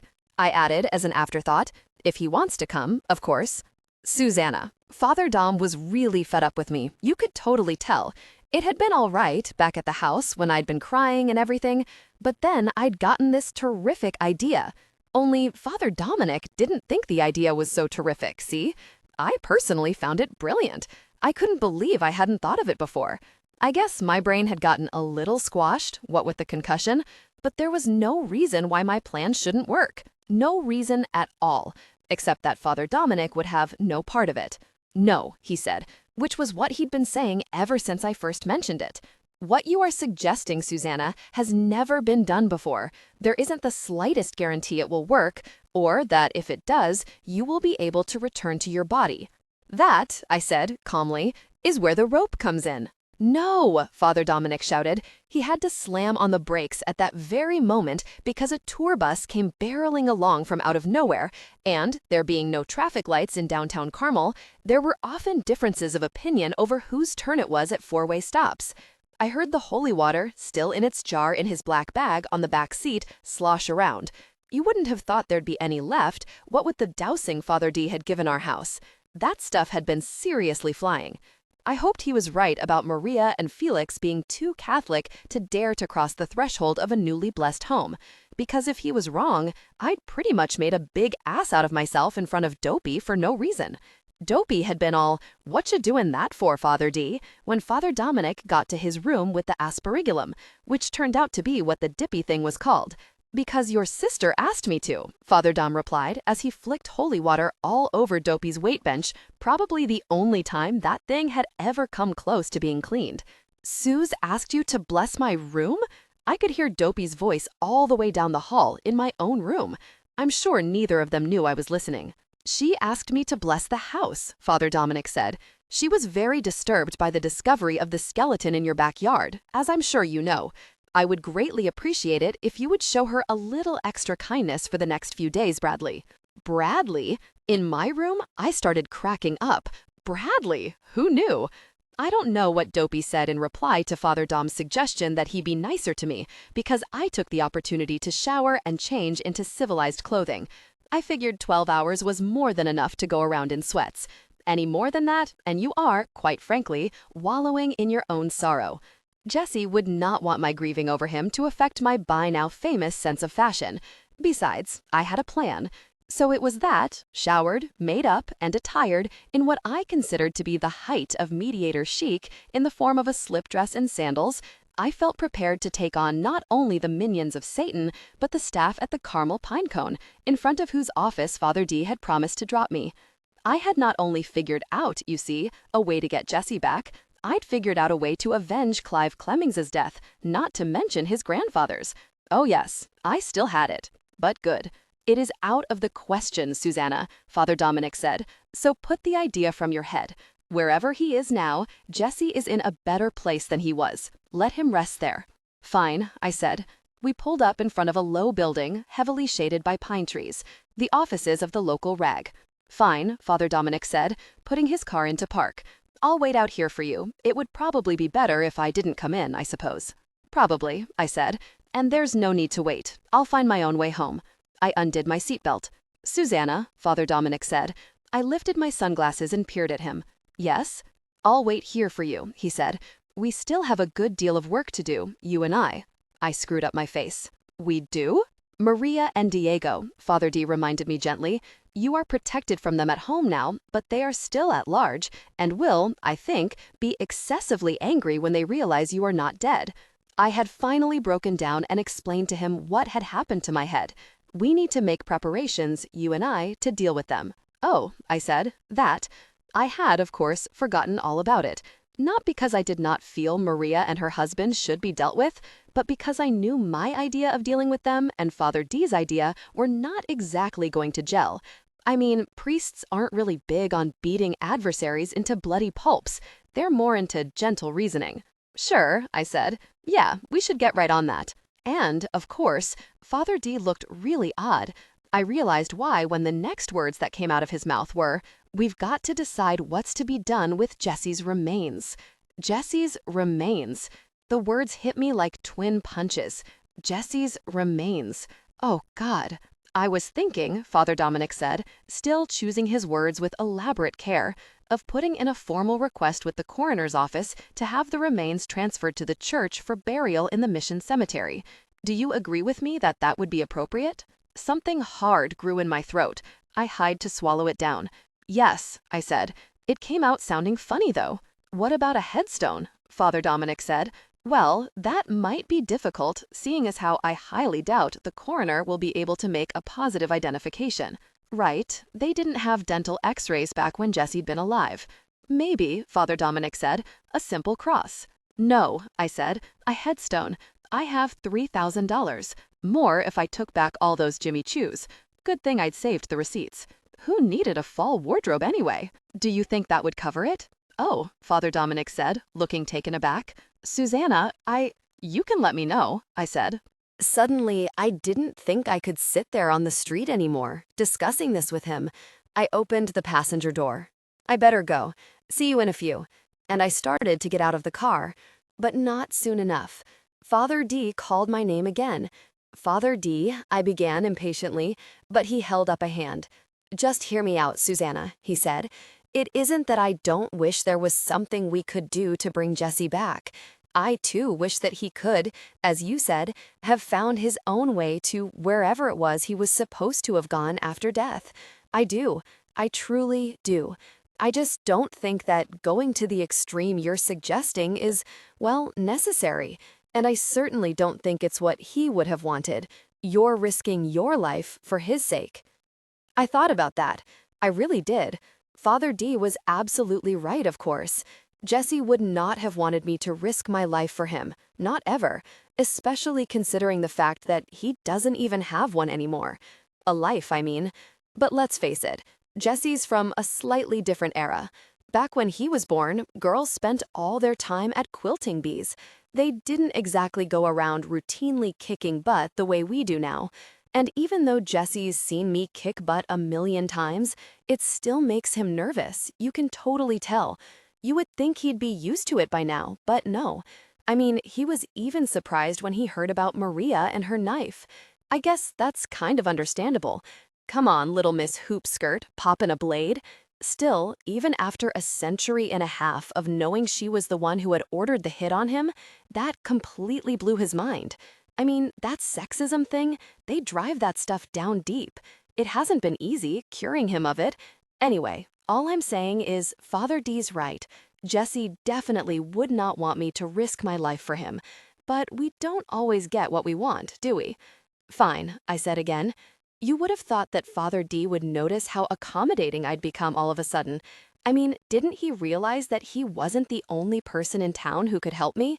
I had an ace up my sleeve, and he didn't even know it. "Be back in a flash," I said with a full-on 100-watt smile. Then I turned and went into the offices of the Carmel Pine Hound like I was just going in there to place a personal ad or something. What I was doing, of course, was something way more insidious. "Is Cece Wells here?" I asked the pimply kid at the reception desk. He looked up, startled. I don't know what freaked him out more, my slip dress or the fact that I'd asked to see Cece. "Over there," he said, pointing. His voice wobbled all over the place. Thanks, I said, and started down a long and quite messy corridor, passing a lot of industrious journalists who were eagerly tapping out their stories on the recent spate of wind chime thefts off people's front porches and the more alarming problem of parking in front of the post office. Cece was in a cubicle in the back. It appeared to be the photocopier cubicle because that was what she was doing, photocopying. "Oh my God," she said when she saw me. "What are you doing here?" She didn't say it in an unhappy way, though. "Slumming," I said, and settled myself into an office chair beside the fax machine. "I can see that," Cece said. She was taking her role as girl reporter very seriously. Her long, stick-straight white hair was coiled up on top of her hair with a number 2 pencil, and there was a smudge of toner on one pink cheek. "Why aren't you at the resort?" "Mental health day," I said, "on account of the dead body they found in our backyard yesterday." Cece dropped a ream of paper. "Oh my God," she gushed. "That was you? I mean, there's a mention of a coroner's call up to the hills in the police beat section, but somebody said it must have been a Native American burial site or something." "Oh no," I said. "Not unless the Native Americans around here wore spurs." "Spurs?" Cece reached for a notepad that was resting on top of the copier, then pulled the pencil from the knot on top of her head, causing her long hair to fall down around her shoulders. Because she is an albino, Cece keeps the vast majority of her skin protected from the sun at all times, even when she's working inside an office. Today was no exception. In spite of the heat outside, she was wearing jeans and a brown button-up sweater. On the other hand, the air conditioning in the place had to be on high. It was like an icebox in there. "Spill," Cece said, perching on the edge of the table that supported the fax machine. I did. I spilled it all. Everything, from the letters Dopey had found, to my trip to Clive's office, to his untimely death the day before. I mentioned Clive's grandfather's book, and Jesse, and the historically significant role my house had played in his murder. I told her about Maria and Diego and their no-account kids, the fact that Jesse's portrait was now missing from the Historical Society, and my suspicions that the skeleton found in my backyard belonged to him. When I was through, Cece raised her gaze from the notepad and went, "Geez, Simon, this could be a movie of the week." "Lifetime Channel," I agreed. Cece pointed at me with the pencil. "Tiffany Amber Thiessen could play Maria." "So," I said, "are you going to print it?" "Heck yeah," Cece said. "I mean, it's got everything. Romance and murder and intrigue and local interest. Too bad almost everybody involved has been dead 100 years or more. Still, if I can get confirmation from the coroner that your skeleton belonged to a male in his 20s, any idea how they did it? Killed him, I mean?" I thought about Dopey and his shovel. "Well," I said, "if they shot him, in the head, I doubt the coroner will be able to tell, thanks to Brad's ham-fisted digging technique." Cece looked at me. "You want to borrow my sweater?" Surprised, I shook my head. "Why?" "You're shivering." I was, but not because I was cold. "I'm okay," I said. "Look, Cece, it's really important you get them to run this story, and they have to do it soon, like tomorrow." She said, not looking up again from her notepad, "Oh, I know, and I think it'd go great alongside Dr. Clemming's obituary, the project he was working on when he died, that kind of thing." "So," I said, "it'll run tomorrow? Do you think it'll run tomorrow?" Cece shrugged. "They won't want to run it until they get the coroner's report on the body, and that could take weeks." Weeks? I didn't have weeks. And though Cece didn't know it, she didn't have weeks either. I was shaking uncontrollably now. Because I had realized, of course, what I'd just done. Put Cece in the same kind of jeopardy I'd put Clive Clemmings in. Clive had been just fine until Maria had overheard him telling his dictaphone what I'd said about Jesse. Then, faster than you could say the haunting, he was suffering from a massive, paranormally induced coronary. Had I just sentenced Cece to the same gruesome end? While I highly doubted Maria was going to ransack the offices of the Carmel Pinecone the way she had the Carmel Historical Society, there was still a chance she might find out what I had done. I needed that story to run right away. The sooner people found out the truth about Maria and Felix Diego, the better my chances of them not killing me or the people I cared about. "It's got to run tomorrow," I said. "Please, Cece, can't you call the coroner and get some kind of unofficial statement?" Cece did look up from her notebook then. She looked up and said, "Suze, what is the rush?" These people have been dead for like forever. What does it matter? I said. My teeth were starting to chatter. It just really matters, okay, Cece? Please, please, see what you can do to put a rush on it. And promise you won't talk about it. The story, I mean, outside these offices. It's really important that you keep it to yourself. Cece reached out and laid a hand on my bare shoulder. Her fingers were very warm and soft. Suze, she said, peering down at me sort of intently, what did you do to your head? Where'd that giant bruise under your bangs come from? I pushed self-consciously at my hair. Oh, I said, I tripped. I fell into a hole. The hole they found the body in? Isn't that funny? Cece didn't seem to think it was funny at all. She went, have you had a doctor look at that? Because it looks pretty bad. You might have a concussion or something. I'm fine, I said, standing up. Really, it's nothing. Look, I better go. Remember what I said, will you? About the story, I mean. It's really important that you don't mention it to anyone, and that you get them to run it as soon as possible. I need a lot of people to see it. A lot of people. They need to see the truth, you know, about the Diegos. Cece stared at me. Suze, she said, are you sure you're all right? I mean, since when do you care about the local gentry? I stammered as I backed out of the cubicle. Well, since meeting Dr. Clemmings, I guess. I mean, it's a real tragedy that people so often overlook their community's historical society when, you know, really, without it, the fabric of the... You, Cece interrupted, need to go home and take an Advil. You're right, I said, picking up my purse. It matched my slip dress, pink with little flowers embroidered on it. I was overcompensating for all the days I'd had to wear those khaki shorts. I'll go. See you later. Then I got the hell out of there before my head exploded in front of everybody. But on my way back to Father Dominic's car, I realized that the reason I'd been shivering back in the photocopying cubicle hadn't been due to the excessive air conditioning, the fact that Jesse was gone, or even the fact that 2 homicidal ghosts were actively trying to kill me. No, I was shivering because of what I knew I was about to do. When I got to Father Dom's car, I bent down and said through the open passenger window, "Hey." Father Dominic started and hurled something out the driver's side window, but it was too late. I'd already seen what he'd been up to. Plus, I could smell it. "Hey," I said again, "give me one of those."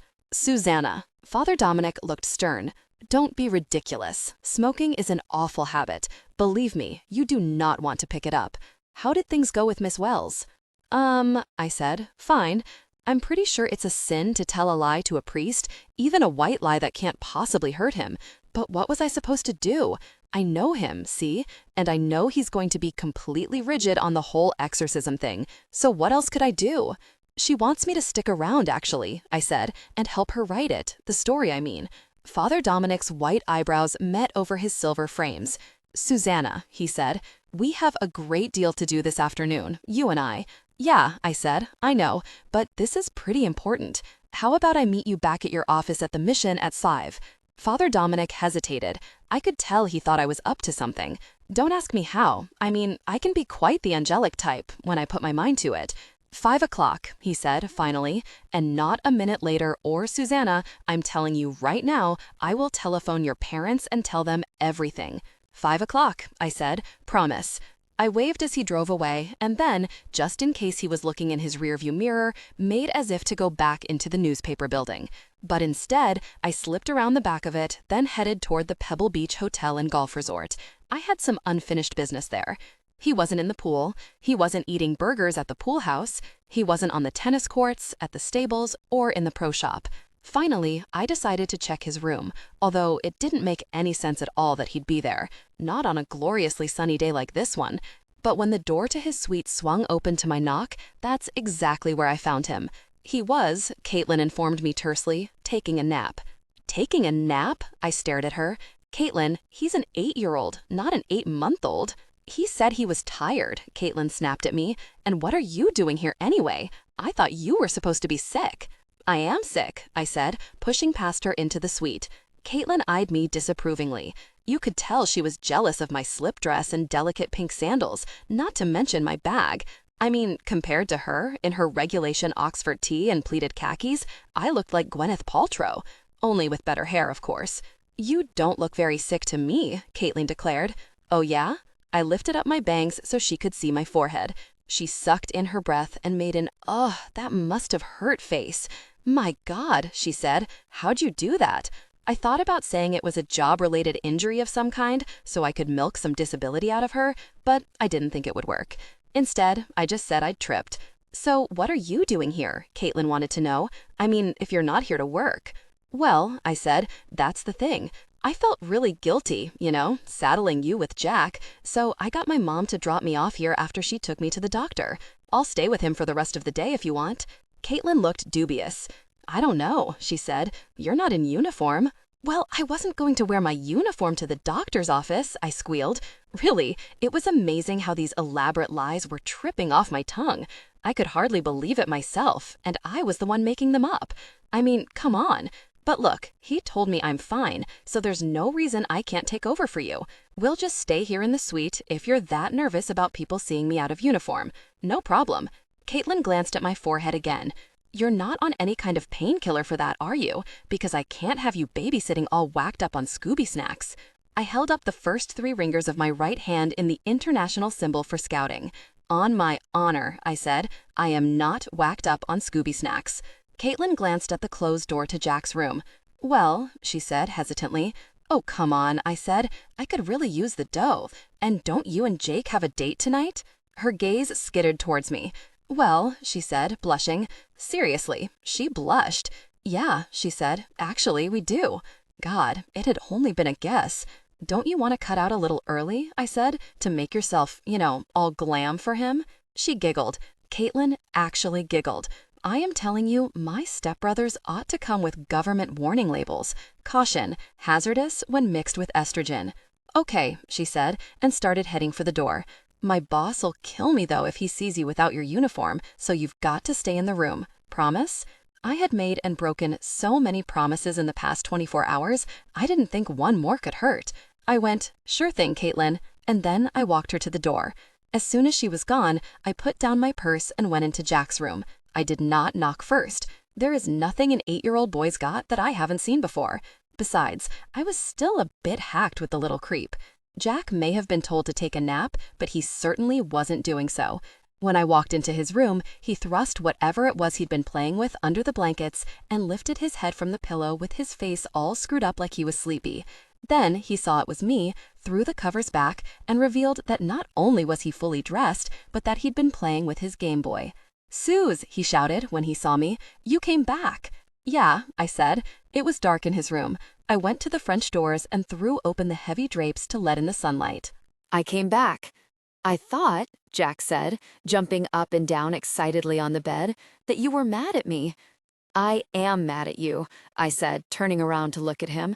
The sight of that sparkling sea had dazzled my eyes, though, so I couldn't see him very well. "What do you mean?" Jack stopped jumping. "What do you mean you're mad at me?" "Look, I wasn't going to screw around with the kid, okay? I just wish everyone had been as straight with me when I was his age. It is possible I wouldn't be so quick with my fists if I didn't have this pent-up inner rage from having been lied to so much as an 8-year-old. Yes, Suze, of course there's really a Santa Claus, but no, there's no such thing as ghosts." And then the clincher. "No, this shot I'm about to give you isn't going to hurt a bit." "That ghost you exorcised," I said, facing him with my hands on my hips, "he was my friend, my best friend." I wasn't going to say boyfriend or anything, because that wasn't true, but the hurt I was feeling must have shown in my voice, since Jack's lower lip started to jut out a little. "What do you mean?" he wanted to know. "What do you mean he was your friend? That's not what that lady said. The lady said, 'That lady is a liar.'" "That lady," I said, coming swiftly toward the bed and lifting up my bangs, "did this to me last night. See? Or at least her husband did. All she tried to do was stab me with a knife." Jack, standing on the bed, was taller than I was. He looked down at the bruise on my forehead with something like horror. "Oh, Suze," he breathed. "Oh, Suze." "You screwed up," I said to him, dropping my hand. "You didn't mean to. I understand that Maria tricked you, but you still screwed up, Jack."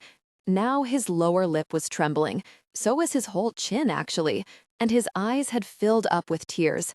"I'm sorry, Suze," he said. His voice had gone about 3 pitches higher than usual.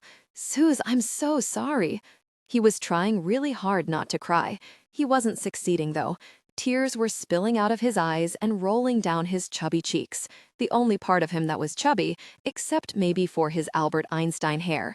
And even though I didn't want to, I found myself wrapping my arms around him and patting him on the back as he sobbed into my neck, telling him everything was going to be all right. Just like, I realized, with something akin to horror, Father Dominic had done to me. And just like him, I was completely lying.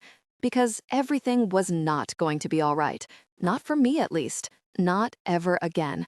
Unless I did something about it, and fast. Look, I said, after a few minutes of letting Jack wail, stop crying. We have work to do. Jack lifted his head from my shoulder, which he had, by the way, gotten all wet with snot and tears and stuff, since my dress was sleeveless. What do you mean? His eyes were red and squinty from crying. I was lucky nobody walked in right then. I definitely would have been convicted of child abuse or something. I'm going to try to get Jessie back, I explained, swinging Jack down from the bed. And you're going to help me. Jack went, "Who's Jessie?" I explained. At least I tried to.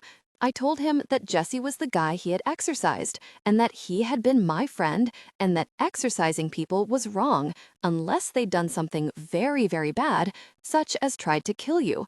Which was, Jack explained, what Maria had told him Jessie tried to do to me. So then I told Jack that ghosts are just like people. Some of them are okay, but some of them are liars.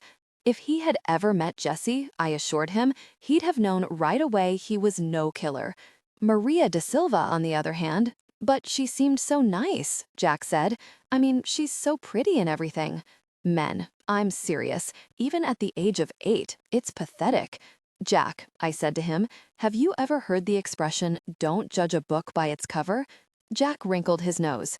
I don't like to read much. Well, I said, we had gone out into the living room, and now I picked up my purse and opened it. You're going to have to do some reading if we're going to get Jessie back. I'm going to need you to read this. And I passed him an index card on which I'd scrawled some words. Jack squinted down at it. What is this? He demanded. This isn't English. No, I said. I started taking other things out of my purse.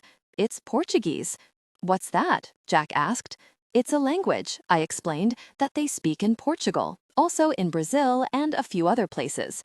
Oh, Jack said, then pointed at a small Tupperware container I'd taken from my purse. What's that? Oh, I said, chicken blood. Jack made a face. Ew. Look, I said, if we're going to do this exorcism, we're going to do it right. And to do it right, you need chicken blood. Jack said, I didn't use chicken blood when Maria was here. Yeah, I said. Well, Maria does things her way, and I do things my way. Now let's go into the bathroom to do this. I have to paint stuff on the floor with the chicken blood, and I highly doubt the housekeeping staff will appreciate it if we do it here on the carpet. Jack followed me into the bathroom that joined his room to his brother's. In the part of my brain that wasn't concentrating on what I was doing, I kind of wondered where Paul was. It was strange he hadn't called after that whole thing where he dropped me off at my house and there'd been all those cop cars and stuff in front of it. I mean, you'd have thought he'd wonder, at least, what that had been all about. But I hadn't heard a peep out of him. Not that I cared. I had way more important things to worry about. But it was still kind of odd. There, I said, when we had everything set up. It took an hour, but when we were done, we had a fairly decent example of how an exorcism, the Brazilian voodoo variety anyway, is supposed to look, at least according to a book I'd read on the subject once.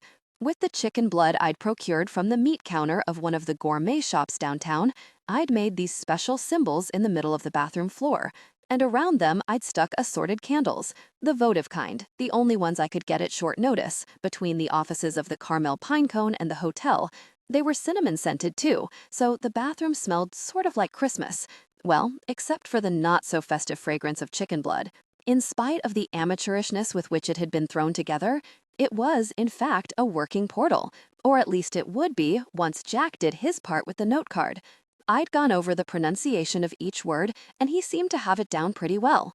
The only thing he couldn't seem to get around was the fact that the person we were exorcising was, well, me. But you're alive, he kept saying.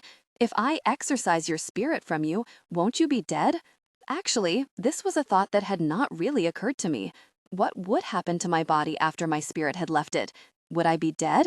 No, that was impossible. My heart and lungs wouldn't stop working just because my soul was gone. Probably I'd just lie there, like someone in a coma. This was not, however, very comforting to Jack. But what if you don't come back? He wanted to know. I'm going to come back, I said. I told you. The only reason I can come back is that I do have a living body to return to. I just want to have a look around out there and see if Jesse's okay. If he is, fine. If not, well, I'll try to bring him back with me. But you just said the only reason you can come back is because you have a living body to return to. Jesse doesn't, so how can he come back? This was, of course, a good question. That was probably why it put me in such a bad mood. Look, I said finally, nobody has ever tried this before, so far as I know. Maybe you don't have to have a body to come back. I don't know, okay? But I can't not try just because I don't know the answer. Where would we be if Christopher Columbus hadn't tried? Huh. Jack looked thoughtful. Living in Spain right now? Very funny, I said. It was at this point that I took the last thing from my bag and tied one end around my waist. I tied the other end to Jack's wrist. What's the rope for? He asked, looking down at it. So I can find my way back to you, I said. Jack looked confused. But if just your spirit's going, what's the point of tying a rope around your body? You said your body wasn't going anywhere. Jack, I said from between gritted teeth, just reel me back in if I'm gone more than half an hour, all right? I figured half an hour was about as long as anybody's soul could be separated from their body.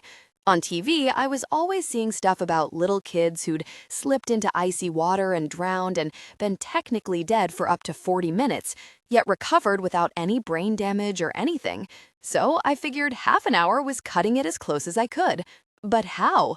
Oh my God, I snapped at him. Just do it, okay? Jack glowered at me. Hey, just because we're both mediators doesn't mean we get along all the time. Okay, he said. Under his breath, I heard him mutter, "You don't have to be such a witch about it." Only he didn't say witch. Really, it is shocking the words kids are using these days. All right, I said. I stepped into the center of the circle of candles and stood in the middle of all the chicken blood symbols. Here goes nothing. Jack looked down at his note card. Then he looked back up at me. Shouldn't you lie down? He asked. I mean, if it's gonna be like you're in a coma, I don't want you to fall down and hurt yourself. He was right. I didn't want my hair to catch on fire or anything. On the other hand, I didn't want to get chicken blood on my dress. I mean, it was an expensive one, $95 at Urban Outfitters. Then I thought, Suze, what is wrong with you? It's just a dress. You're doing this for Jesse. Isn't he worth more than $95? So I started to lie down, but I had only managed to get down on one knee when there was a terrific thumping on the door to the suite. I'll admit it, I panicked. I figured it was the fire department or somebody responding to a report of smoke from someone whose bathroom vent adjoined Jack's. Quick, I hissed at him, blow out all the candles. While Jack hurried to do as I said, I stumbled to the door. Who is it? I called sweetly when I got there. Susanna, an all too familiar voice said, open the door this instant. If you ask me, Father D way overreacted. I mean, first of all, I had the situation completely under control. And second, it wasn't as if we'd sacrificed any small animals or whatever. I mean, the chicken had already been dead, so all that stomping around and calling us names was really unnecessary. Not that he called Jack any names. No, most of the names were hurled at me. Apparently, if I am intent on destroying myself, that is one thing. But to force a small boy to aid in my self-destruction, that is just despicable. And my pointing out that the small boy was the one who'd created the need for me to behave self-destructively, yeah, that didn't go over too well. But what the whole thing did do was illustrate to Father Dominic just how serious I was about my plan. I guess it finally got through to him that I was going to do my best to find Jesse, with or without his help. So he decided that, under those circumstances, he had better help, if only to improve my chances of not hurting myself, or anybody else. It will not, he said, looking all tight-lipped about it as he unlocked the doors to the basilica, be any fly-by-night operation either. None of this Brazilian voodoo business. We are going to perform a decent Christian exorcism, or none at all.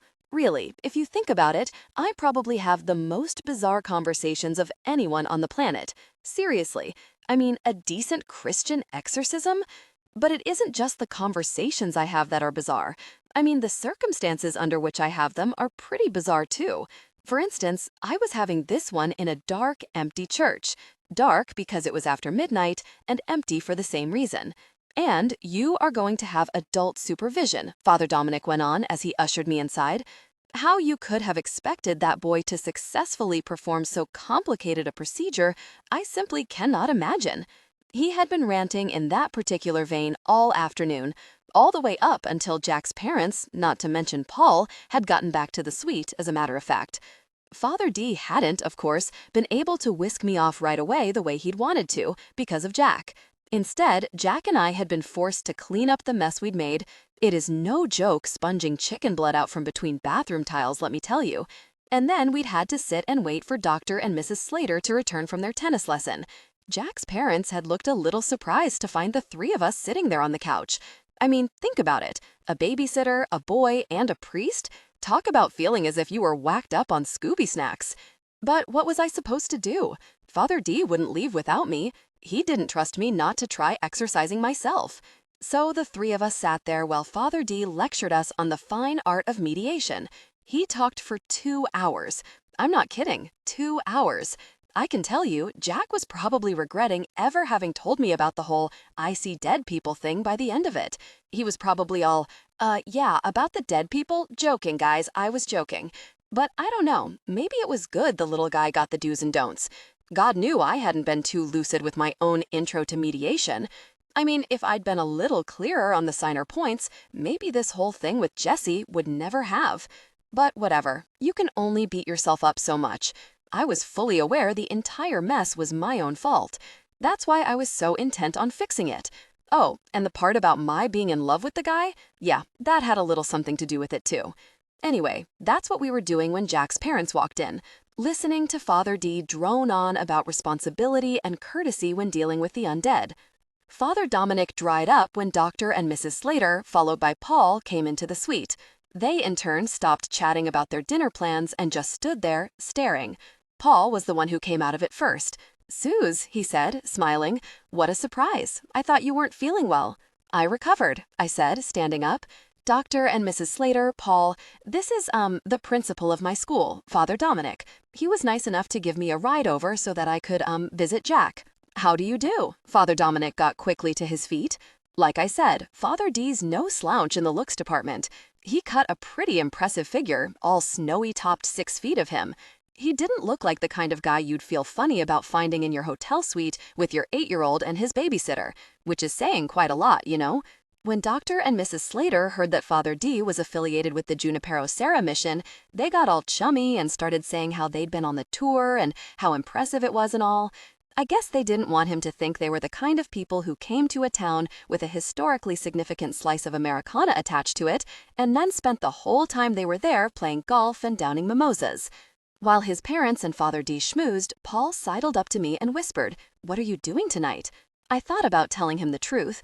"Oh, nothing. Just having my soul exorcised so I can roam around purgatory looking for the ghost of the dead cowboy who used to live in my bedroom." But that, might have sounded flippant or like one of those made-up excuses girls use. You know, the old "I'm washing my hair" put down? So I just said, "I've got plans." Paul went, "Too bad. I was hoping we could take a drive up to Big Sur and watch the sunset, then maybe grab something to eat." "Sorry," I said with a smile. "Sounds great, but like I said, I've got plans." Most guys would have dropped it after that, but Paul, for some reason, did not. He even reached out and casually draped an arm around my shoulders, if you can do something like that casually. Somehow, though, he pulled it off. Maybe because he's from Seattle. "Suze," he said, dipping his voice low so that no one else in the room could overhear him, especially his little brother, who was clearly straining his neck in an effort to do so. "It's Friday night. We're leaving day after tomorrow. You and I might never see each other again. Come on, throw a guy a bone, will you? I don't have guys pursuing me all that often, at least not hotties like Paul. I mean, most of the guys who've liked me since I moved to California, well, there've been some serious relationship issues, such as the fact that they ended up serving long prison terms for murder. So this was pretty new for me. I was impressed, in spite of myself. Still, I'm not a dope. Even if I hadn't been in love with somebody else, Paul Slater was from out of town. It's easy for guys who are leaving in a couple of days to give a girl the rush. I mean, come on, they don't have to commit. Gosh, I said, that is just so sweet. But you know what? I really do have other plans. I stepped out from beneath his arm and totally interrupted Dr. Slater's in-depth description of that day's golf score. Bogey, bogey, par par. Can you give me a lift home, Father D? Father Dominic said he could, of course, and we left. I noticed Paul giving me the old hairy eyeball as we said our goodbyes, but I figured it was because he was hacked at me for turning down his dinner invitation. I didn't know it was for entirely different reasons. At least, not then. Although, of course, I should have. I really should have. Anyway, Father D lectured me all the way home. He was way mad, madder than he'd ever been with me before, and I've done some stuff that's gotten him plenty peeved. I wanted to know how he'd figured out I was at the hotel and not back at the paper helping Cece write her story, like I'd said I'd be. And he said it hadn't been hard. He just remembered that Cece was a straight-A student who surely wouldn't need my help writing anything, and turned his car around. When he found out I'd left 10 minutes earlier, he tried to think where he would have gone under similar circumstances, back when he was my age. The hotel was the obvious choice, Father Dominic informed me as we pulled up in front of my house. No ambulances this time, I was relieved to note. Just the shady pine trees and the tinny sound of the radio Andy was listening to in the backyard as he worked on the deck. A sleepy summer evening. Not at all the kind of night you'd think of when you heard the word exorcism.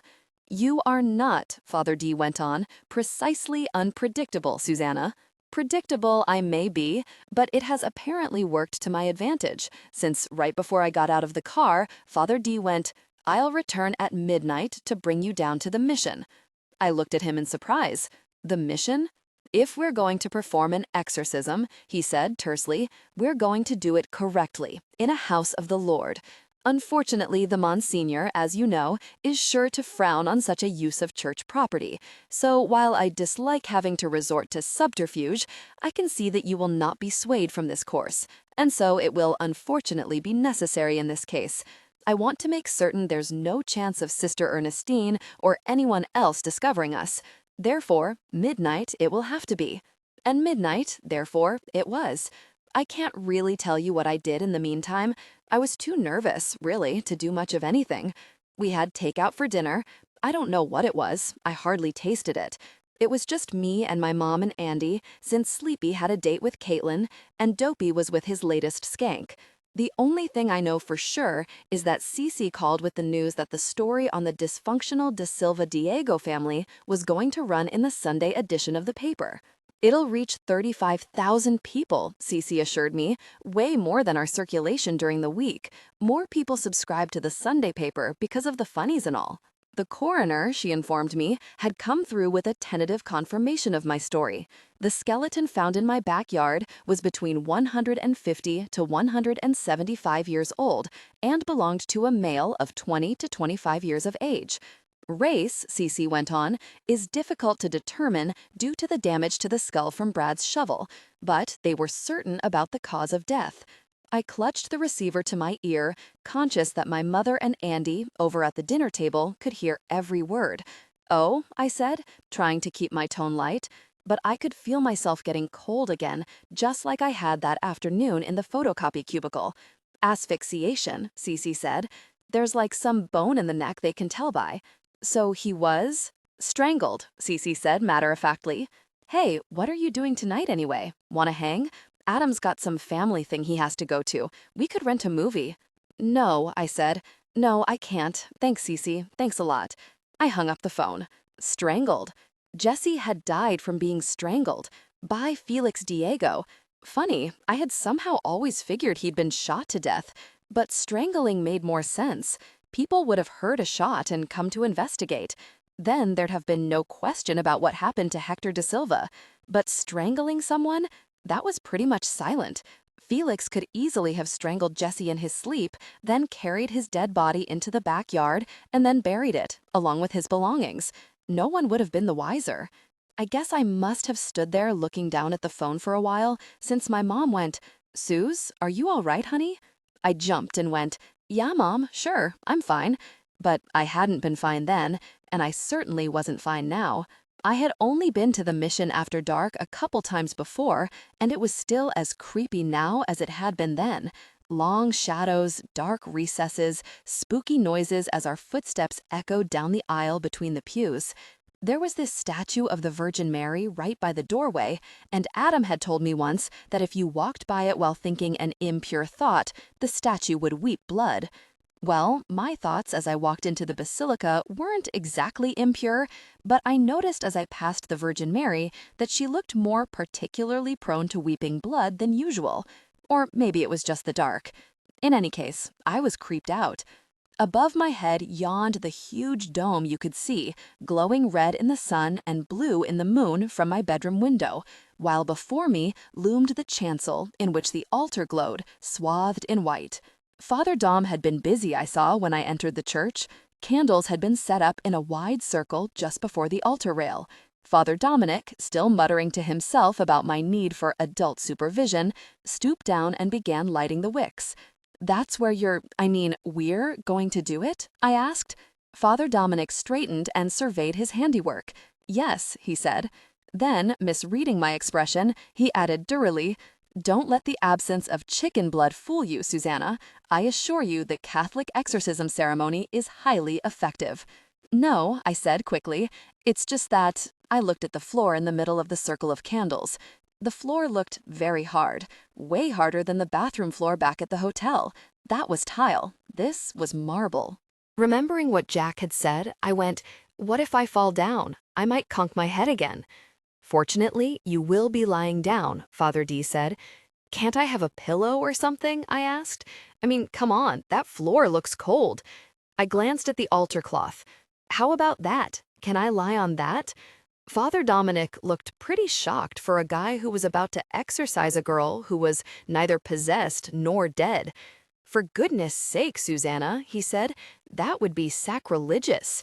Instead, he went and got some choir robes for me. I made a nice little bed on the floor between all the candles, then lay down on it. It was actually quite comfortable. Too bad my heart was pounding way too hard for me ever to have been able to doze off. "All right, Susanna," Father D said. He wasn't happy with me.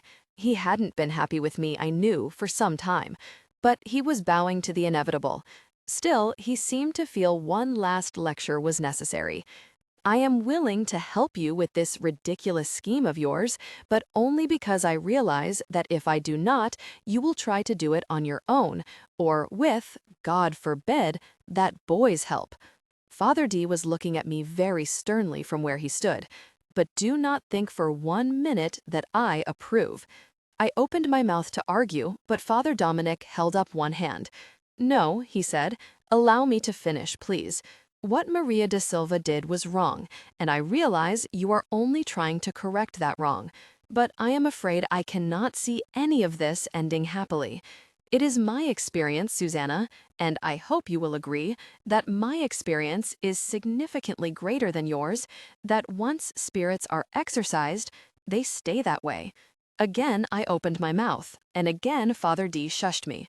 "Where you are going," he went on, "will be like a waiting area for spirits who have passed from the astral plane but have not yet reached their final destination. If Jesse is still there, and you manage to find him, and you understand that I consider this a very great if, because I don't think you're going to, do not be surprised if he chooses to stay where he is." "Father Dominic," I began, rising up onto my elbows, but he shook his head. "It might be his only chance, Susanna," Father Dominic said somberly, "of ever moving on." "No," I said, "that's not true. There's a reason, see, that he's hung around my house for so long.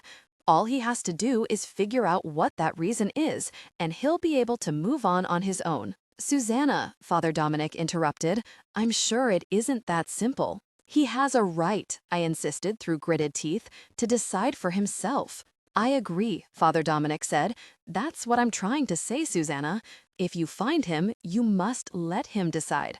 And you mustn't, well, you mustn't attempt to use any sort of, uh, I just bunked up at him. Father Dominic, I said, what are you talking about? Well, it's only that. Father Dominic looked more embarrassed than I had ever seen him. I could not for the life of me figure out what was wrong with him. I see that you changed. I looked down at myself. I had changed out of my pink slip dress and into a black one that had little red rosebuds embroidered on it. This I had paired with some totally cute Prada slides. I had had a hard enough time choosing an ensemble. I mean, what do you wear to an exorcism? I totally did not need Father dissing my duds. What? I demanded defensively. What's wrong with it? Too funeral? It's too funeral, isn't it? I knew black was all wrong for the occasion. Nothing's wrong with it, Father Dominic said.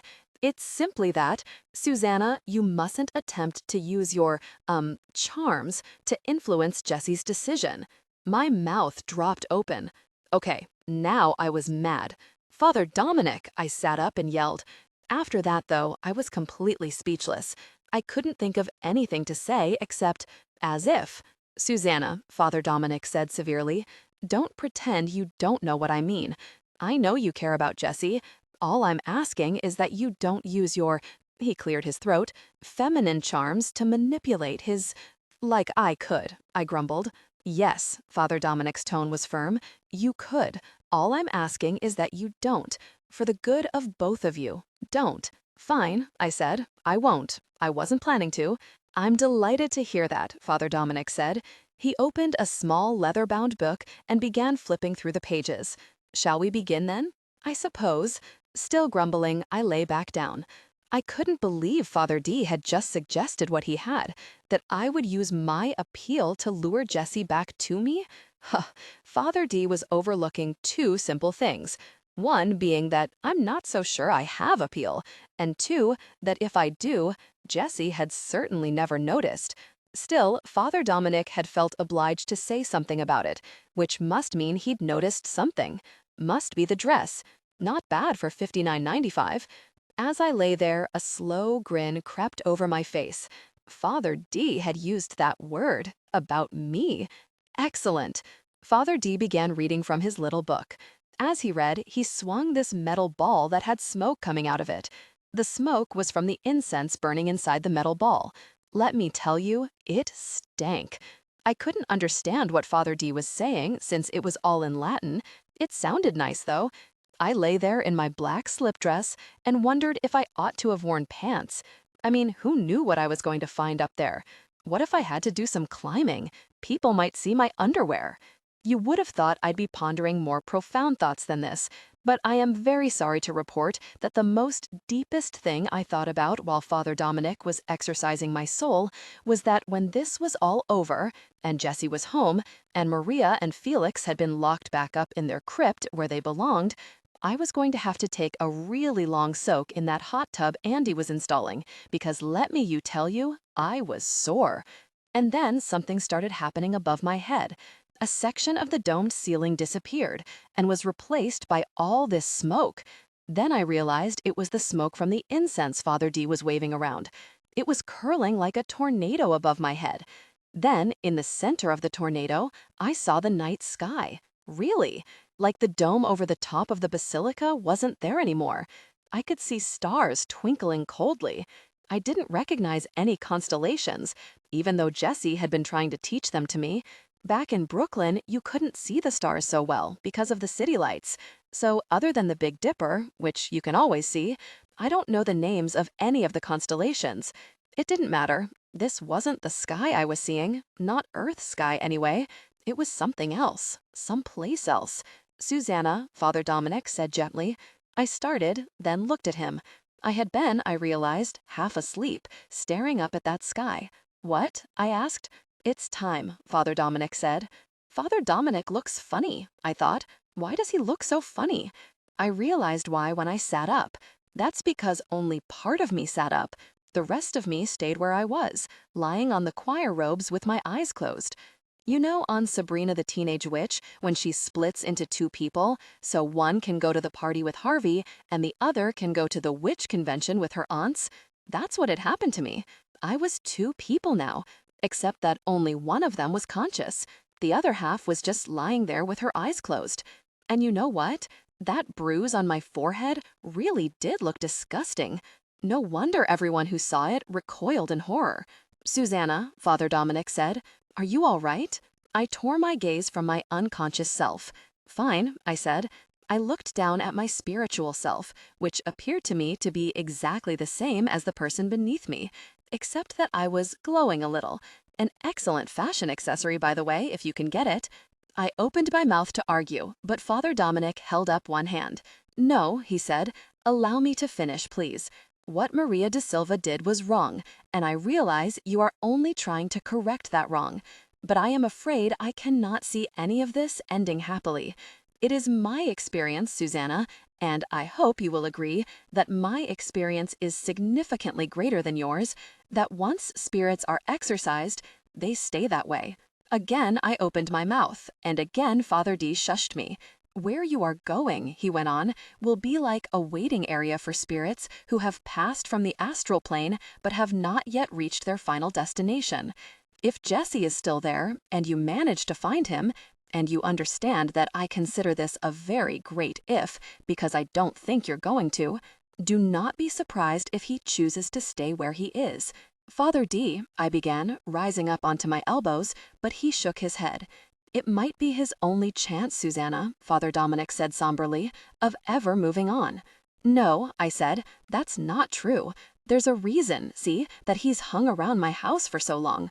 All he has to do is figure out what that reason is, and he'll be able to move on his own." "Susanna," Father Dominic interrupted, "I'm sure it isn't that simple. He has a right," I insisted through gritted teeth, "to decide for himself." "I agree," Father Dominic said. "That's what I'm trying to say, Susanna.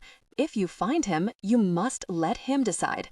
And you mustn't, well, you mustn't attempt to use any sort of, I just bunked up at him. "Father Dominic," I said, "what are you talking about?"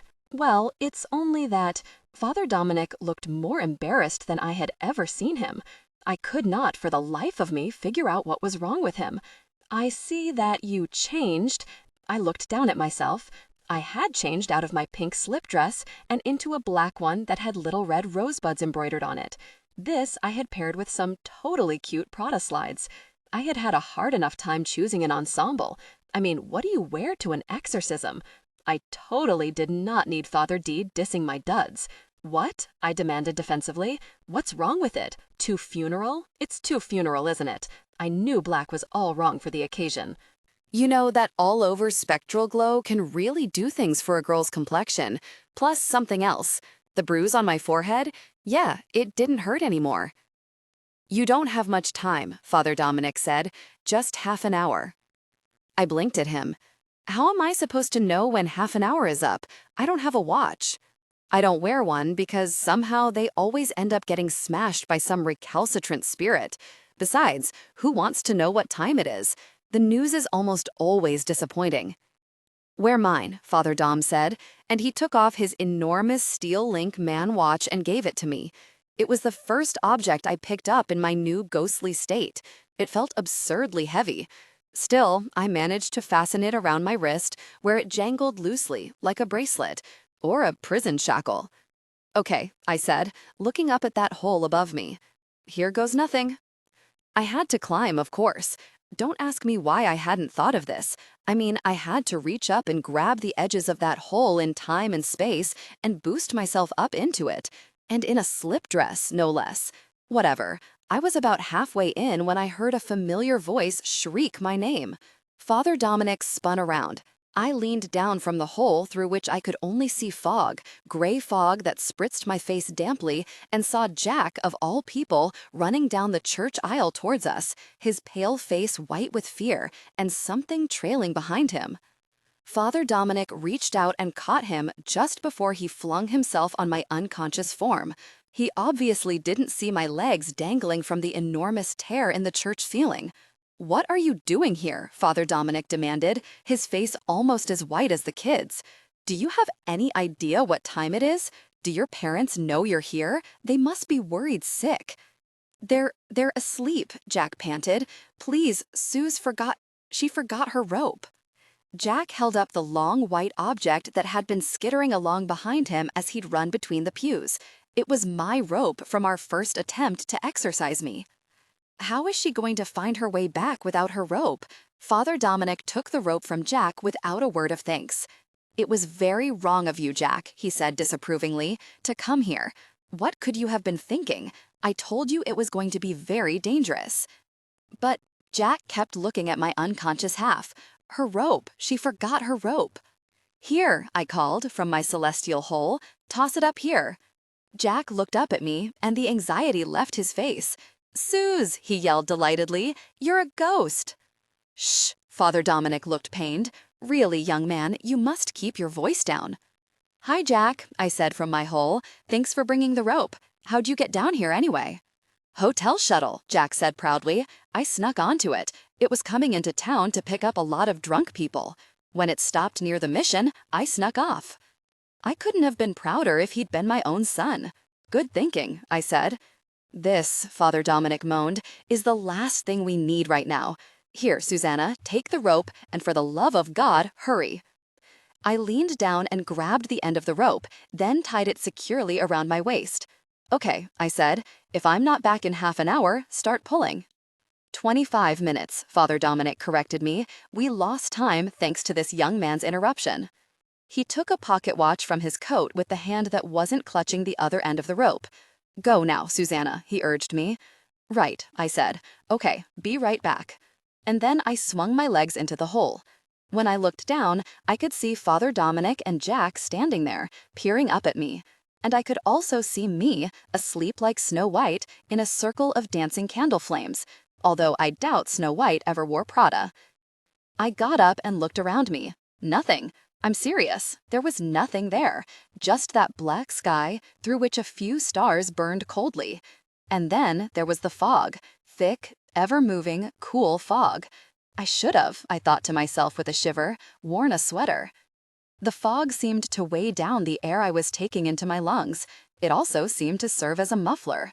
I couldn't hear a sound, not even my own footsteps. Oh well, 25 minutes wasn't long. I sucked in a chest full of damp air and yelled, Jessie! It was a highly effective move.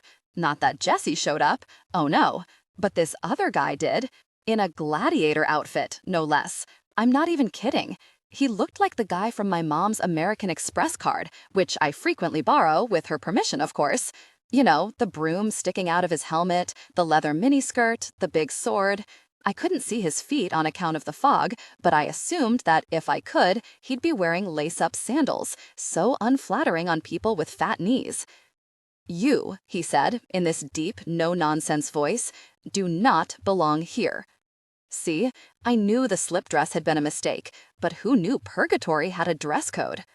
I know, I said, giving him my best smile. Maybe Father D was right. Maybe I do have a tendency to use my sexuality to get what I want. I was certainly laying on the girly thing thick for the Russell Crowe type in front of me. The thing is, I said, fingering my rope, I'm looking for a friend. Maybe you know him. Jesse De Silva? He showed up here last night, I think. He's about 20, 6 feet tall, black hair, dark eyes. Killer abs? Russell Crowe must not have been listening closely, since all he said was, "You do not belong here," again. Okay, the slip dress had definitely been a mistake, because how was I supposed to kick this guy out of my way without splitting the skirt? Look, mister, I said, striding up to him and trying not to notice that his pectoral muscles were so pronounced his breasts were bigger than mine. Way bigger, way bigger. I told you, I'm looking for someone. Now either you tell me if you've seen him or you get out of my face, okay? I'm a mediator, all right? I have just as much right to be here as you. I did not, of course, know if this was true, but heck, I've been a mediator all my life and I haven't gotten squats for it. As far as I was concerned, somebody owed me, but big. The gladiator seemed to agree. He went, in a completely different tone, "A mediator?" He looked down at me as if I were a monkey that had suddenly sat up and started saying the Pledge of Allegiance. Still, I must have done something right, since he said slowly, "I know the one of whom you speak." Then he seemed to come to a decision. Stepping to one side, he said in a commanding voice, "Go now. Do not open any doors. He will come." I stared at him. Whoa. Are you serious?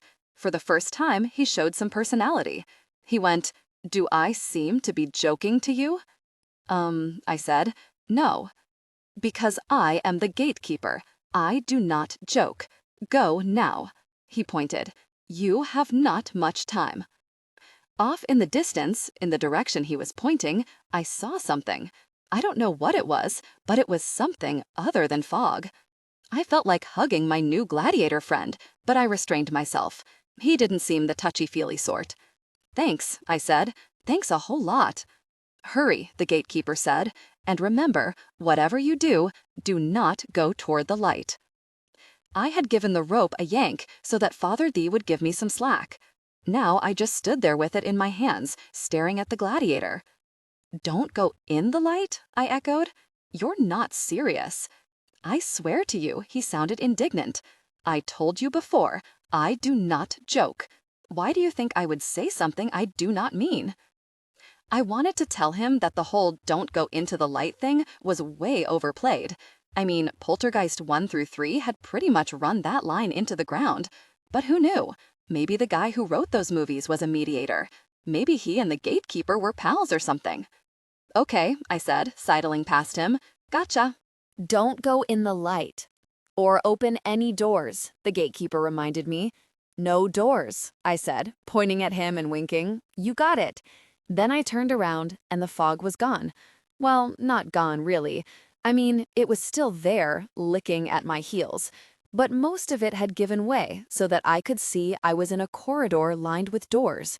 There was no ceiling overhead, just those coldly winking stars and inky black sky. Still, the long corridor of closed doors seemed to stretch out forever before me, and I wasn't supposed to open any of those doors, or go into the light. Well, the second part was easy. I didn't see any light to go toward, but how was I not supposed to open one of those doors? I mean, really, what was going on behind them? What would I find if I opened one, just a crack, and peeked in? Alternate universe? The planet Vulcan? Maybe a world where Suze Simon was a normal girl, not a mediator.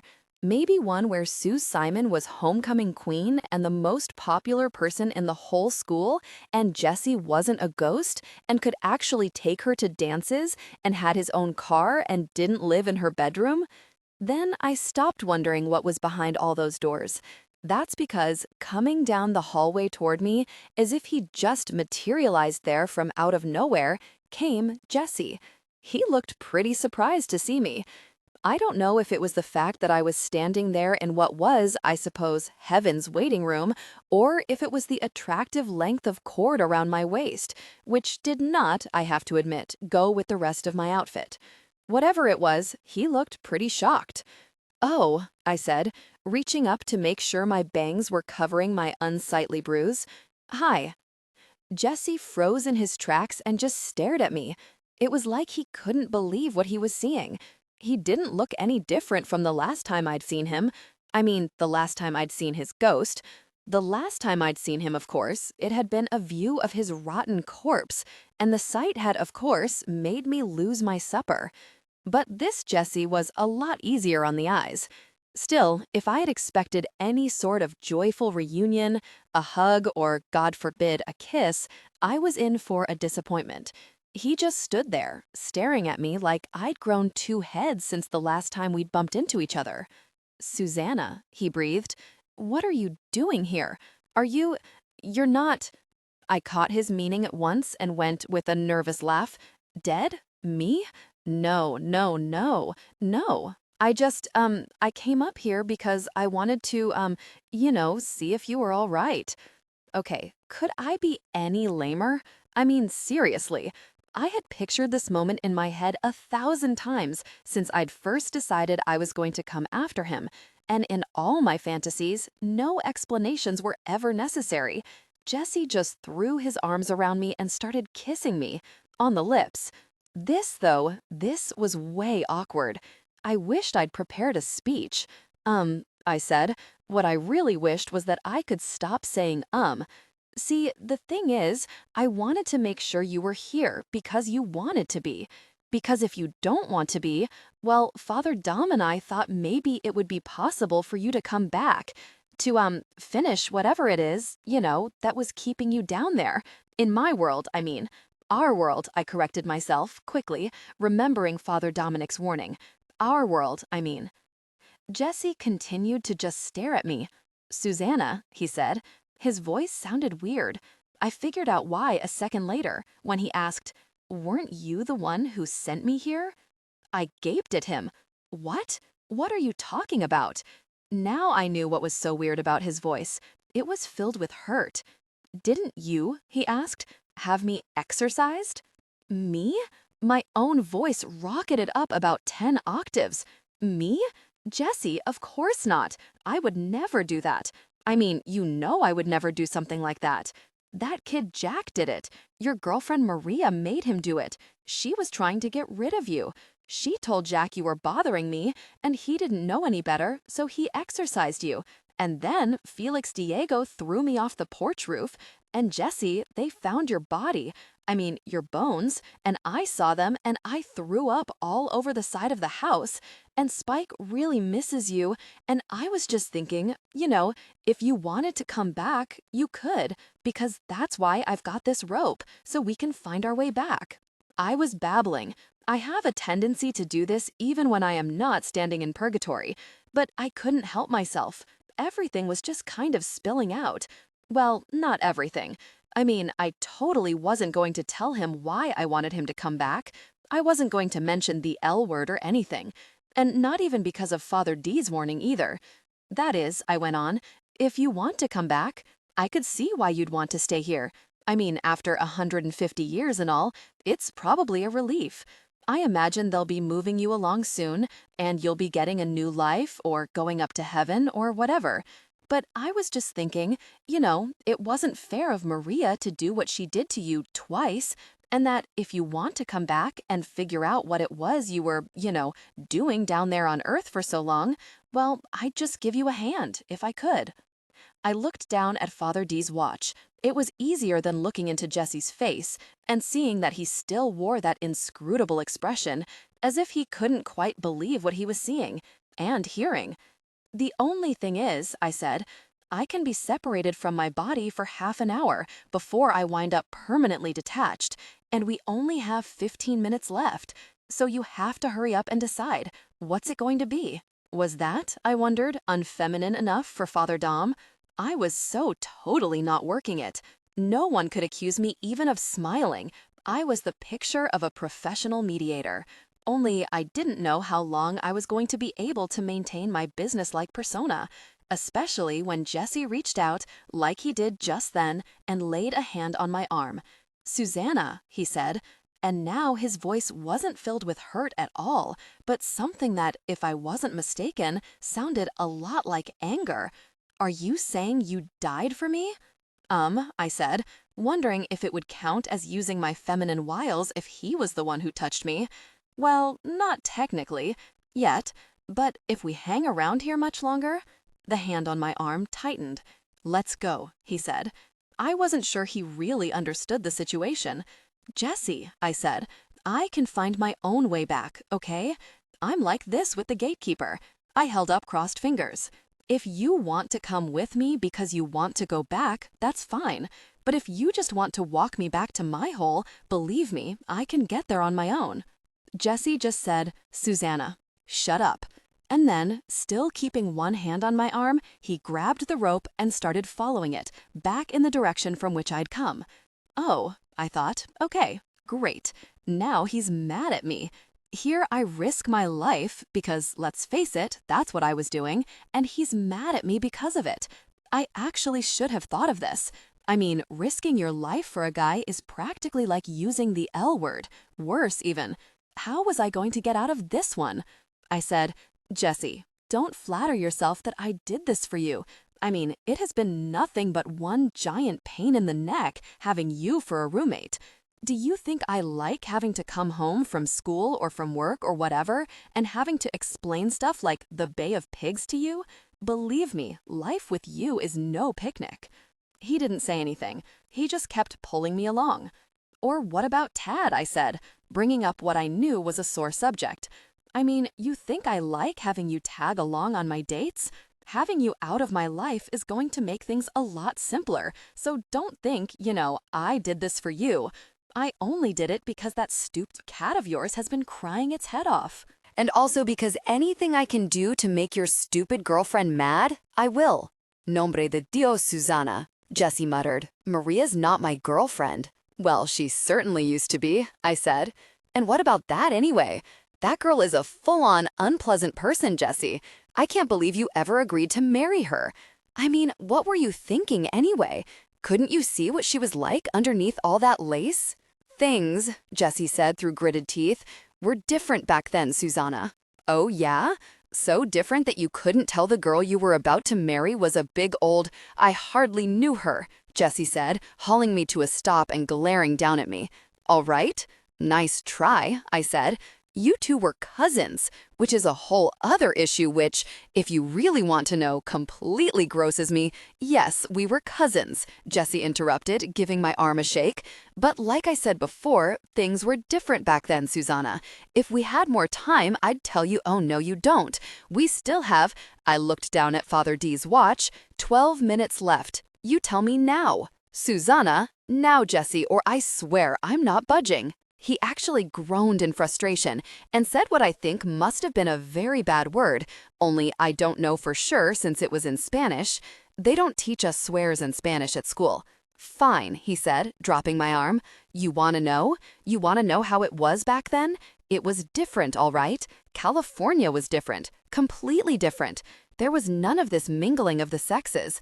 Boys and girls did not play together, did not sit side by side in classrooms. The only time I was ever in the same room with Maria was at meals, or sometimes dances. And then we were surrounded by other people. I doubt I ever heard her speak more than a few words. Well, they were evidently pretty impressive ones, since you agreed to marry her.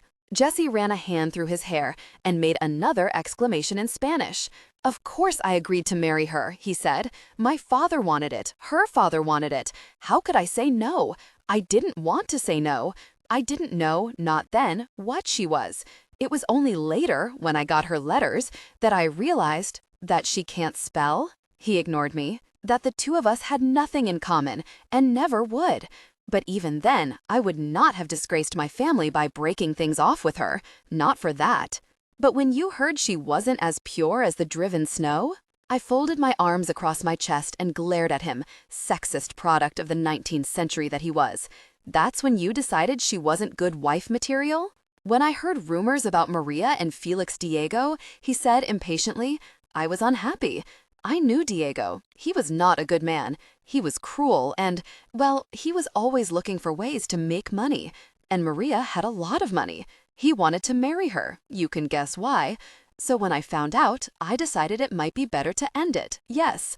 But Diego got to know you first, I said, a throb in my voice. Susanna, he stared down at me. I've had a century and a half to get used to being dead. It no longer matters to me who killed me or why. What's important to me right now is seeing that you do not end up the same way. Now, will you move or do I have to carry you? Okay, I said, letting him pull me along again. But I just want to get one thing straight. I did not do all this, get myself exercised and come up here and all, because I'm in love with you or anything like that. I would not, he said grimly, as you say, flatter myself. Very true, I said. I wondered if I was still being unfeminine enough. Actually, I was beginning to think I was being a little too unfeminine. Hostile, actually, was what I was being. Because I'm not. I came because of the cat. The cat really misses you. You shouldn't have come at all, Jessie said under his breath. Still, I heard him anyway. It wasn't like there was a whole lot of other noise up there. We had left the corridor. It had disappeared, I saw, the minute we turned our backs to it. And we're back in the fog again, following the rope that, thankfully, Jack had remembered. I cannot believe that Father Dominic allowed it. Hey, I said, leave Father D out of it. This is all your fault, None of this would have happened if you had just been open and honest with me from the beginning about how you died. Then I could have at least told Andy to dig elsewhere. And I'd have been prepared to deal with Maria and her bohunk husband. I don't know why they are so strung out about people finding out they're a couple of murderers, but they are very intent on keeping what happened to you a big old... That, Jessie said, is because to them, no time has passed since their deaths. They were at rest until it became evident that my body was about to be found, which would inevitably open up speculation as to the cause of my demise. They do not understand that more than a century has passed since then. They are trying to preserve their places in the community as the leading citizens they once were. Tell me about it, I said, fingering my bruise. They think it's still 1850, and they're afraid of the neighbors finding out they offed you. Well, it's all going to blow up in their faces in a day or so. The truth is coming out, courtesy of the caramel pine cone. Jessie spun me around to face him. He looked madder than ever. Susanna, he said, what are you talking about? I told the whole story to Cece, I explained, unable to keep a note of self-congratulation from creeping into my voice. She's interning at the paper for the summer. She says they're running the story, the real story, about what happened to you on Sunday. Seeing his expression growing, if anything even darker, I added, Jessie, I had to. Maria killed the guy at the Historical Society, the one she stole your picture from in order to do the exorcism. I'm pretty sure she killed his grandfather, too. Maria and that husband of hers have killed everybody who has ever tried to tell the truth about what really happened to you that night. But she's not going to be able to do it anymore. That story is going to go out to 35,000 people. More even, because they'll post it on the paper's website. Maria isn't going to be able to kill everybody who reads it. Jessie shook his head. No, Susanna, she'll just settle for killing you. Jessie, I said, she can't kill me. She's already tried. I've got news for you. I am really, really hard to kill. Maybe not, Jessie said. He held something out in his hand. I looked down at it. To my surprise, I saw that it was the rope we'd been following. Only instead of the end disappearing down into the hole through which I'd climbed, it sat, frayed, in Jessie's hand, as if it had been cut with a knife. I stared down at the end of the rope in horror. It's funny, you know what the first thing that popped into my head was? But Father Dom said, I cried, that Maria and Felix were good Catholics. So what are they doing down in that church? Jessie had a little more presence of mind than I did. He reached out and seized my wrist, twisting it so he could see the face of Father Dominic's watch. How much more time do you have? He demanded. How many more minutes? I swallowed. 8, I said. But the whole reason Father Dom blessed my house was so they wouldn't try to come in. And then look what they do. They come into a church. Jessie looked around. We'll find the way out, he said. Don't worry, Susanna. It has to be around here somewhere. We'll find it. But we wouldn't. I knew that. There was no point, I knew, even in looking. What with the fog covering the ground so thickly, there was no chance we'd ever find the hole through which I'd climbed. No, Suze Simon, who'd been so hard to kill, was effectively dead already. I started untying the rope from around my waist. If I was going to meet my maker, I at least wanted to look my best. It must be here, Jessie was saying as he waved at the fog, trying to part it in order to see beneath it. Susanna, it must be. I thought about Father Dominic, and Jack, poor Jack. If that rope had been cut, it could only have been because something catastrophic had happened down in the church. Maria da Silva, that practicing Catholic Father D had been so convinced would never dare launch an attack on consecrated ground, had not been as frightened of offending the Lord as Father Dominic had assumed she'd be. I hoped he and Jack were all right. Her problem was with me, not them. Susanna, Jessie was peering down at me. Susanna, why aren't you looking? You cannot give up, Susanna. We'll find it. I know we'll find it. I just looked at him.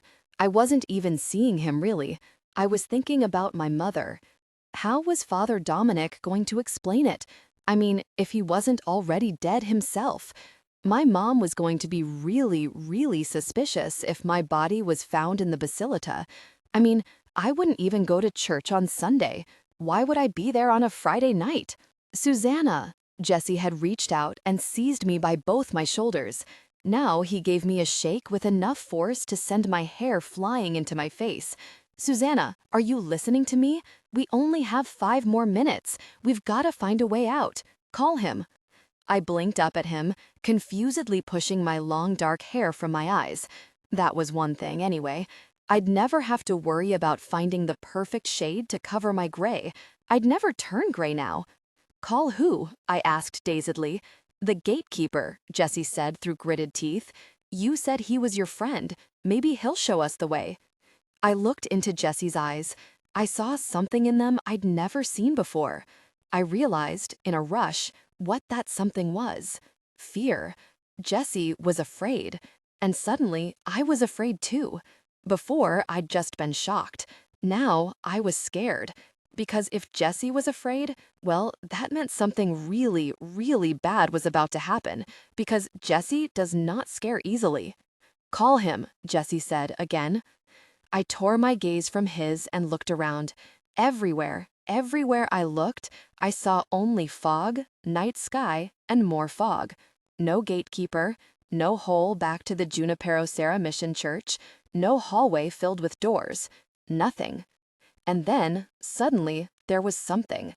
A figure striding toward us. I was filled with relief. The gatekeeper, at last. He would help me. I knew he would. Except that, as he came closer, I saw it wasn't the gatekeeper at all. This guy didn't have anything on his head except hair. Curly brown hair. Just like... "Paul?" I burst out incredulously. I couldn't believe it. Paul. Paul Slater? Paul Slater was coming toward us. But how? "Suze," he said conversationally as he strolled up. His hands were in the pockets of his chinos, and his Brooks Brothers shirt was untucked. He looked as if he had just breezed in from a long day on the golf course.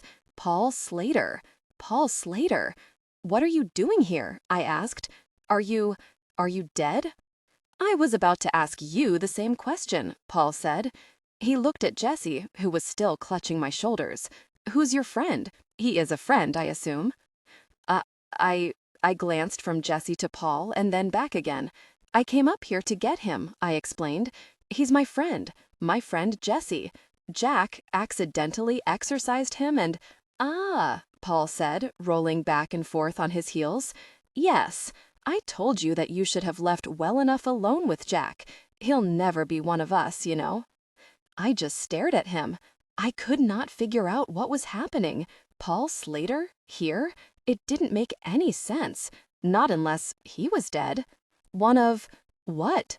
"One of us," Paul repeated. "I told you, Suze. All this do-gooding, mediator nonsense.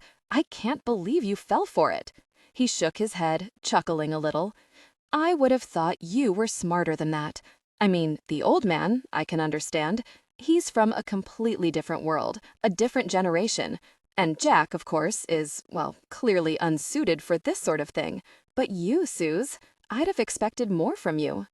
Jessie let go of my shoulders, but kept one hand firmly around one of my wrists, the wrist with Father Dominic's watch on it. "This," he said, "is not the gatekeeper, I take it." "No," I said. "This is Jack's brother, Paul." "Paul?" I looked at him. "How did you get here? Are you dead?" Paul rolled his eyes. "No, please. And you didn't need to go through all that rigmarole to get here either. You can, like me, come and go from here when you please, Suze. You've just been spending so much time helping," he made quotation marks in the air with his fingers. "Lost souls like that one," he nodded his head in Jessie's direction. "You've never had a chance to concentrate on discovering your real potential." I stared at him. You told me you don't believe in ghosts." He smiled like a kid with his hand caught in the cookie jar. "I should have been more specific," he said. "I don't believe in letting them walk all over me, like you clearly seem to." His gaze roved over Jessie contemptuously. I was still having trouble processing what I was seeing and hearing. But isn't that what mediators are supposed to do?" I stammered. "Help lost souls?"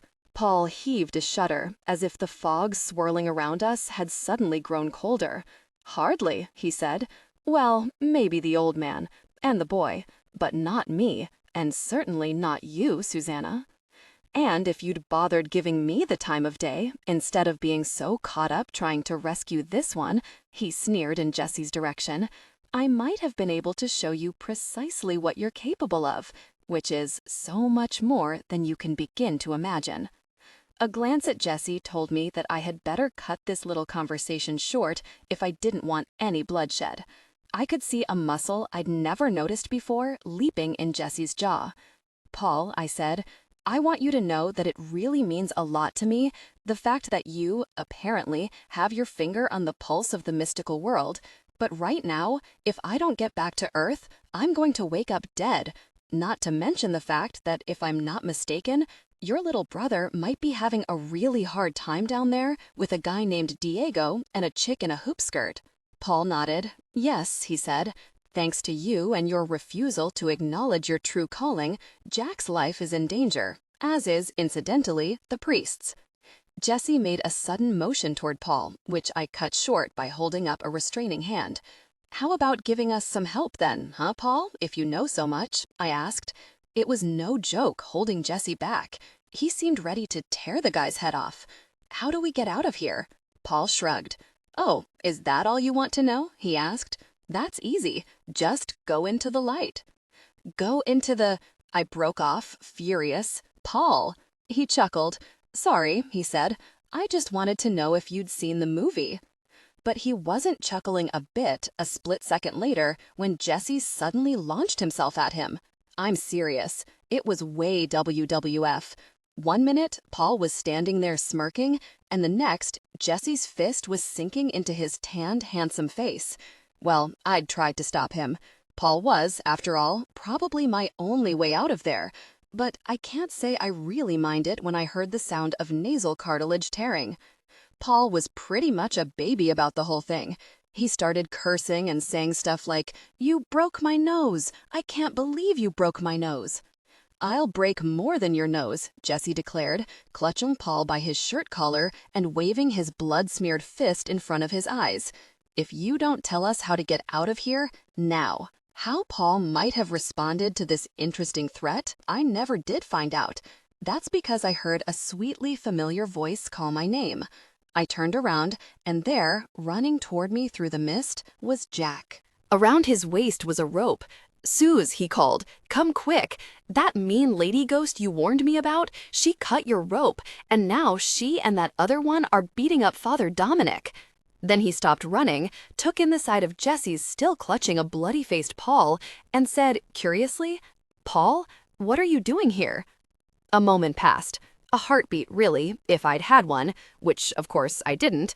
No one moved, no one breathed, no one bunked. Then Paul looked up at Jesse and said, "You'll regret this. Do you understand? I'll make you sorry." Jesse just laughed, without the slightest trace of humor, and said, "You're welcome to try." Then he tossed Paul aside as if he were a used tissue, strode forward, seized my wrist, and dragged me toward Jack. "Take us to them," he said to the little boy. And Jack, slipping his hand into mine, did so, without looking back at his brother, not even once, which told me, I realized, just about everything except what I really wanted to know, just who, or more aptly, what, was Paul Slater. But I didn't have time to stay and find out. Father Dominic's watch gave me a minute to return to my body or be placed in the difficult position of not having one, which was going to make starting the 11th grade in the fall a real problem. Fortunately, the hole was not far from where we'd been standing. When we got to it and I looked down, I couldn't see Father Dominic anywhere. I could hear the sounds of a struggle, though, breaking glass, heavy objects hitting the floor, wood splintering.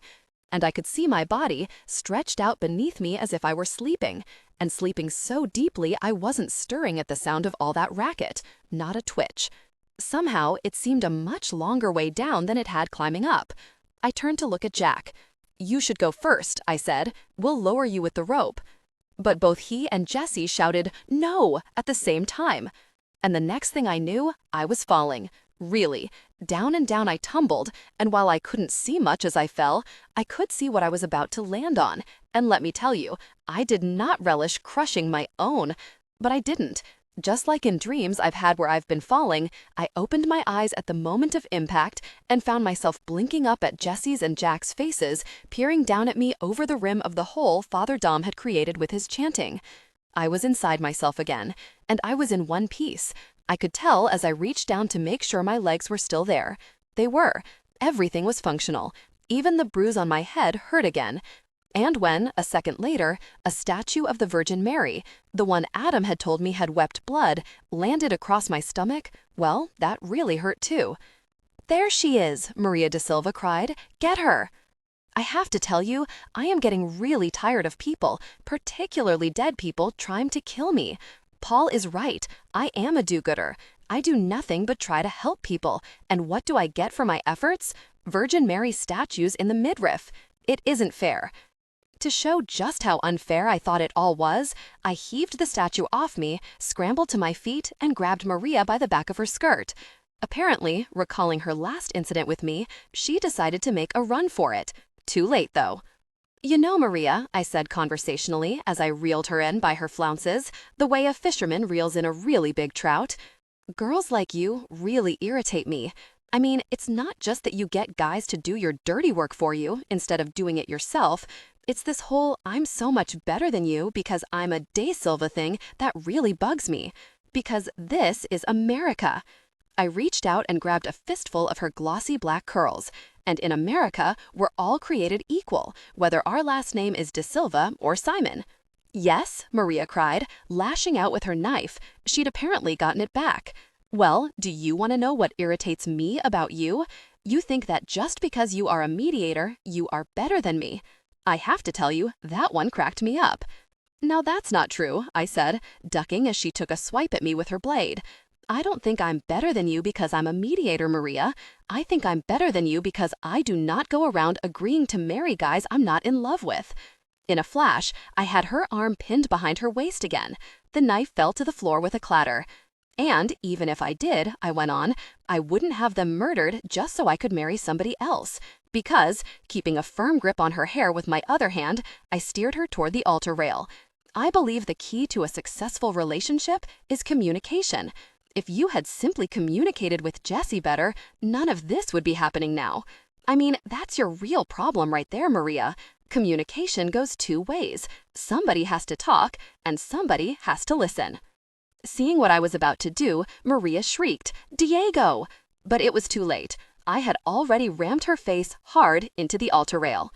"The thing is," I explained as I pulled her head back from the rail to examine the extent of the damage, "you won't listen either, will you?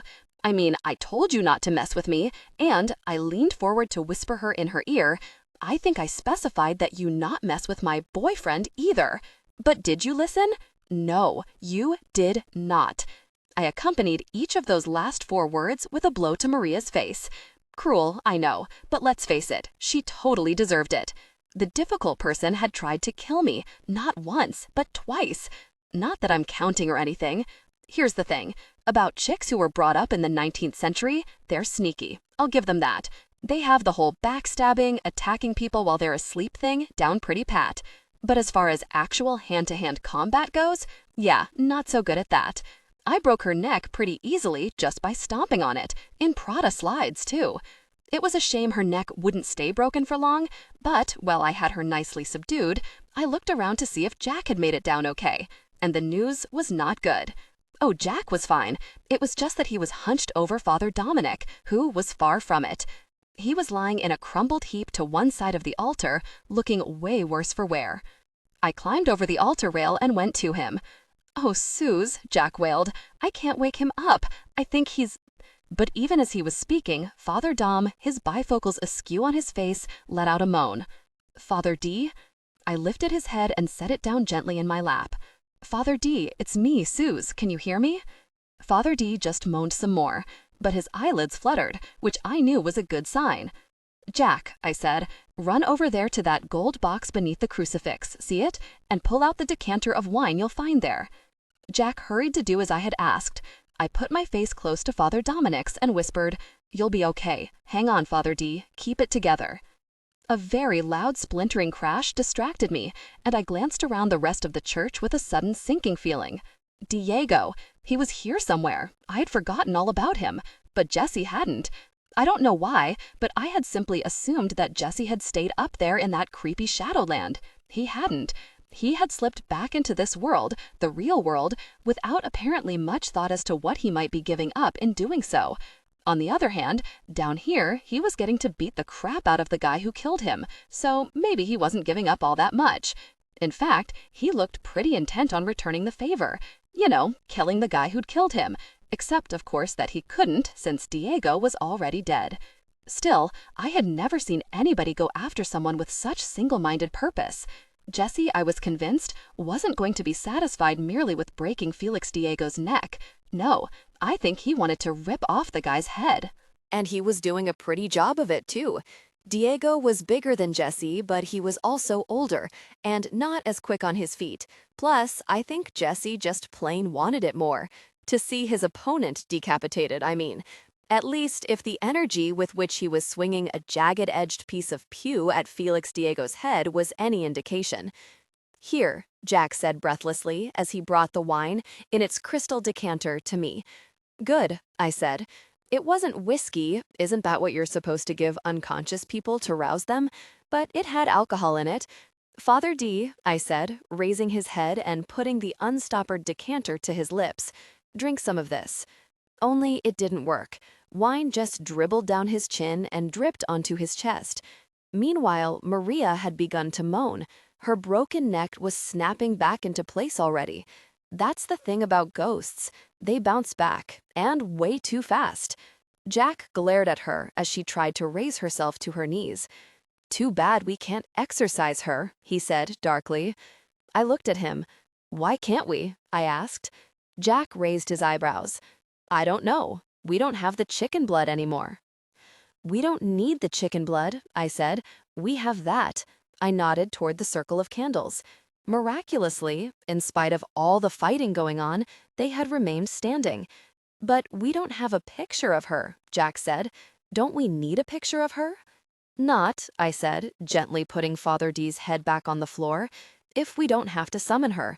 And we don't. She's right here. Come on and help me move her." Jack took her feet, I took her torso. She moaned and fought us the whole way, but when we laid her on the choir robes, she must have felt, as I did, that it was pretty darn comfortable, since she stopped struggling and just lay there. Above her head, the circle Father Dom had opened remained open. Smoke, or fog, as I knew it was now, curling down from its outer edges in misty tendrils. "How do we make it suck her in?" Jack wanted to know. "I don't know." I glanced at Jesse and Diego. They were still engaged in what appeared to be mortal combat. If I had thought Jesse had lost the upper hand, I'd have gone over and helped, but it appeared he was doing fine. Besides, the guy had killed him. I figured it was payback time, and for that, Jesse did not need my help. "The book," I said, brightening. "Father Dom read from a book. Look around. Do you see it?" Jack found the small, black, leather-bound volume beneath the first pew. When he flipped through the pages, however, his face fell.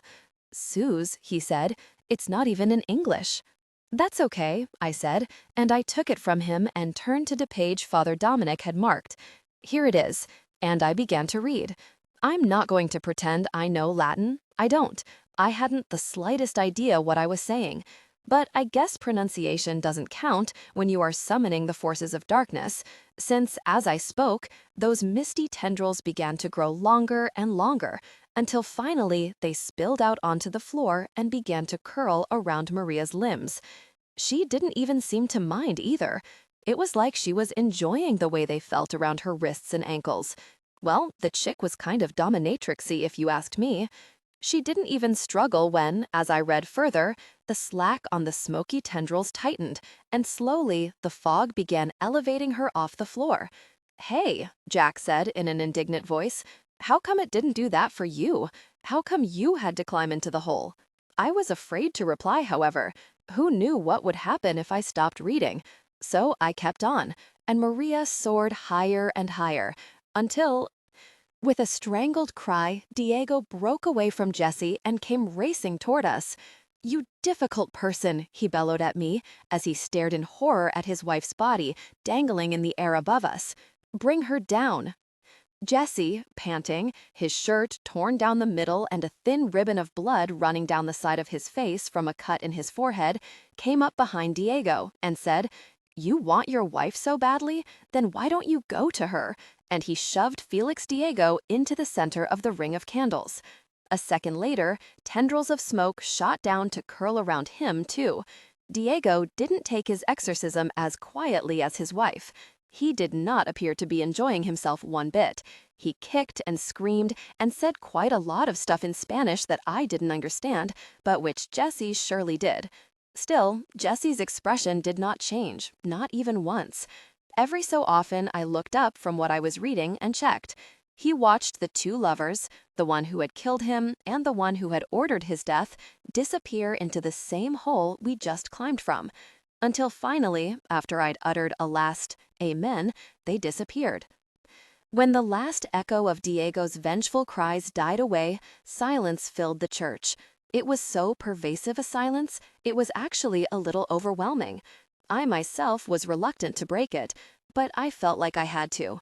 "Jesse," I said, softly, but not softly enough. My whisper, in the stillness of the church, after all that violence, sounded like a scream. Jesse tore his gaze from the hole through which Maria and Diego had disappeared and looked at me questioningly. I nodded toward the hole. "If you want to go back," I said, though each word tasted, I was sure, like those beetles Dopey had accidentally poured into his mouth, now is the time, before it closes up again. Jesse looked up at the hole, and then at me, and then back at the hole, and then back at the me. "No thank you, querida," he said casually. "I think I want to stay and see how it all ends." How it all ended that day was with Jack and Jesse and me helping Father Dominic, when he finally came around, to a phone so that he could call the police and report that he'd stumbled across a pair of thieves looting the place. A lie, yes, but how else was he going to explain all the damage Maria and Diego had done? Not to mention the bump on his noggin. Then, once we were sure the police and an ambulance were on their way, Jesse and I left Father Dominic and waited with Jack for the cab we'd called, carefully not talking about the one thing I'm pretty sure we were all thinking: Paul. Not that I didn't try to get Jack to tell me what was up with his brother and all. Basically, the conversation went like this. Me: "So, Jack, what is up with your brother?" Jack, scowling: "I don't want to talk about it." Me: "I can fully appreciate that. However, he appears to be able to move freely between the realms of the living and the dead, and I find this alarming. Do you think it is possible that he is the son of Satan?" Jesse: "Susanna." Me: "I mean that in the nicest possible way. I said I don't want to talk about it." Which is perfectly understandable. But did you know before now that Paul is a mediator too? Or were you as surprised as we were? Because you didn't seem very surprised when you ran into him, up there. I really don't want to talk about this right now. Jesse: "He doesn't want to talk about it, Susanna. Leave the boy alone." Which was easy for Jesse to say. Jesse didn't know what I did, which was that Paul and Maria and Diego, they had all been in cahoots. It had taken me a while to realize it, but now that I had, I could have kicked myself for not seeing it before. Paul's keeping me occupied at Fridays, while Maria had Jack perform the exorcism on Jesse. Paul's remark: "It's easier to catch flies with honey than with vinegar." Hadn't Maria said the exact same thing to me not a few hours later? The three of them, Paul, Maria, and Diego, had formed an unholy trinity, bound, apparently, by a common hatred of one person: Jesse. But what possible reason could Paul, who'd never even met Jesse until that moment in purgatory, have to hate him? Now, of course, his dislike was understandable.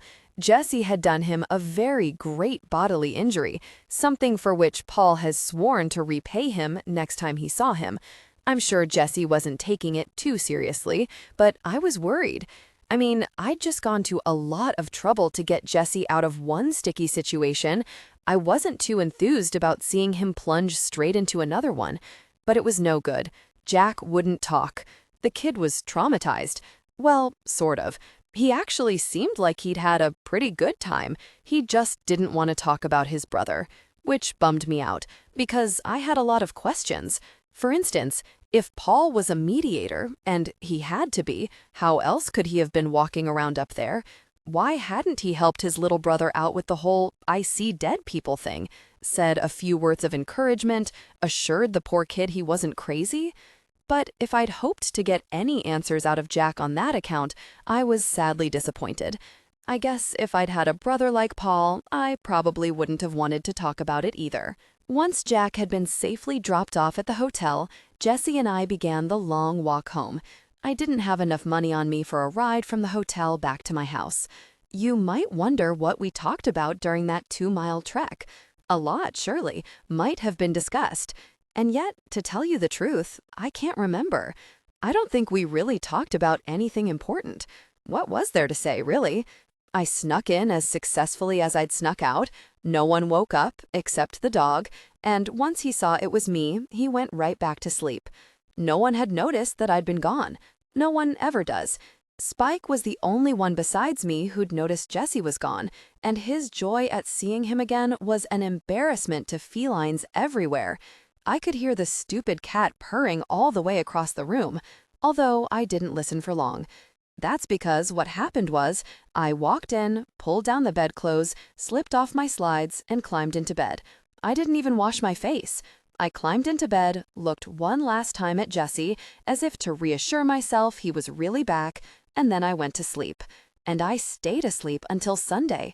My mother became convinced I was coming down with mono, at least until she saw the bruise on my forehead. Then she decided I was suffering from an aneurysm. Much as I tried to convince her that neither of these things was true, that I was just really, really tired, she didn't believe me, and would, I'm convinced, have dragged me to the hospital Sunday morning for an MRI. Hey, I had been asleep for almost 2 days, except that she and Andy had to drive up to Doc's camp to bring him home. The thing is, I guess dying, even for just half an hour, can be very exhausting. I woke ravenous with hunger. After my mom and Andy left, having extracted from me a promise that I would not leave the house all day, but would instead wait meekly for them to return so that they could reassess my state of health at that time, I downed 2 bagels and a bowl of Special K before Sleepy and Dopey even showed up at the table, looking all tussle-headed and unkempt. I, on the other hand, had already showered and dressed and was ready to face the day, or at least unemployment, since I wasn't certain the Pebble Beach Hotel and Golf Resort was going to extend my contract with them due to my having missed 2 days of work in a row. Sleepy, however, reassured me on that account. "Nah, it's cool," he said as he shoveled Cheerios into his mouth. "I talked to Caitlin. I told her you were going through, a thing, on account of the dead dude in the backyard. She was okay with it." "Really?" I wasn't actually listening to Sleepy. Instead, I was watching Dopey eat, always an awe-inspiring sight. He stuffed one entire half of a bagel into his mouth and seemed to swallow it whole. I wished I had a camera so I could record the event for posterity, or at least prove to the next girl who declared my stepbrother a babe how wrong she was. I watched as, without lifting his gaze from the newspaper spread out before him, Dopey stuffed the other half of the bagel into his mouth and, again without chewing, ingested it, the way snakes devour rats. It was the most disgusting thing I'd ever seen. Well, apart from the beetles in the orange juice container. Oh, Sleepy leaned back in his chair and plucked something from the counter behind him. "And Caitlin said to give this to you. It's from the Slaters. They checked out yesterday." I caught the envelope he tossed. It was lumpy. There was something hard in it. "Susan," it said on the outside. "They weren't supposed to check out until today," I said, ripping the envelope apart. "Well," Sleepy shrugged, "they left early. What can I tell you?" I read the first letter enclosed in the envelope. It was from Mrs. Slater. It said, "Dear Susan, what can I say? You did such wonders for our Jack. He is like a different boy. Things have always been much harder for Jack than for Paul. Jack just isn't as bright as Paul, I suppose. In any case, we were very sorry not to be able to say goodbye, but we did have to leave earlier than expected. Please accept this small token of our appreciation and know that Rick and I are eternally in your debt. Nancy Slater." Folded into this note was a check for $200. I'm not kidding. That wasn't my pay for the week either. That was my tip. I laid the check and the letter down beside my cereal bowl and took the next note out of the envelope. It was from Jack. Dear Suze, you saved my life. I know you don't believe it, but you did. If you hadn't done what you did for me, I would still be afraid. I don't think I will ever be afraid again. Thank you, and I hope your head feels better. Write to me if you ever get a chance. Love, Jack. P.S. Please don't ask me any more about Paul. I'm sorry about what he did. I'm sure he didn't mean it. He is not so bad. Oh, right, I thought cynically. Not so bad. The guy was a creep. He could walk freely within the land of the dead, and yet when his own brother was being terrified out of his wits by the fact that he could see dead people, the guy didn't lift a finger to explain. Not so bad. The guy was very bad. I sincerely hoped I never saw him again. There was a second postscript to Jack's letter. P.P.S. I thought you might want to have this. I don't know what else to do with it. J. I tilted the envelope, and to my great surprise, out popped the miniature of Jessie I'd seen on Clive Clemens's desk back at the Historical Society. I looked down at it stunned. I would have to give it back. That was my first thought. I had to give it back. I mean, wouldn't I? You can't just keep things like that. That would be like stealing.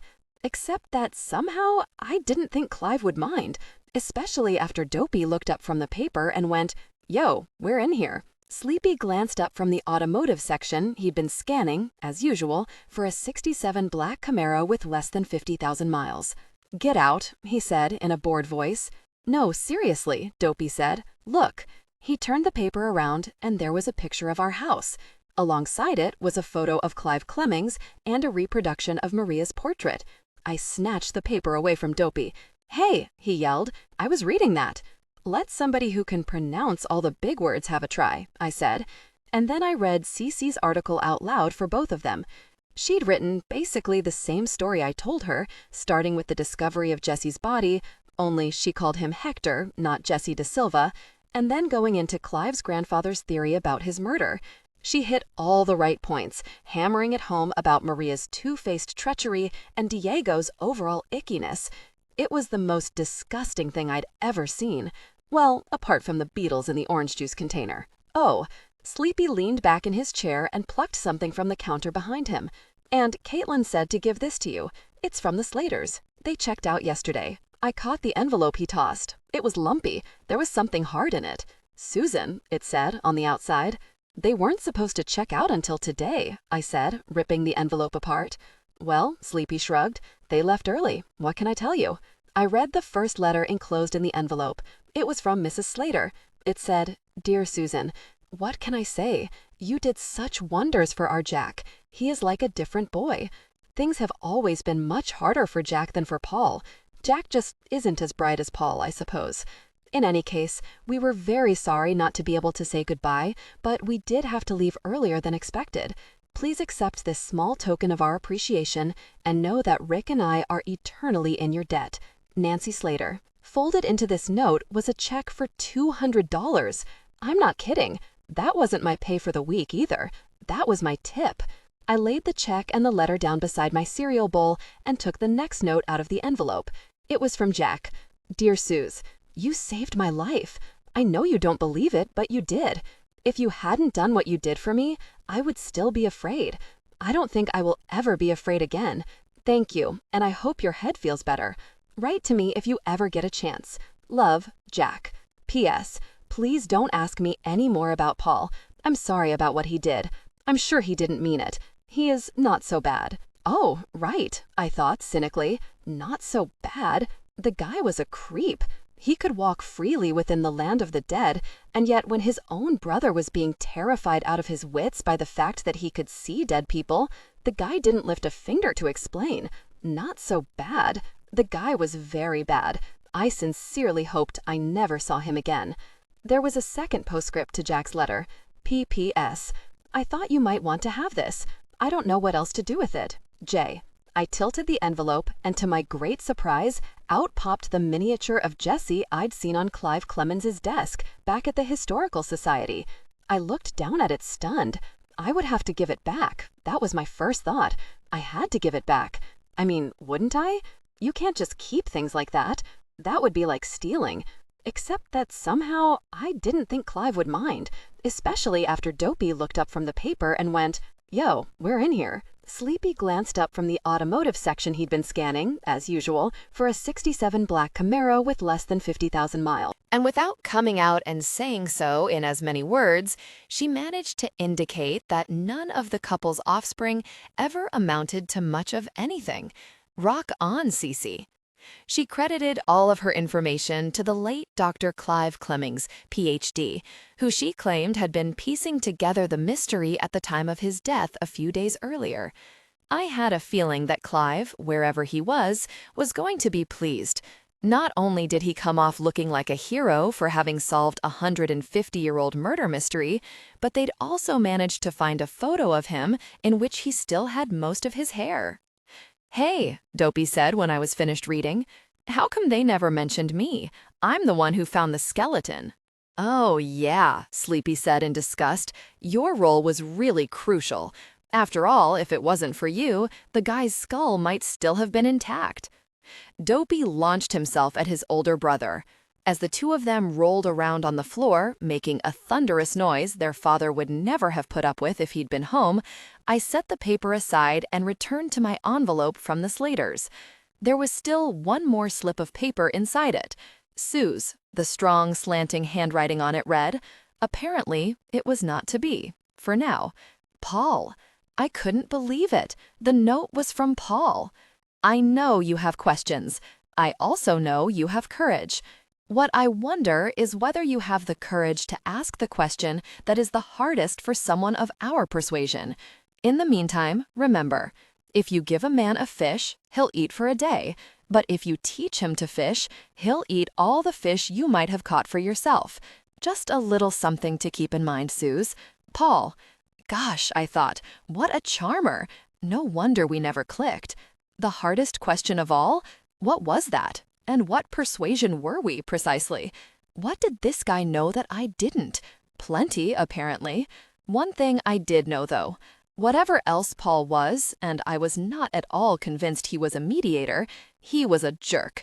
I mean, Paul had pretty much left Jack out to dry, not once, but twice. First, by never once bothering to say, "Hey, don't worry, kid. For folks like you and me, it's normal to see dead people all over the place." And the second time, by leaving him alone in that church while those two psychos were tearing up the place. Not to mention what, I was convinced, he'd done to Jessie, someone he had not even known. And for that, I'd never forgive him. And I certainly wasn't about to trust him, or his opinions on fishing. Disgusted as I was with him, however, I didn't throw his note away. It would, I decided, have to be shown to Father Dom, who, a phone call had reassured me, was doing well, just a little sore was all. While Sleepy and Dopey rolled around, Dopey yelling, "Get off of me, you!" I picked up my bounty and went back upstairs. Heck, it was my day off. I wasn't going to spend it indoors, despite my mother's orders. I decided to give Cece a call and see what she was up to. Maybe the two of us could hit the beach. I deserved, I thought, a little R&R. When I got to my room, I saw that Jesse was already up. He doesn't usually pay morning visits. On the other hand, I don't normally sleep for 36 hours straight, so I guess neither of us were really sticking to the schedule. In any case, I hadn't expected to see him there, and so I jumped about 1.5 feet and quickly hid the hand carrying his miniature behind my back. I mean, come on, I don't want him to think I like him or anything. "You're awake," he said from the window seat where he'd been sitting with Spike and a copy of Abby Hoffman's Steal This Book that I happened to know he'd stolen from my mother's bookshelf downstairs. I said, sidling over to my bed. Maybe, if I was quick enough, I could thrust his picture under my pillow before he noticed. "Yes, I am." "How do you feel?" he asked me. "Me?" I asked, like there was somebody else in the room he could possibly have been asking. Jesse laid the book down and looked at me with another one of those expressions on his face. You know, the kind I can never read. "Yes, you," he said. "How do you feel?" "Fine," I said. I made it to the bed. I sat down on it, and quick as a mongoose, I've never seen one in action, but I've heard they're pretty fast, I thrust the check, the letters, and the miniature under my pillow. Then I relaxed. "I feel great," I said. "Good," he said. "We need to talk." Suddenly, I didn't feel so relaxed anymore. In fact, I sprang to my feet. I don't know why, but my heart started beating very fast. Talk? What does he want to talk about? My mind was going 100 miles a second. I suppose we should talk about what happened. I mean, it was very scary and all of that, and I nearly died. And like Paul said, I do have a lot of questions. But what if that was what Jesse wanted to talk about? The part where I nearly died, I mean? I didn't want to talk about that. Because the fact is, that whole part, that part where I nearly died, well, I nearly died trying to save him. Seriously. I was hoping he hadn't noticed, but I could tell by the look on his face that he totally had. Noticed, I mean. And now he wanted to talk about it. But how could I talk about it without letting it slip? The L word, I mean. You know what? I said very fast. I don't want to talk. Is that okay? I really, really don't want to talk. I am all talked out. Jesse lifted Spike off his lap and put him on the floor. Then he stood up. What was he doing, I wondered. What was he doing? I took a deep breath and kept talking about not talking. Look, I said as he took a step toward me. I'm just going to give Cece a call and maybe we'll go to the beach or something because I just need a day off. Another step toward me. Now he was right in front of me. Especially, I said significantly, looking up at him, from talking. That's what I especially need a day off from. Talking. Fine, he said. He reached up and cupped my sleece in both his hands. We don't have to talk. And that's when he kissed me. On the lips.